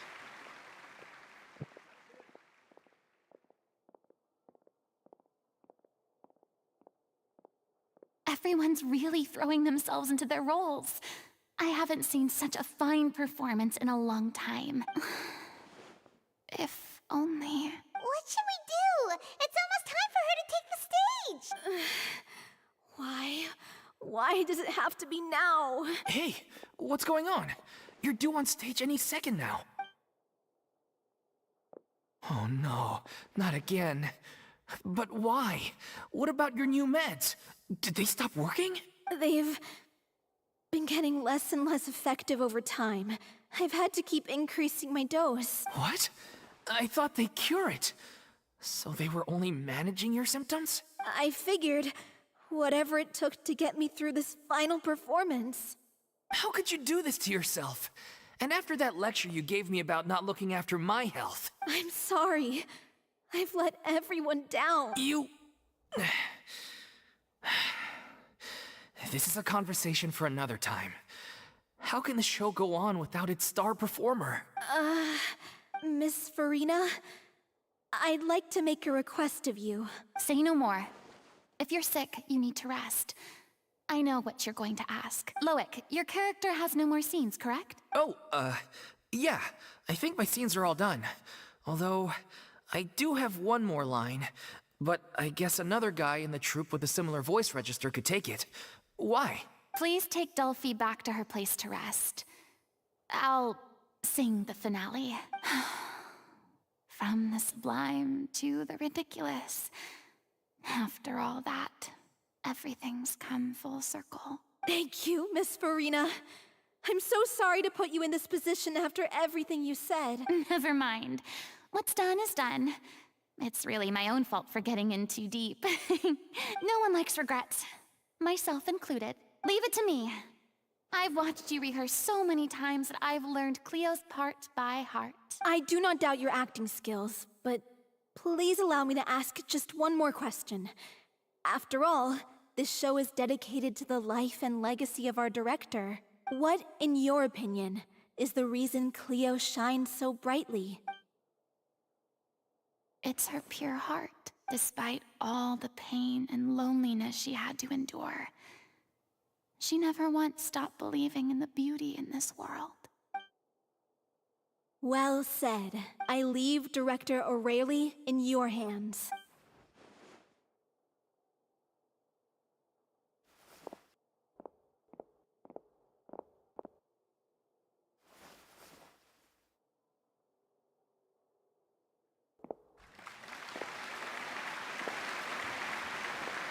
Go Farina.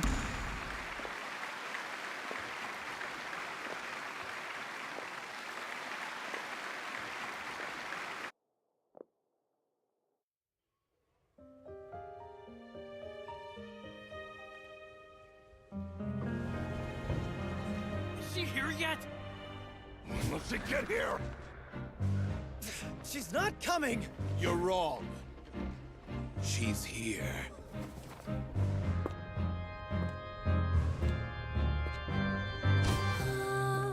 Si je pouvais vivre dans l'eau, le monde serait-il plus beau? Me pardonneras-tu, ô chère mère? L'eau dans son courant fait danser nos vies, et la cité elle nourrit, ainsi que toi, mon doux amour. But what about your wish? My wish.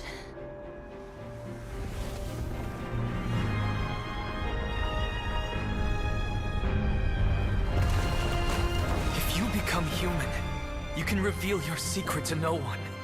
You will face suffering and loneliness. Is this truly what you want?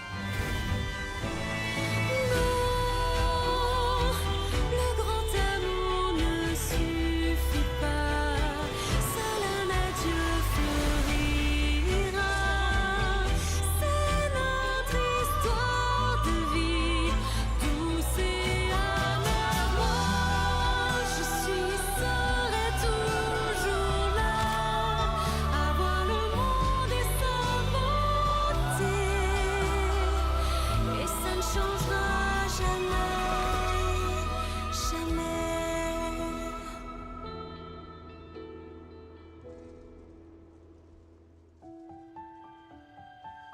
Gets her vision! No way!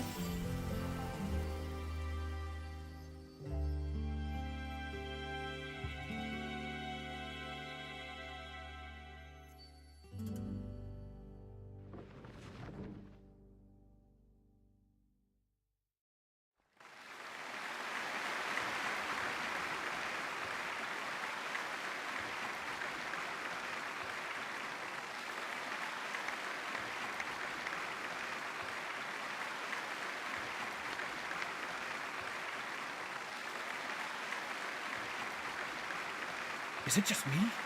Or was that Lady Farina on the stage just now? She hasn't been seen for a while now, and she just appears out of nowhere? Gotta say, though, her acting skills are as superb as ever. The little Oceanid, Cleo, played by Aurélie Fumont.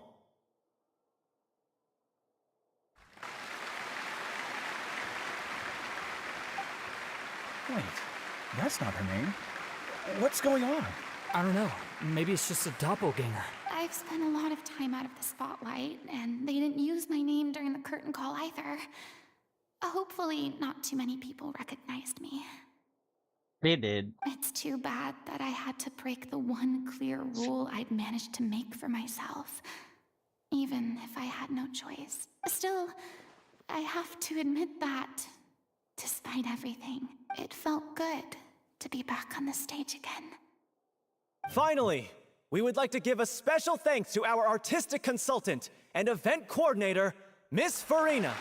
Hey, that's not what we agreed on. Oh, so it was Farina after all. She's back. Honestly, what is he doing? He should have run that by me first. Don't worry, Farina. All right, calm down. Don't be mad. This was a group decision. We just didn't want your contributions to go unacknowledged. After all, it's been the rule in Fontaine since ancient times that everyone's work, visible or invisible, is equally deserving of recognition. Yes, I know the rule, but it should still be applied on a case-by-case basis. I wasn't ready for this yet. It's no big deal. What's the worst that could happen? Oh, yeah? Well, since you think it's so easy, you can sign them for me. This is a great chat and all, but can we talk about that crazy thing that happened during the show? It nearly gave Paimon a heart attack. Yup. Paimon flew over to where she was supposed to be and was about to drop the prop vision, and then suddenly, a real one popped out of thin air! That. I've got no idea what happened there either. But hey, it worked pretty well, didn't it? I'll bet the audience has never seen such a realistic prop. Wait, what about Dolphy? I wonder how she's doing. Oh, let's go check on her as soon as we finish clearing the stage. Yes. Plus, she'll definitely want to hear how the end of the show went. The timing of the god could have not been better, honestly. Honestly, I feel like it's the whoever's giving the visions is just like laughing right now, I think. If nothing else, we can safely say that we accomplished what we set out to do.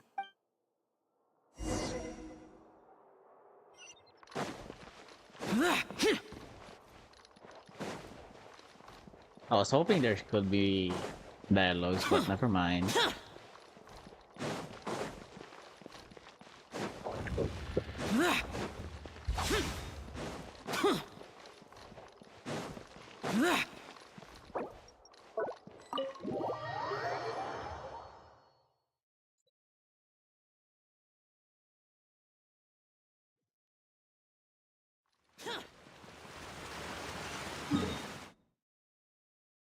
Oh, oh Lord. Okay. I wasn't expecting it to be out to be that far. Oh no. I was still surprised at the vision appearing out of nowhere as well, honestly. I think I would have reacted the same way if I was in Paimon's situation. That was so funny and amazing. Especially when knowing it on the context.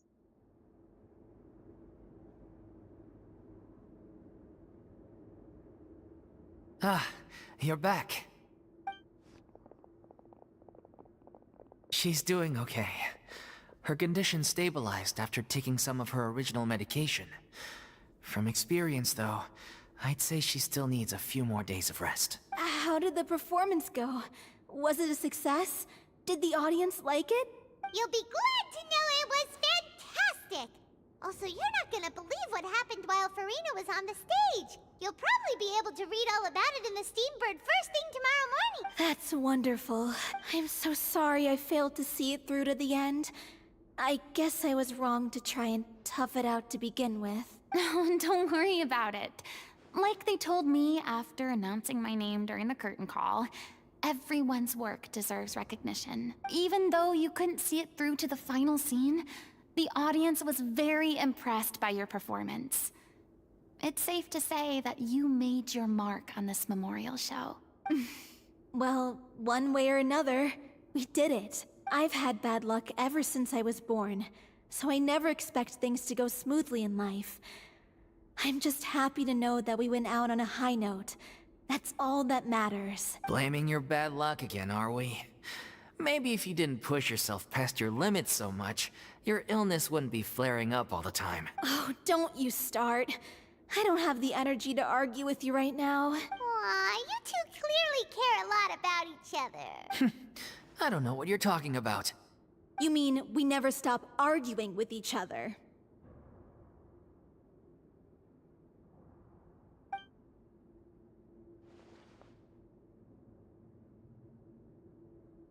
So, Thanks, Paimon. any plans for the next step? After the brilliant performance you put on, the reputation of your troupe is sure to spread through Fontaine like wildfire. You won't have to disband if you don't want to. You could capitalize on the rave reviews and license out the Little Oceanid to the bigger theater troupes out there. That would do wonders for your financial situation. No, we should still disband. Yeah, it's what we all agreed to. After all that's happened, I should give you guys some space. But maybe our paths will cross again one day. Hey, don't just walk off!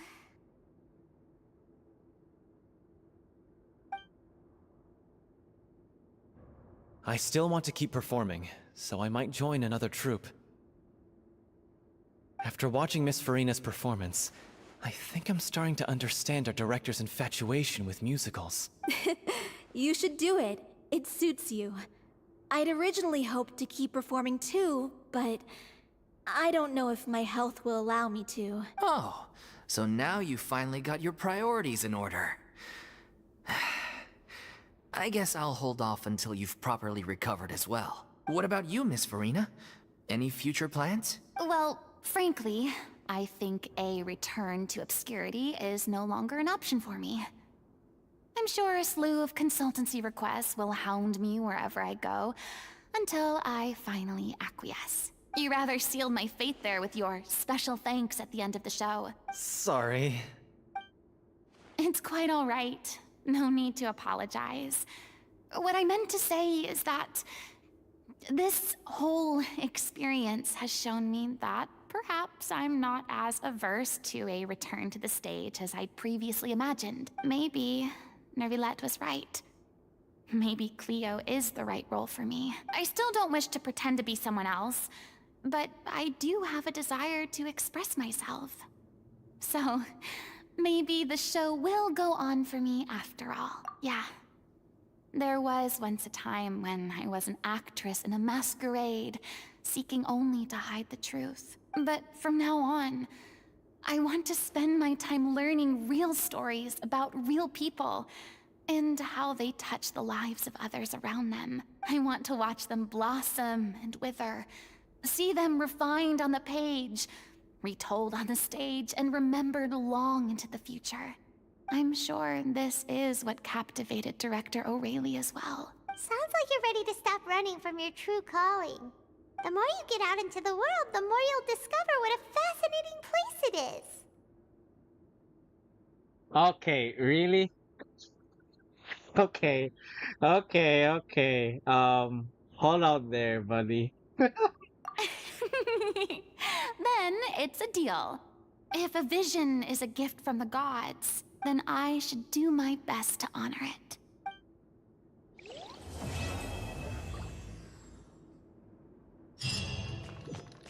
Oh. Hi, Farina. It's ironic to think that in my whole time as a god, I could only ever dream of receiving this kind of power. And now that the gods have given me their blessing, it actually feels more like I'm finally able to take my fate in my own hands. Is that how humans feel about it as well? Uh-huh. Probably. I wanna get Farina more. I didn't get her in Hard PT. So sad. Hang on, I did a tempo already, right? Hang on, let's count. 1, 2, 3, 4, 5, 6, 7, 8, 9, 10, 11. That makes it 55. 56. So, and then I'm in 66 PT. Okay. Gonna grab my Primo Gems now, huh? Okay. Um.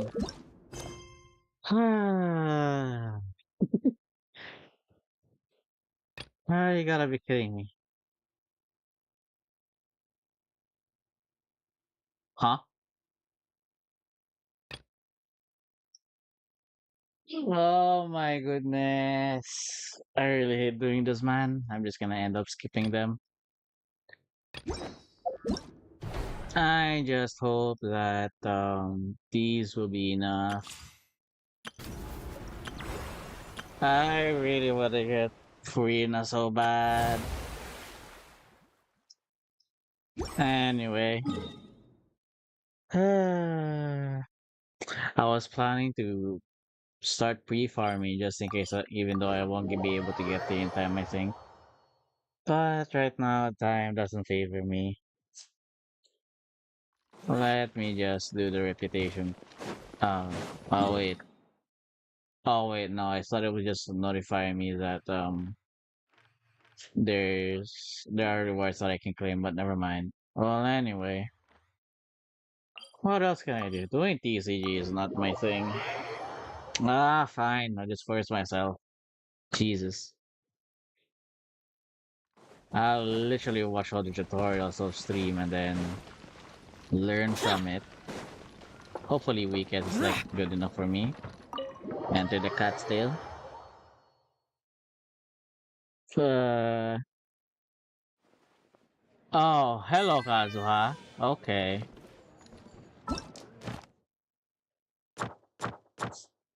Yeah, thanks. 60 Primo Gems. Purchase a match invitation letter. Huh?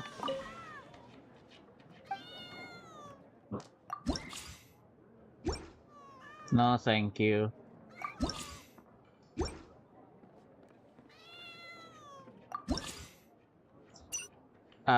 What? What invitation? Oh, this one.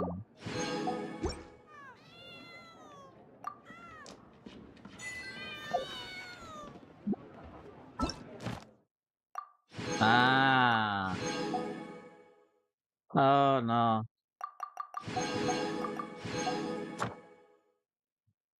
You know what? Kazuha, come here. The I'm gonna sound of fight you. Oh crap, I just skipped this dialogue. Well, never mind. Oops.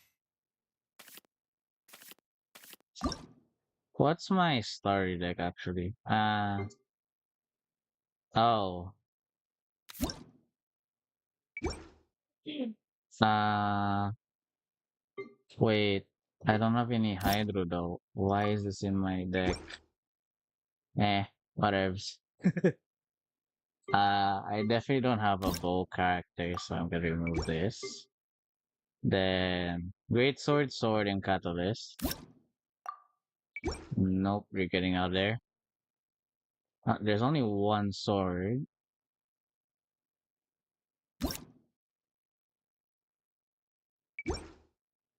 Uh, hold on, what's this? You know what? I'm gonna go for it. Even though it's mega expensive, dude.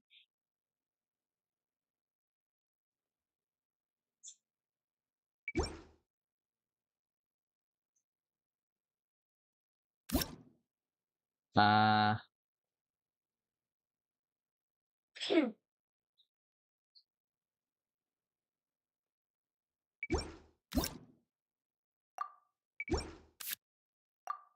okay, I should use that just so I could manipulate the cards. And okay, you are definitely gonna go away. And then that would also be you. And that will also be you. And I'm gonna add two of these. And I think I'm gonna go for that.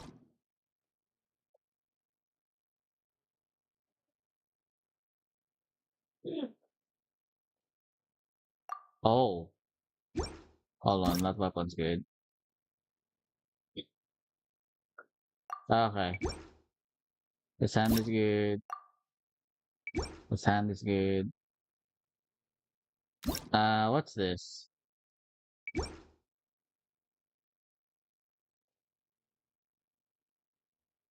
Uh, yep, this'll do. Select. Okay, let's go, Kazuha. Oh no. Oh, perfect.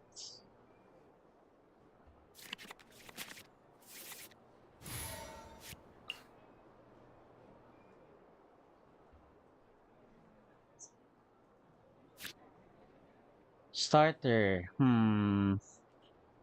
Let's go for you. This will be interesting.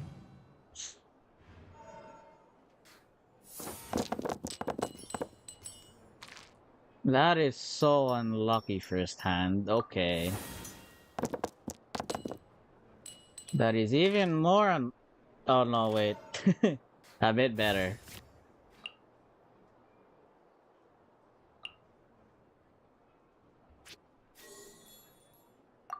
Play card. Play card.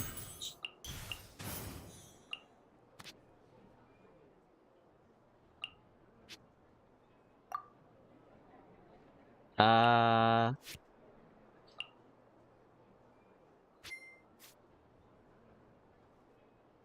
yeah, screw it.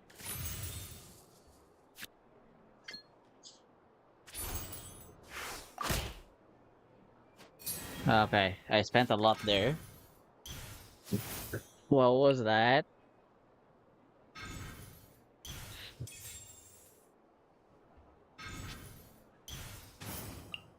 Nah. The wind knows me.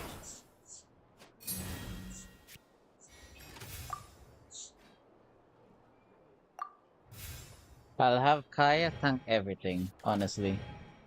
Ow. Good. Oh, even Timmy he's got to my deck. Okay. I mean hand, not deck. Ah, okay. A bit better. Okay, that's fine.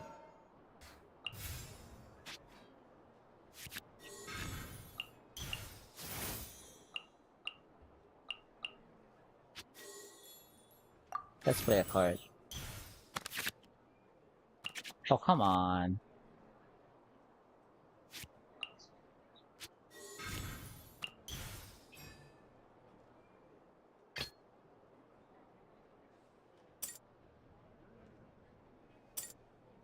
Let's Yep. finish this swiftly.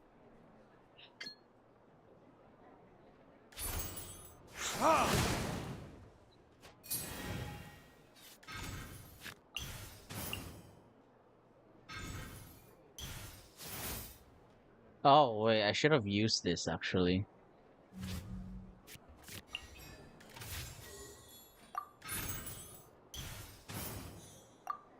End round. Let me scribe.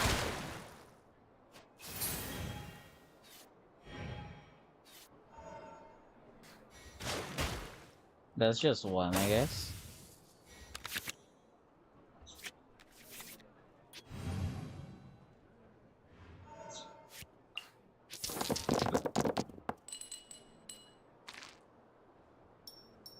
Oh, that is so unlucky. Uh, what is this luck? Let's play this.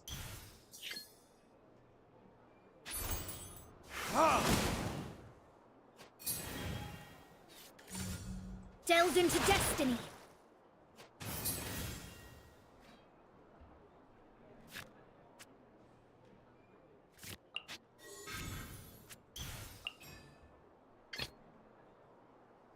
I want Yep. to help.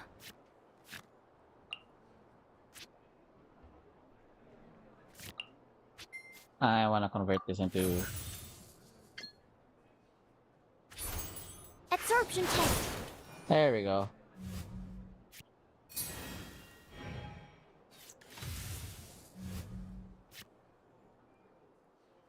Oh, what? It was considered a fast action? Come on.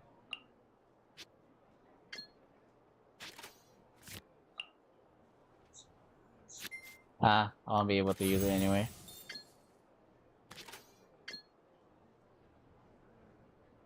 Oh no, I'm out of cards.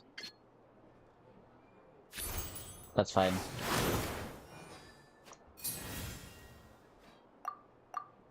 Okay.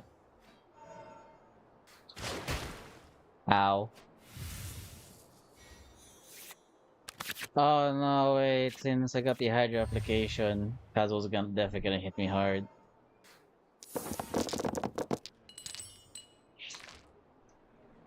Ah.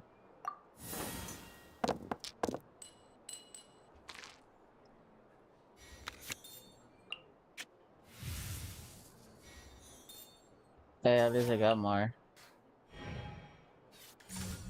The wind knows me.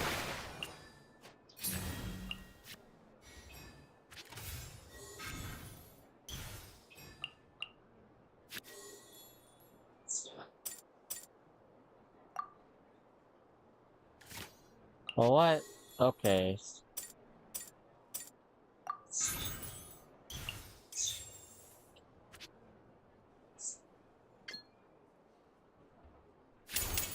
Animal hypostasis emulations!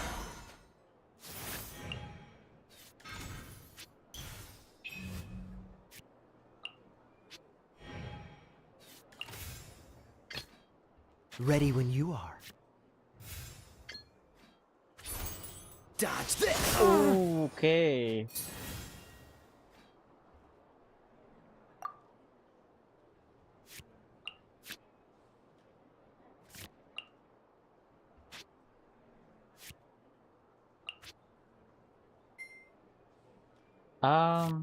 Not sure honestly. Nah, I'll end my round.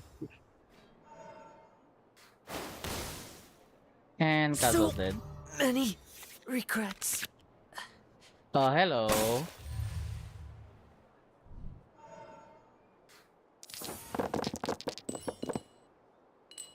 No, wow, really? Okay. That was a bit lucky of mine, getting the second Anemo. What? I don't even need these.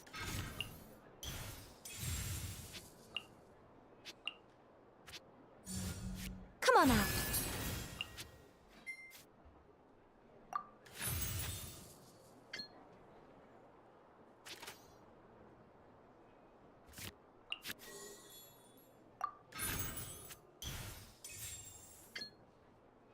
Oh, I really should have done that, shouldn't I? Oh crap. Well, that's a mistake for me. You know what? Oh, that didn't even do anything. Okay.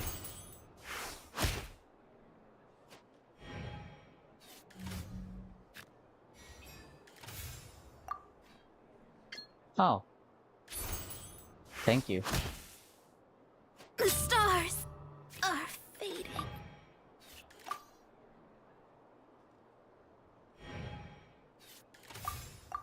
Well, okay. It's my win. Ow. The fun is over. GG. Look at that. You Ah, what rewards do I get just for doing this challenge? Just these? Ah, dude, bro.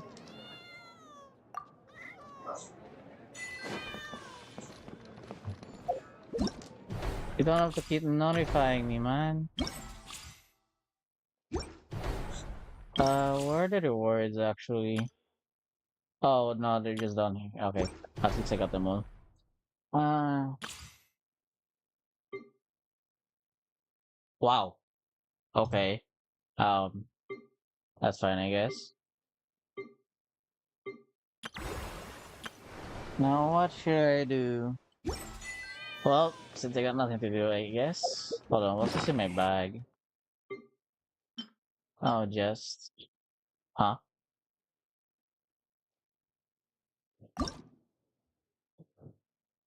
Oh my. Oh wow. Okay, so this is a skin. Now where are you? Ah, you're not here? Sad.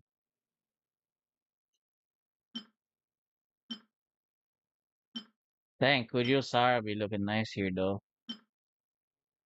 Vendi, Shao, Kazuha. Ah, Zhongli, Nahida, Baiju, the agents. Um, who? Okay. Sorry, buddy.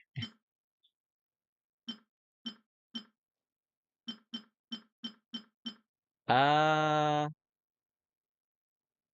let's go for him.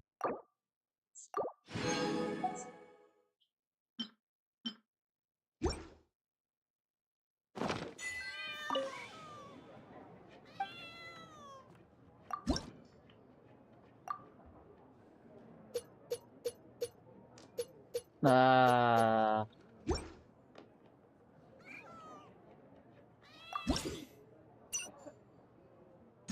huh?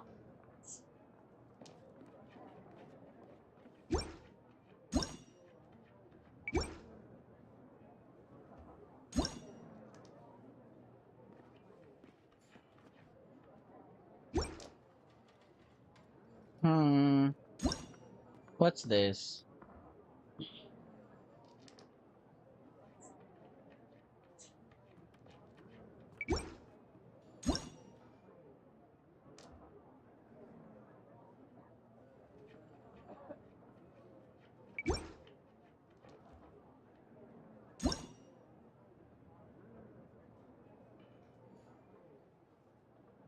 Oh, no, thank you.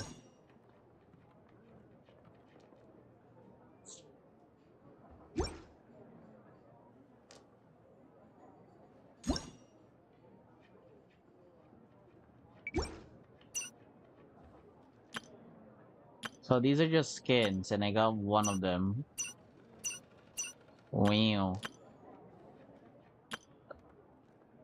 Okay.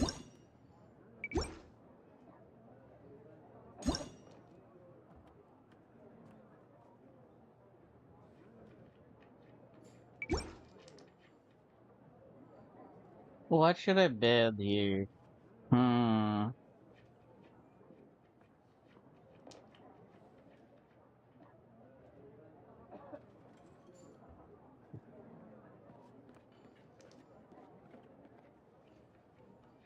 Okay.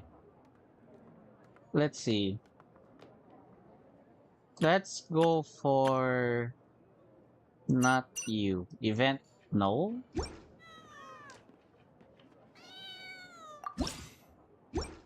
No, not that.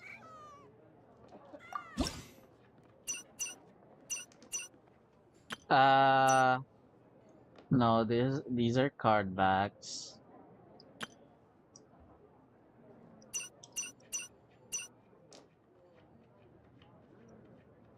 So these are just skins.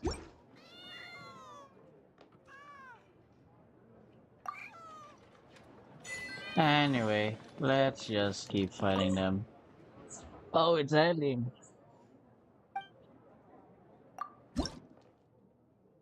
Okay.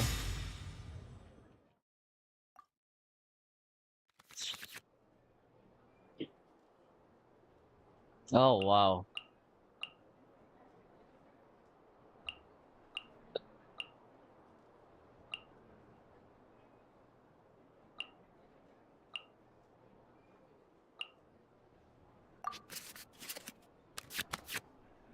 Oh, there you go.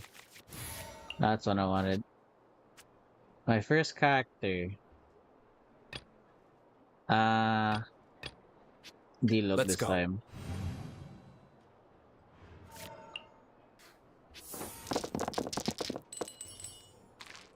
Oh, that is all. Oh, wow. That was really close. No, that's unfortunate.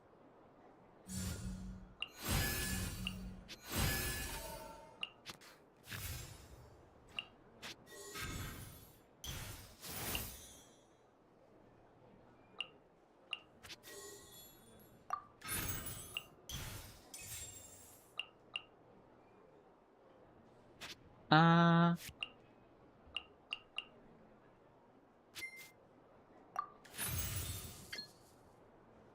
oh, one shot?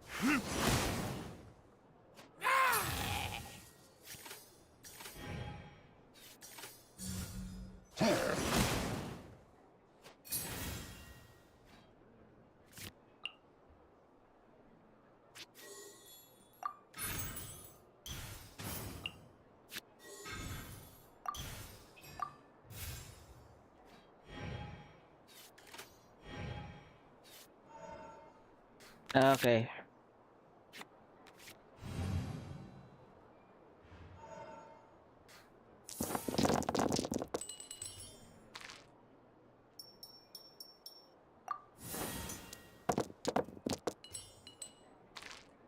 Okay, not gonna lie. I still can't get over the story.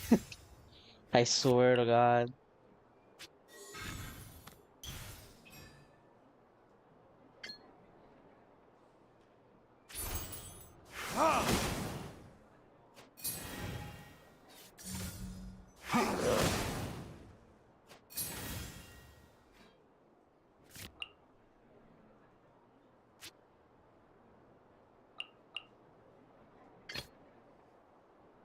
I want to help.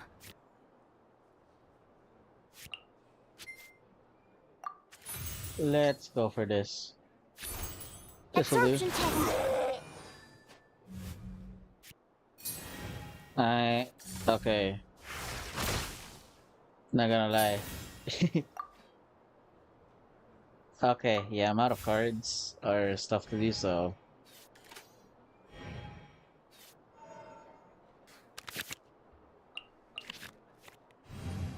these are my throwaway cards for sure.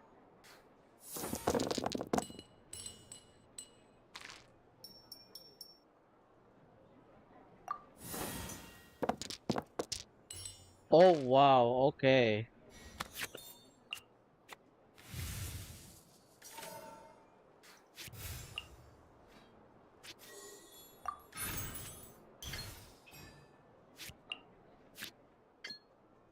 Oh wait, they're gone. Animal They're done test for. 5308.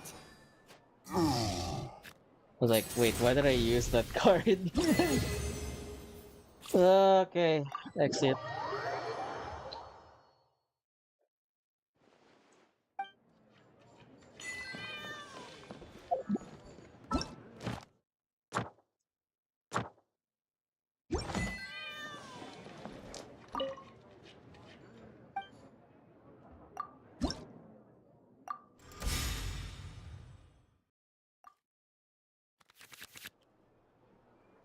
Oh wow, you're a bit too early, dude.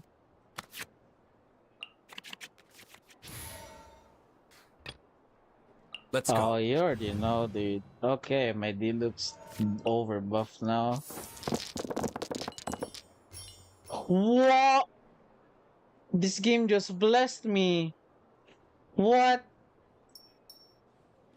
It was on stream as well.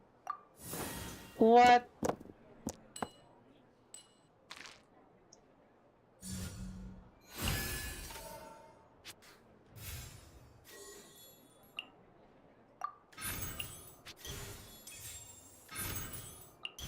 Dude, what is this? Oh no, wait, that's a bit too much.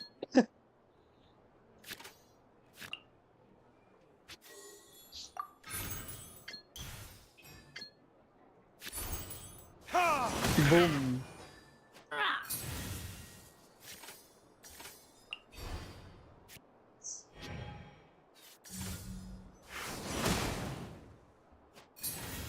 Wow, I spent that on one go immediately because it was Omni.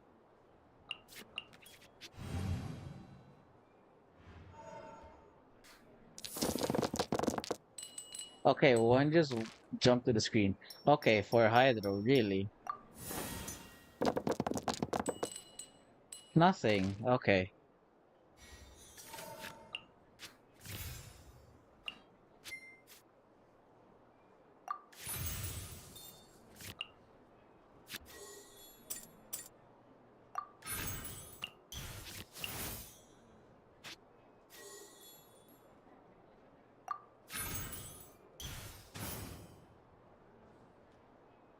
That makes my... Yep, that makes my round over.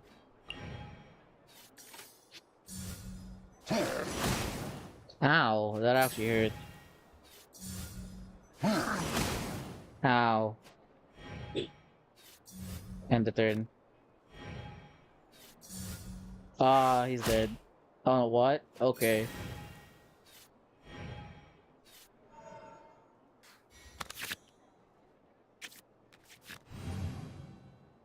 Okay.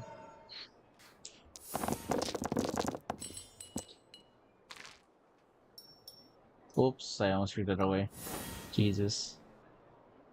Okay, okay. Thanks, game. You're giving me the god luck today.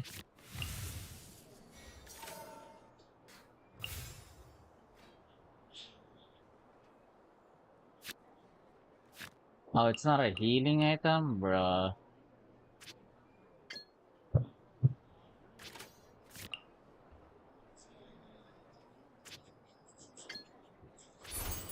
Freeze! Okay. Kaya is done for. Bye-bye. Oh, at least you wasted a burst on me. Let's him. finish this swiftly.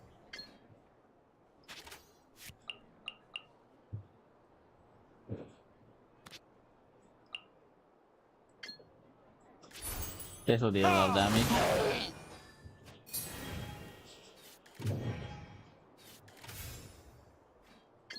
Ah, he's done for.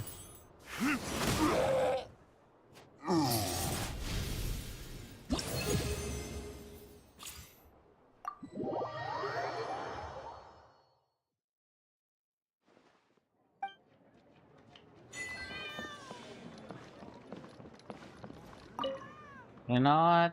Fine. Hang on. Just because it'll help me. And TCG.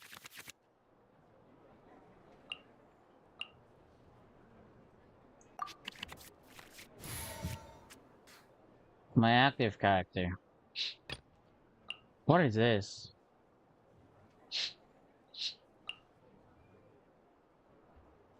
Let's finish this swiftly.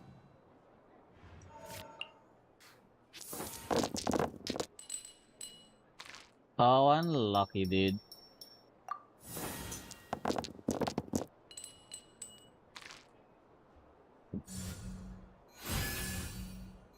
Oh? Oh? Hold on. Hold on. Elemental skill. Oh wait, I should have used... Oh no. Rip? Well, never mind. Too late now.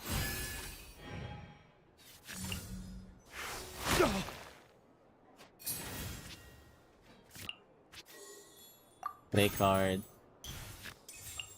And let's heal you first. And... Okay, hopefully D-Look survives this. Oh, yes he did. Let's go. Even Timmy got on my deck. Let's go.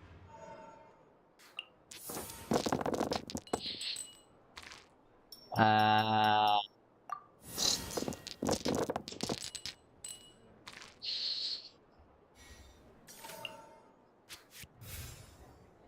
I got so unlucky there, honestly.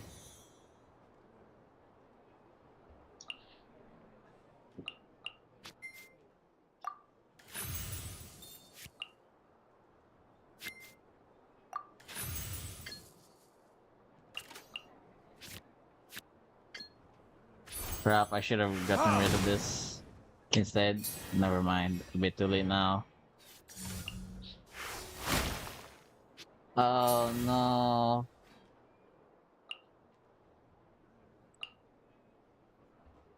Yeah, I need to switch characters about this. I want to help.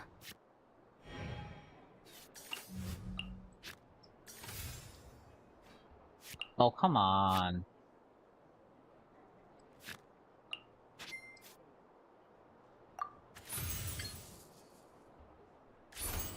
Animal test 6308.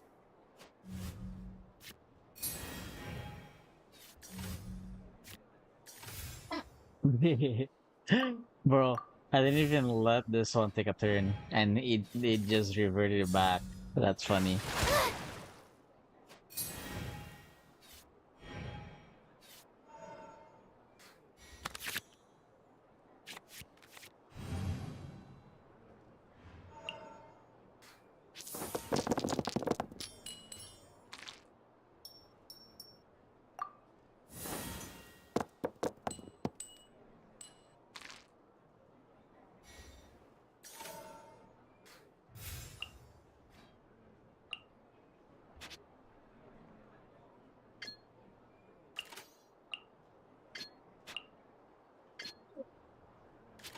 Uh, yeah, you know what? Animal test 6308.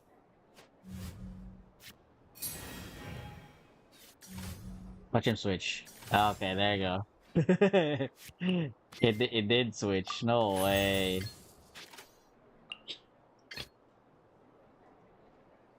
This will be interesting. Don't push your luck. Let's make you tank everything, Kaya. I'm so sorry.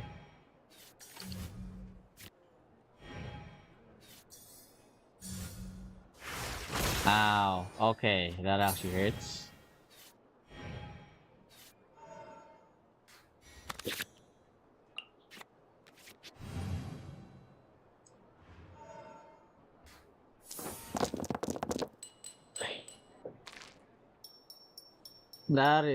This is so unlucky.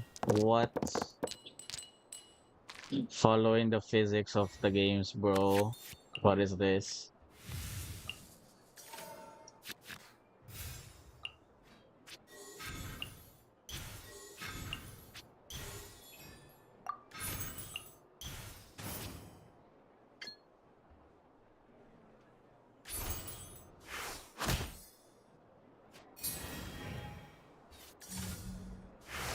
That is a lot of buffs, by the way.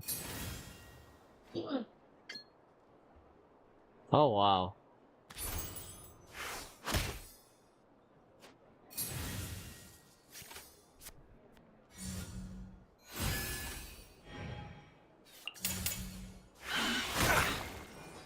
Oh, no.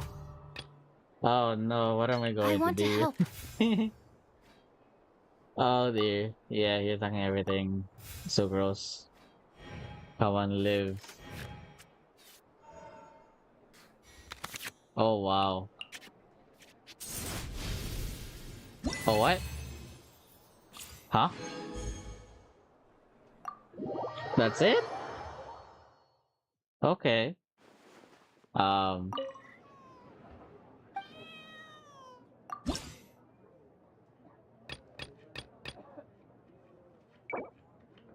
wow. Barely. Okay. It's not even beginner friendly, bro.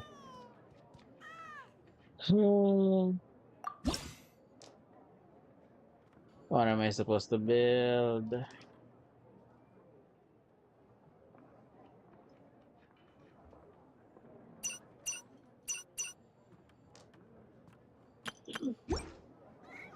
Who even sells the character cards, actually? Where do I buy the character cards? No, I'm not battling you.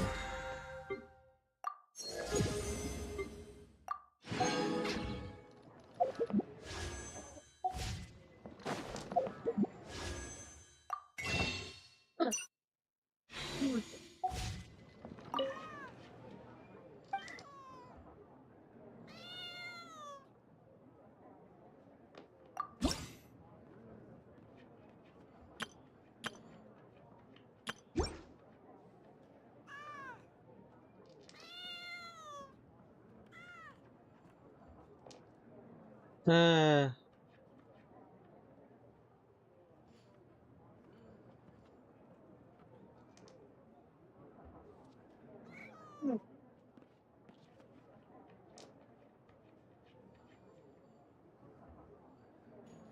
honestly, though, Jesus.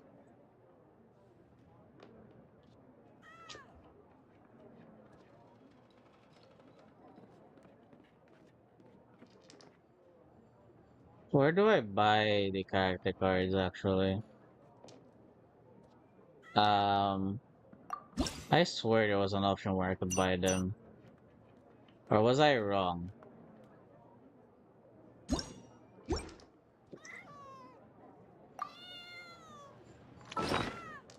Uh,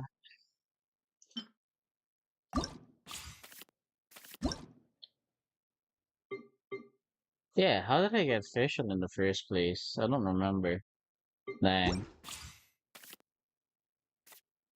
Eh, I'll find out. I think I just need to keep playing. Uh,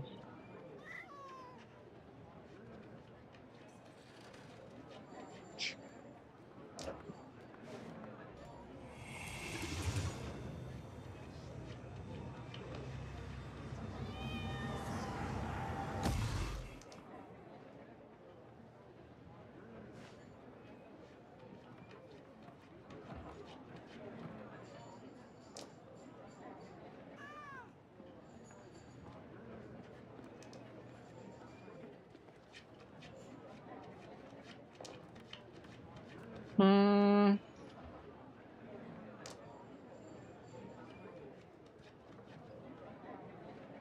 Hmm.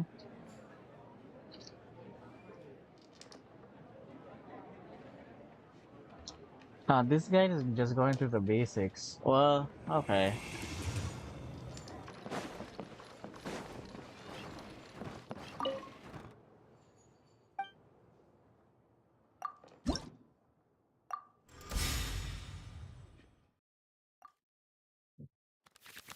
Did I just challenge an opponent at all? Oh no.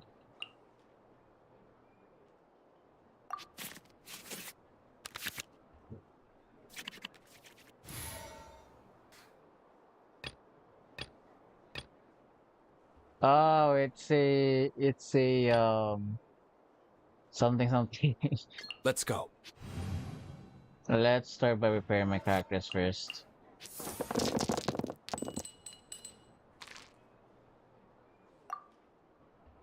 Oh wait, oopsie.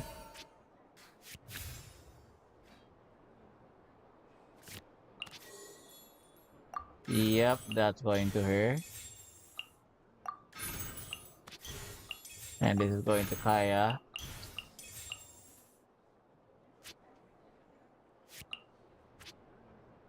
Yep, that's all.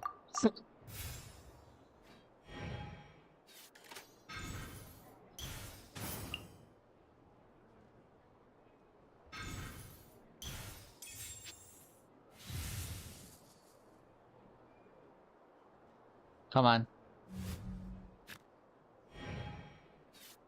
What? Speed of light.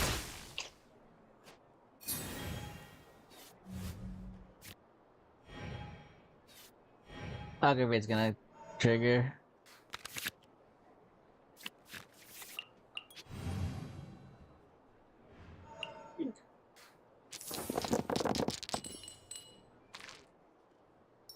What luck, dude. That is so unlucky.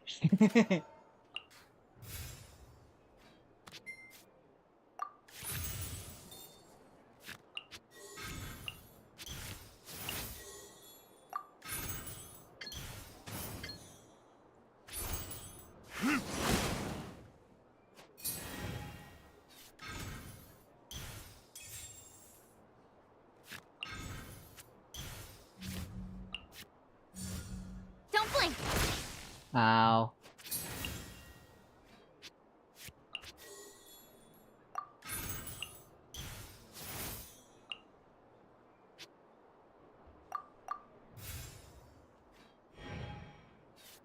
Come on, survive.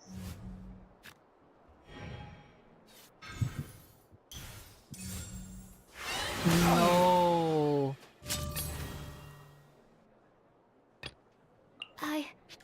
I can do it. Ah.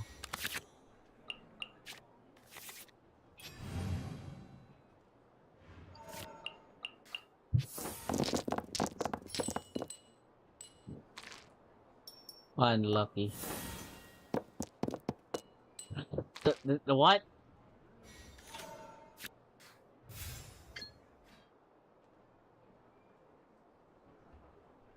Oh no.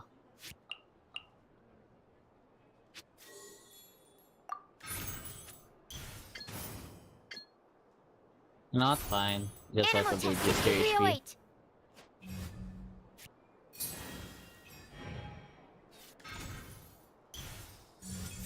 Don't blink. Oh.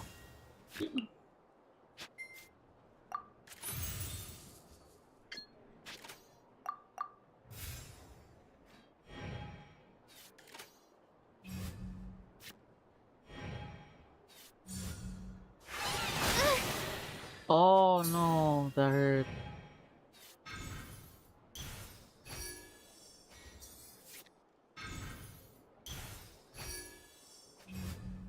Ah no, I think I'm losing. Yeah, I'm definitely losing this. Oh,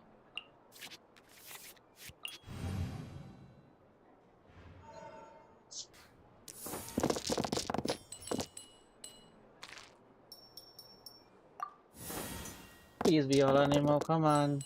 It's my last throw. No!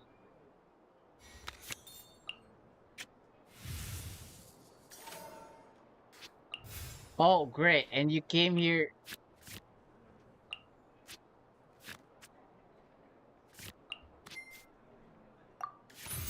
Oh, wait. Oh, no. Whoops.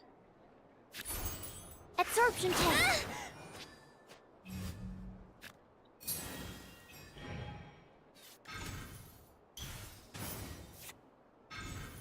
Nah. My guy. Sugar's dead. Need to make adjustments. This will be interesting.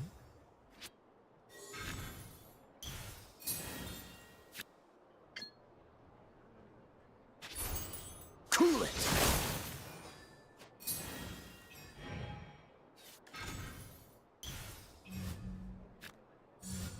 Don't blink. Don't push your luck. What? Don't get frostbite.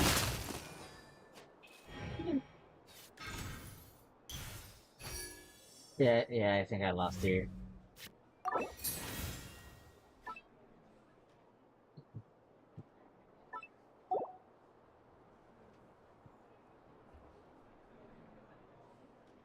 Oh wait, is it my turn? Yeah, I think if I end round here, I'm dead for sure.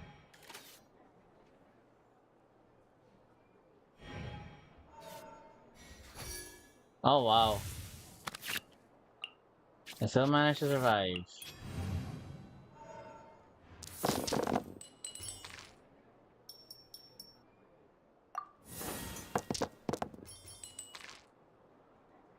Oh, I can accelerate it, huh?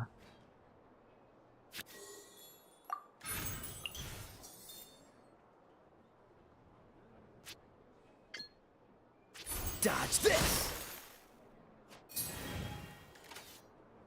It's all I can do. Hi! Dodge this!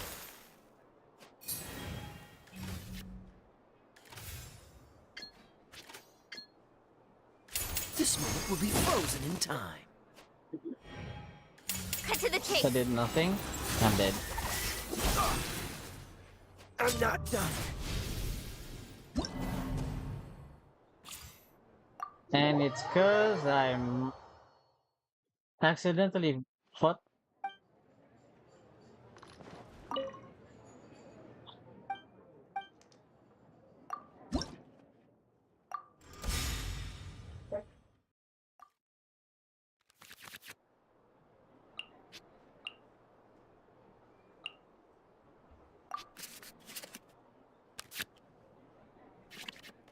Oh great.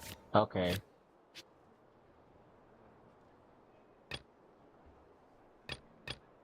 This will be Fine. interesting. Oh come on. Oh wait, why are you? Okay, a bit better.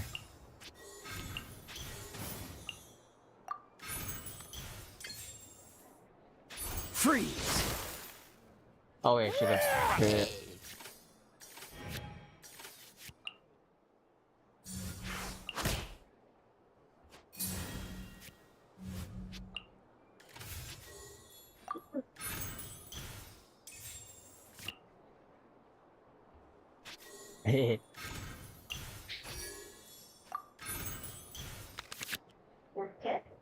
Oh, there you go.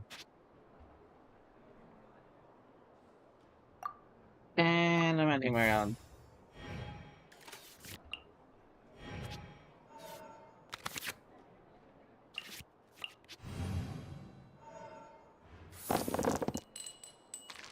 Wow.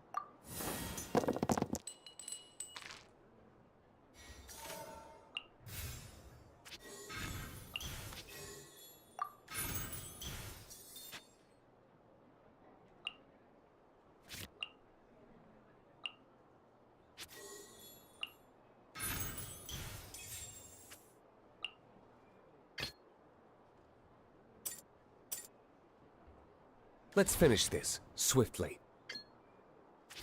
That was a bit overkill.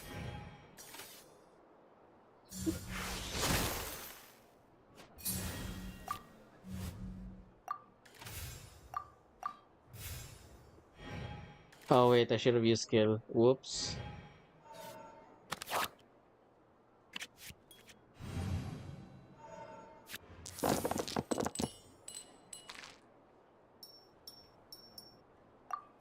Oh, I didn't change the other one. Ah.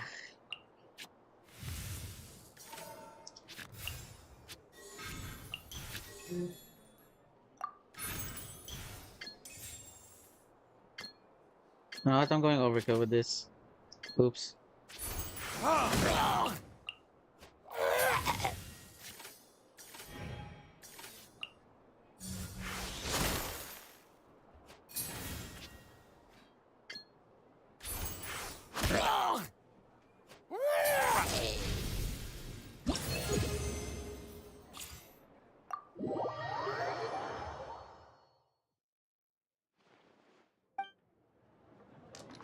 Okay. I have a goal. I'm just gonna like buy at least 4 copies. And then it'll help me a bit. But let's not start with those. Let's start with the cheap ones. Never mind, they're all the same price. Okay. Let's go with the amazing ones.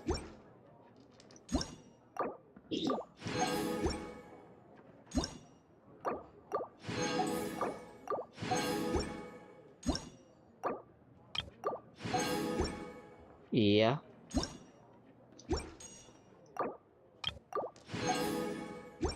Let's buy every copy that I could get for now. Especially for the ones that I have. Especially, I mean, the characters. Oh, it'll take me a long while to get there. Well, anyway. And the last things for now. Um, I feel like I forgot something. Oh yeah, I don't remember now. Oh wait, what was it? Oh no, it slipped my head. Oh yeah, of course. Where are you? I've been exploring Fontaine a lot on its first release, and now we got this far. I can't believe the story ended that quickly, though. Honestly,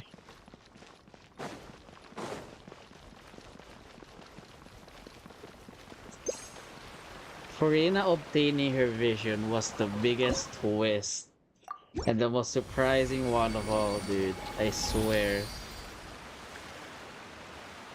And if I keep on going, I'll be able to get 2 more pulls. And when I do a 10 pull, how many pulls do I currently have? Not, hold on. I think what will help me a bit. Oh wait, no, not really actually. Just a tiny bit. At least us sending a few characters to 80 will be fine. Oh. For now, I guess it's fine.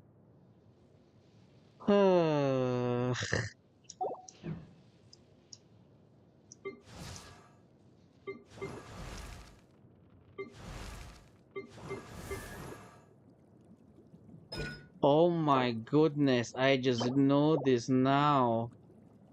Oh, no wonder. I was like wondering why the damage was so low. Oh, I'm a disgrace. Anyway, let's start with the level 71st. Especially the the easiest ones I can do. Definitely not that.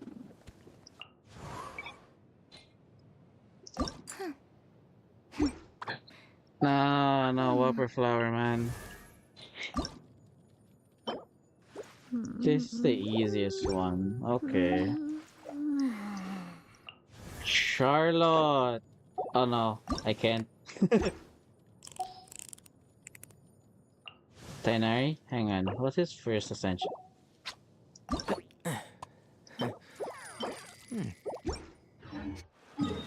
Okay, I know where to get one. That one last piece. Where's the entrance? There you are. I think they meant here. Hi, Luis, how you doing? You've been on the stream for a while now.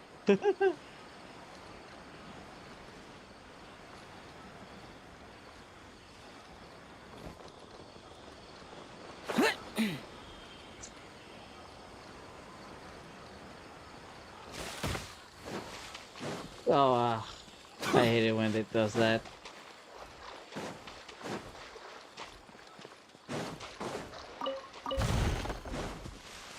Now that I think about it, I think Farina's just gonna keep on acting like she usually does, huh? And she'll only keep her popularity that way because, she's still pursuing acting. I think she like really enjoyed it pretty well. And she doesn't really have to hold the burden anymore, so she's most likely the most free right now. Hello, bongo heads. Oh wow, they're everywhere. Okay, honestly, I didn't explore Sumeru that much, so I'm surprised. There you are.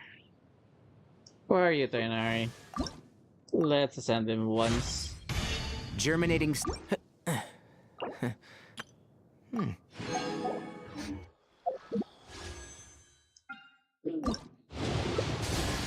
Oh, oh, dang it. Okay, never mind. That's one extra pull. That'll do for now. Um,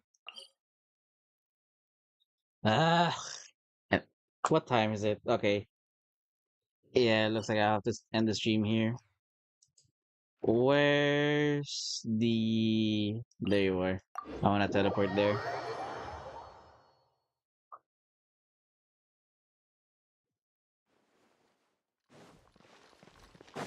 I wanna end it here.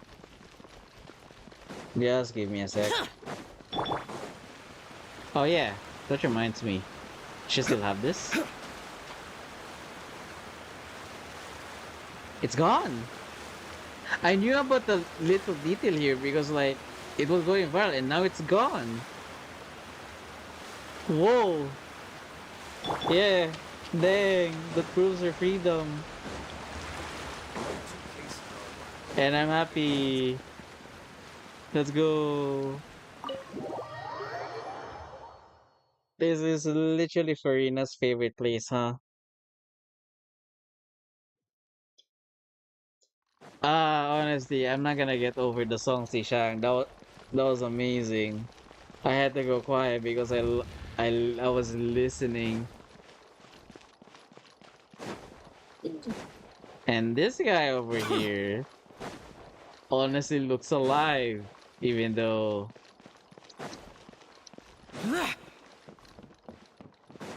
ah,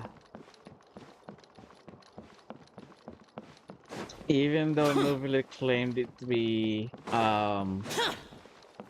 you know. Oh wait, I might be tripping. Yeah, I might be tripping. Anyway, that has been there the whole time, hasn't it, huh? Anyway, um, wait. Now that I think about it, whatevs. It's fine. I finished the Archon quest. Oh, I was so sad. My heart has been broken the whole time. Seeing Farina having to endure all of that, dude. And I swear to God, I promise you, I was actually crying in real life here. Ah, so sad. Anyway, I think this is the longest stream I've done, have I? Yeah, it is the longest stream I've ever done so far. Anyway, so for those who watched, thank you. I think I noticed that Say has been gone for a while, but that's fine. I think he had something to do. But other than that, dude, that was so sad. Anyway, hopefully you enjoyed the stream. And hopefully by the time I open the stream, I have Farina in my account. And I swear to God, I really want to farm for get Farina so bad now. Uh, anyway, thanks for